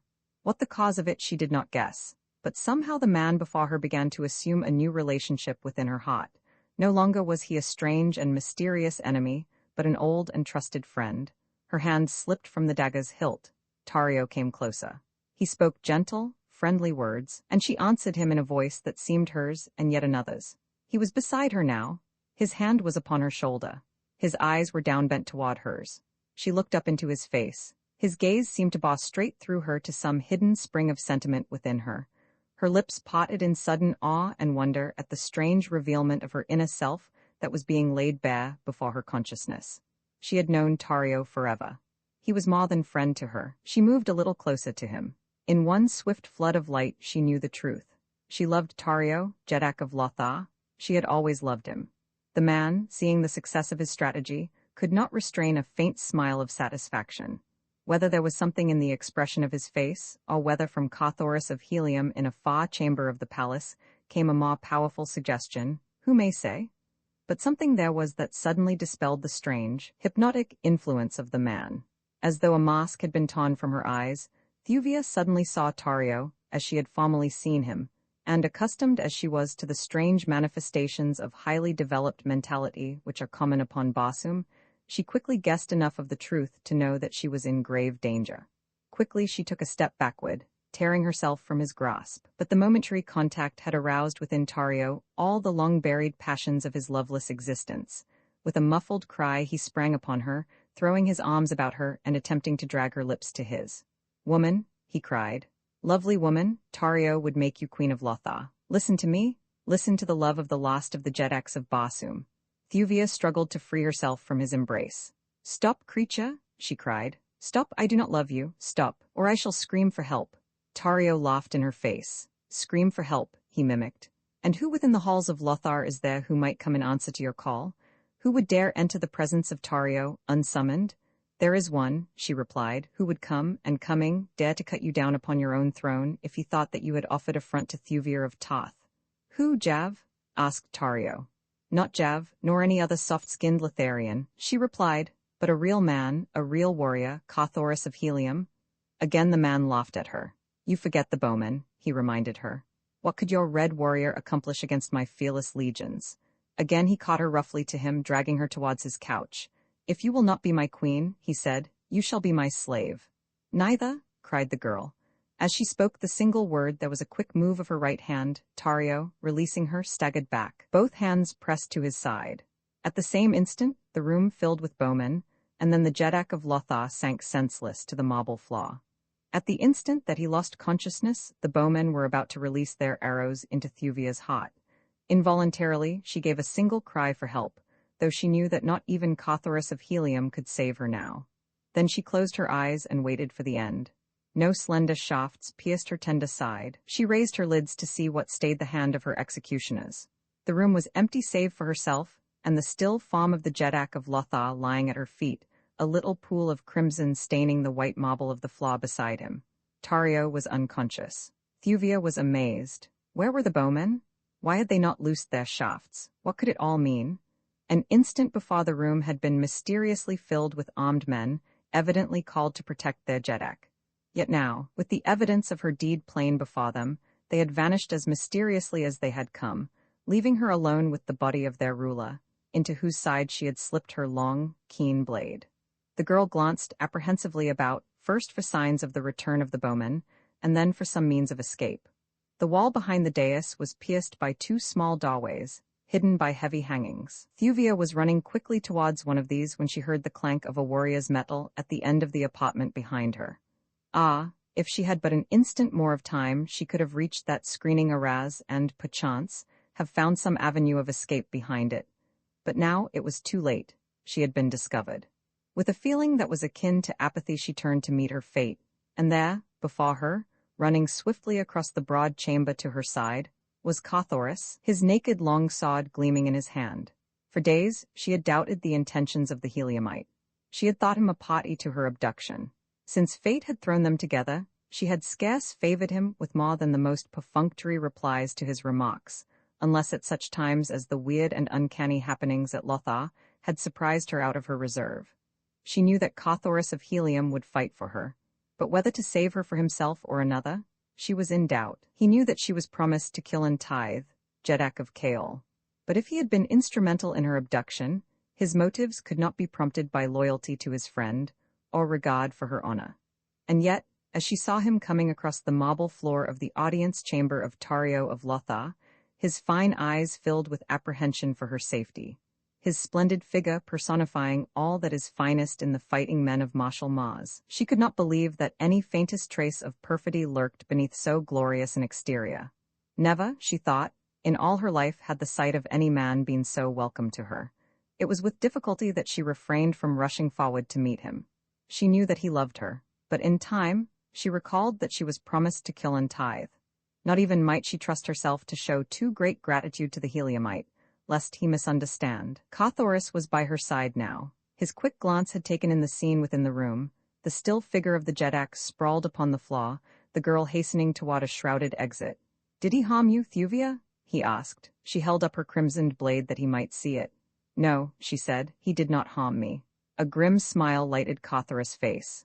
"Praised be our first ancestor," he murmured. "And now let us see if we may not make good our escape from this accursed city, before the Lotharians discover that their Jeddak is no more."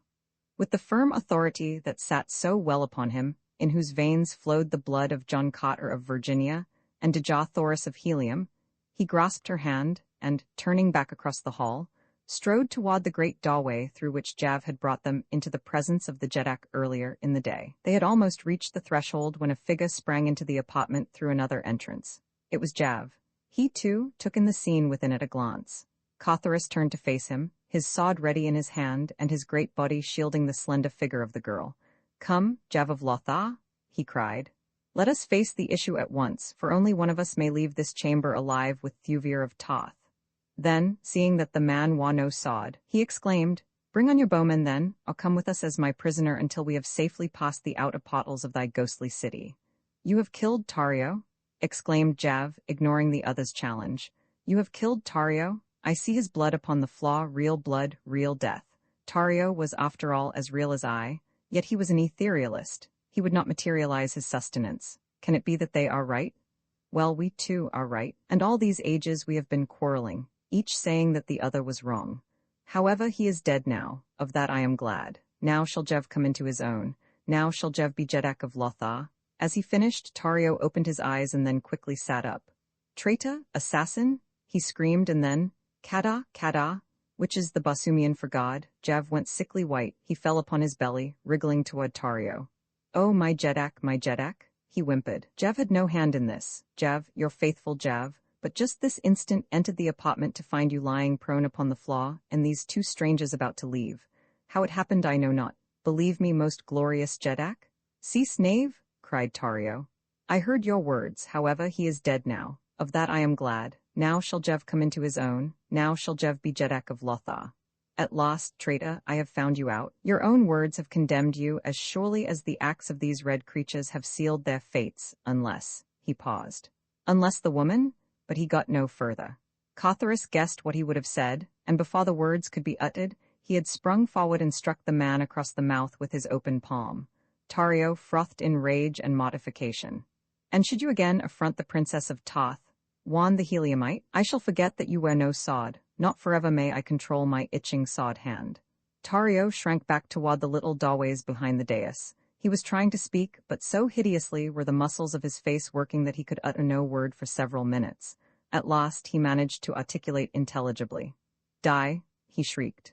Die, and then he turned toward the exit at his back. Jav leaped forward, screaming in terror. Have pity, Tario, have pity. Remember the long ages that I have served you faithfully. Remember all that I have done for Lothar. Do not condemn me now to the death hideous. Save me, save me.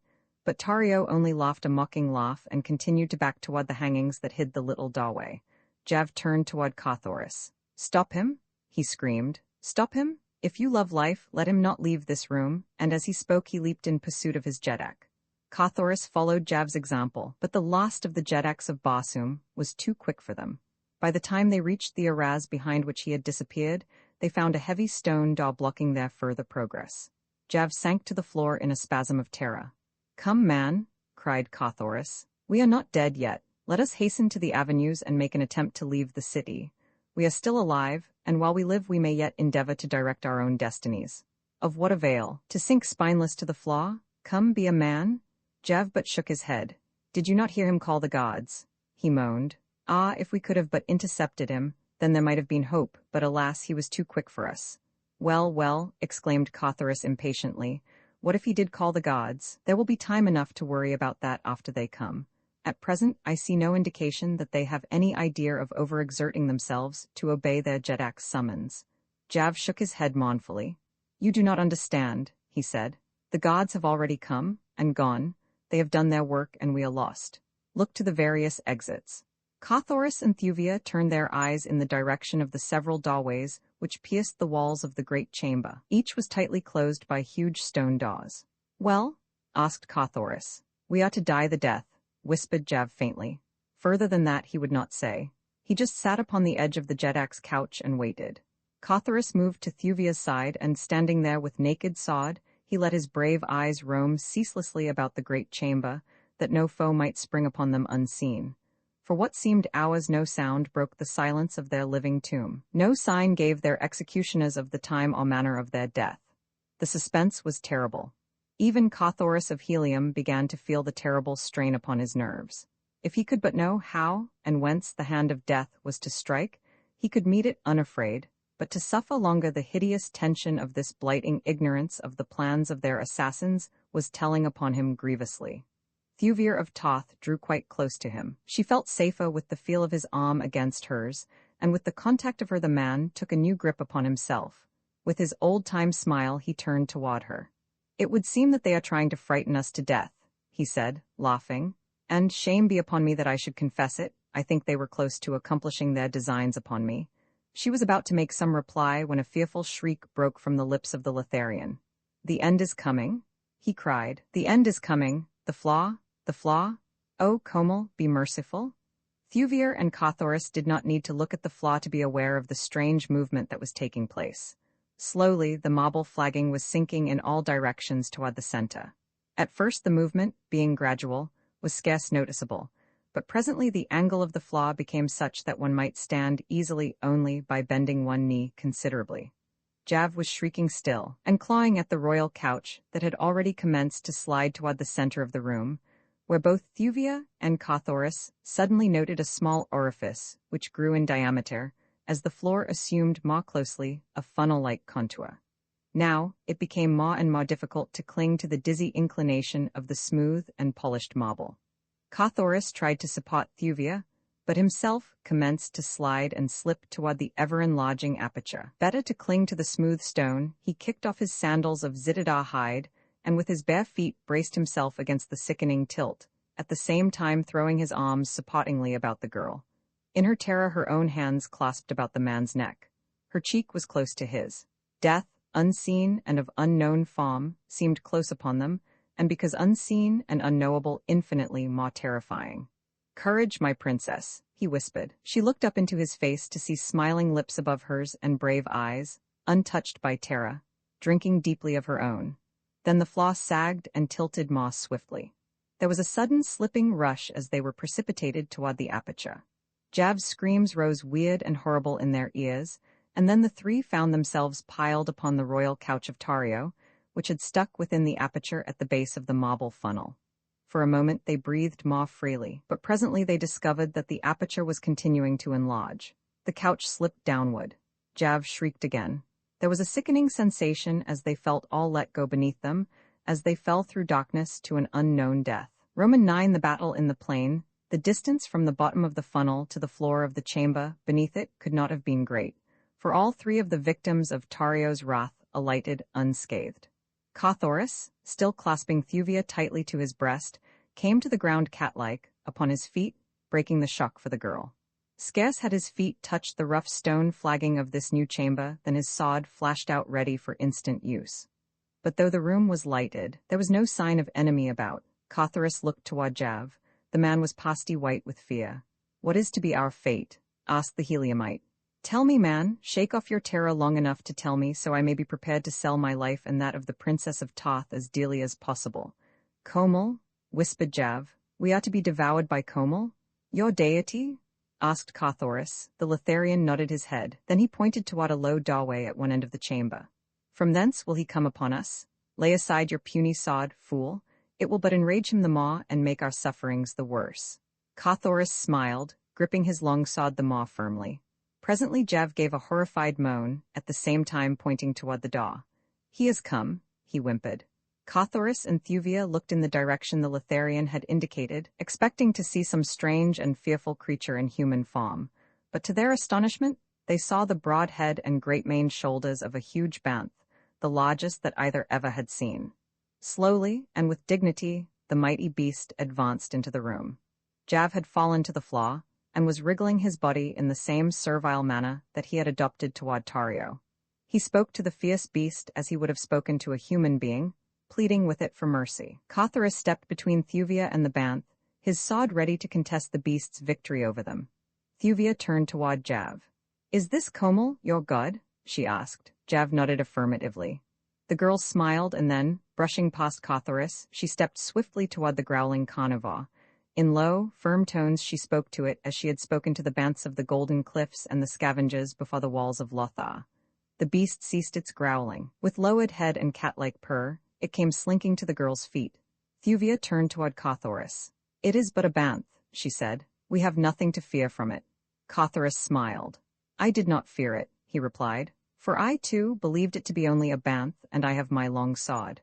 Jav sat up and gazed at the spectacle before him, the slender girl weaving her fingers in the tawny mane of the huge creature that he had thought divine, while Komel rubbed his hideous snout against her side. "So this is your god?" laughed Thuvia. Jav looked bewildered. He scarce knew whether he dared chance offending Komel or not, for so strong is the power of superstition that even though we know that we have been reverencing a sham, yet still we hesitate to admit the validity of our newfound convictions.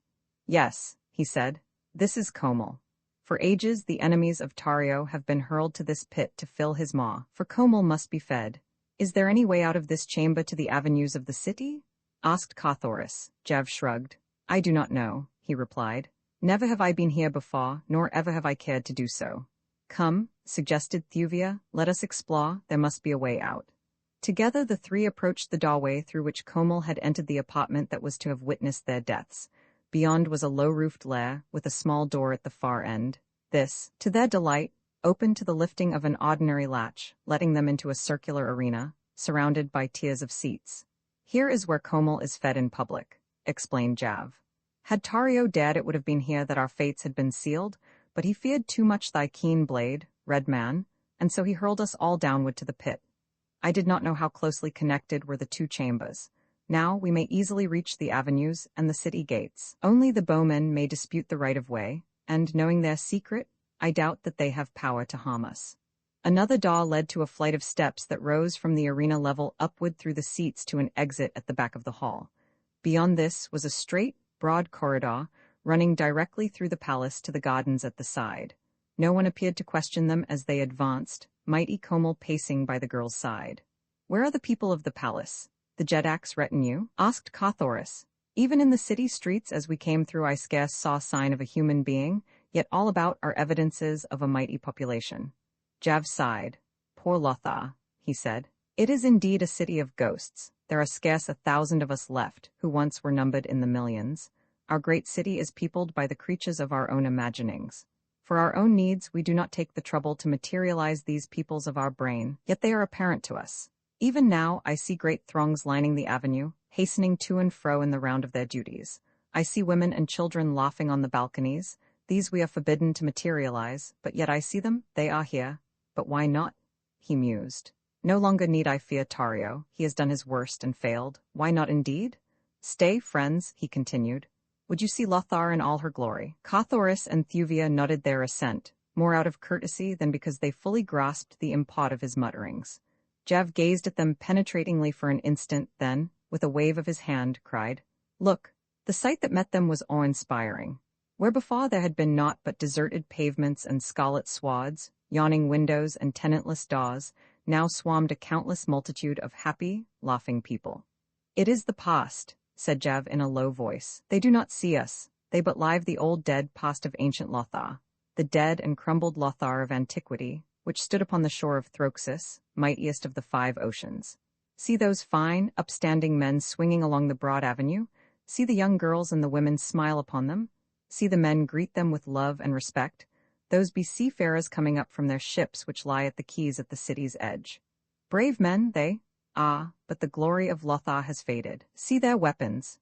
They alone bore arms, for they crossed the 5 seas to strange places where dangers were. With their passing past the martial spirit of the Lotharians, leaving, as the ages rolled by, a race of spineless cowards. We hated war, and so we trained not our youth in warlike ways. Thus followed our undoing, for when the seas dried and the green hods encroached upon us, we could do naught but flee. But we remembered the seafaring bowmen of the days of our glory. It is the memory of these which we hurl upon our enemies. As Jav ceased speaking, the picture faded, and once more the 3 took up their way toward the distant gates along deserted avenues. Twice they sighted Lotharians of flesh and blood.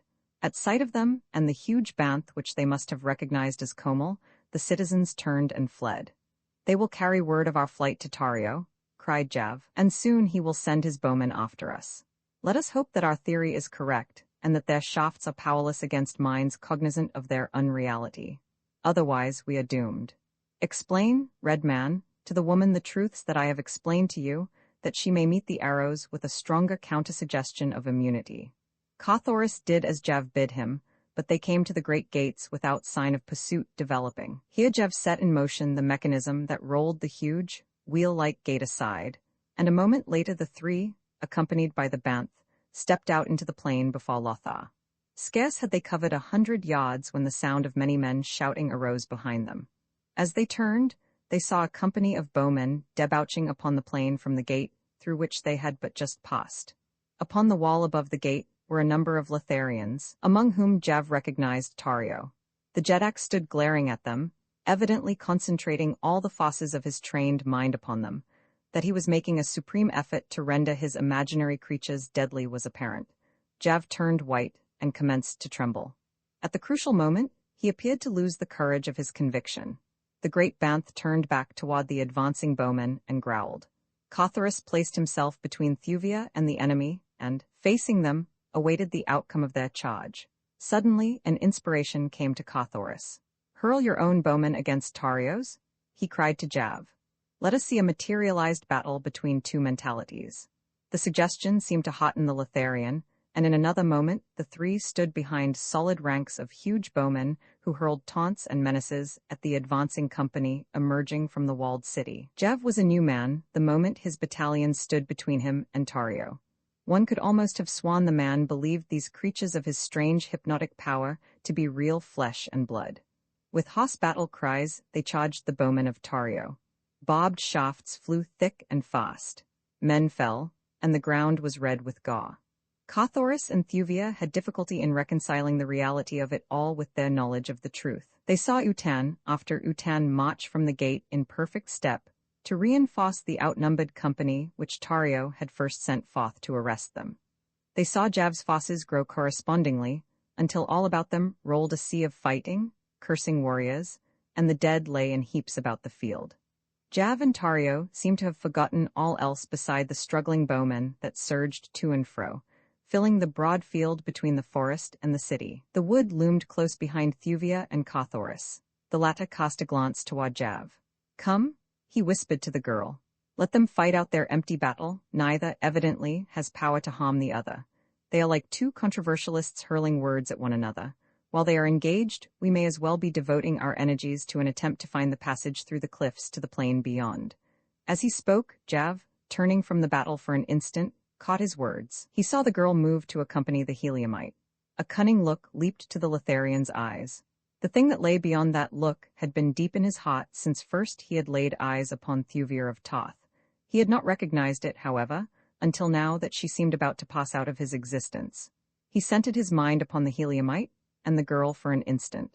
Carthoris saw Thuvir of Toth step forward with outstretched hand. He was surprised at this sudden softening toward him, and it was with a full heart that he let his fingers close upon hers, as together they turned away from forgotten Lothar, into the woods, and bent their steps toward the distant mountains. As the Lothlarian had turned toward them, Thuvir had been surprised to hear Carthoris suddenly voice a new plan.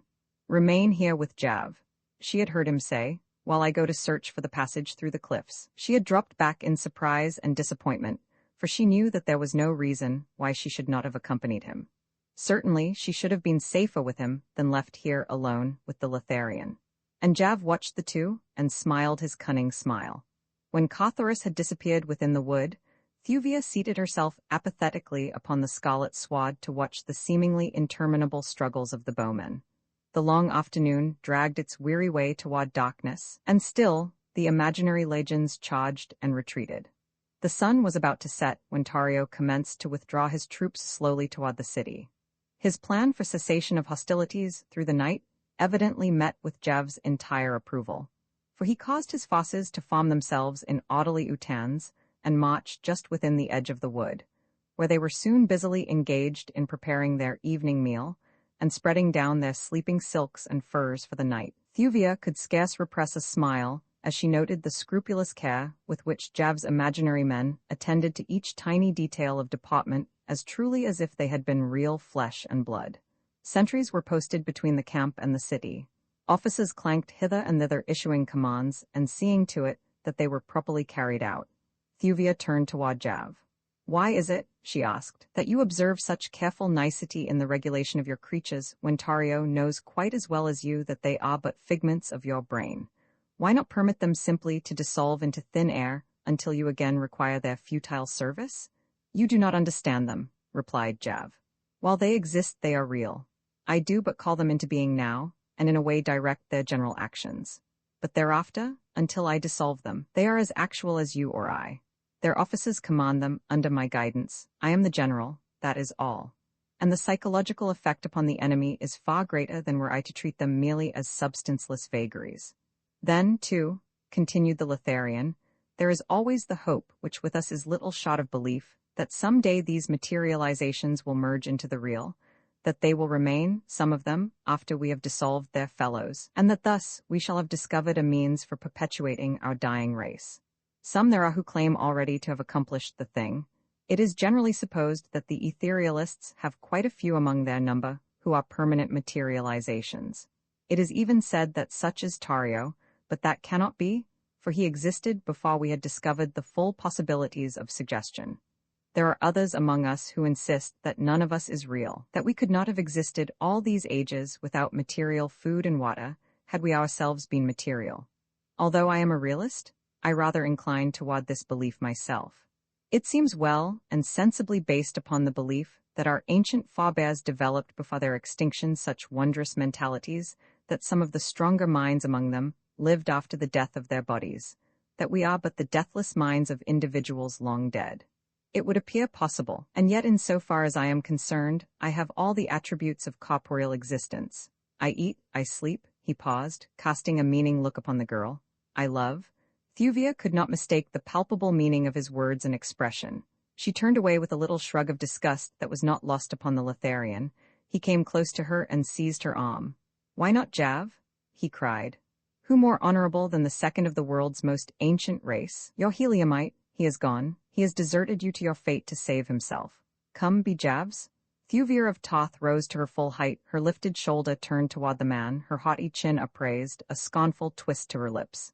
"You lie," she said quietly. "The Heliumite knows less of disloyalty than he knows of fear, and of fear he is as ignorant as the unhatched young." "Then where is he?" taunted the Lothlarian. "I tell you he has fled the valley. He has left you to your fate, but Jav will see that it is a pleasant one. Tomorrow we shall return into Lothar at the head of my victorious army, and I shall be Jeddak, and you shall be my consort. Come?" and he attempted to crush her to his breast. The girl struggled to free herself, striking at the man with her metal omelets. Yet still he drew her toward him, until both were suddenly startled by a hideous growl that rumbled from the dock wood close behind them.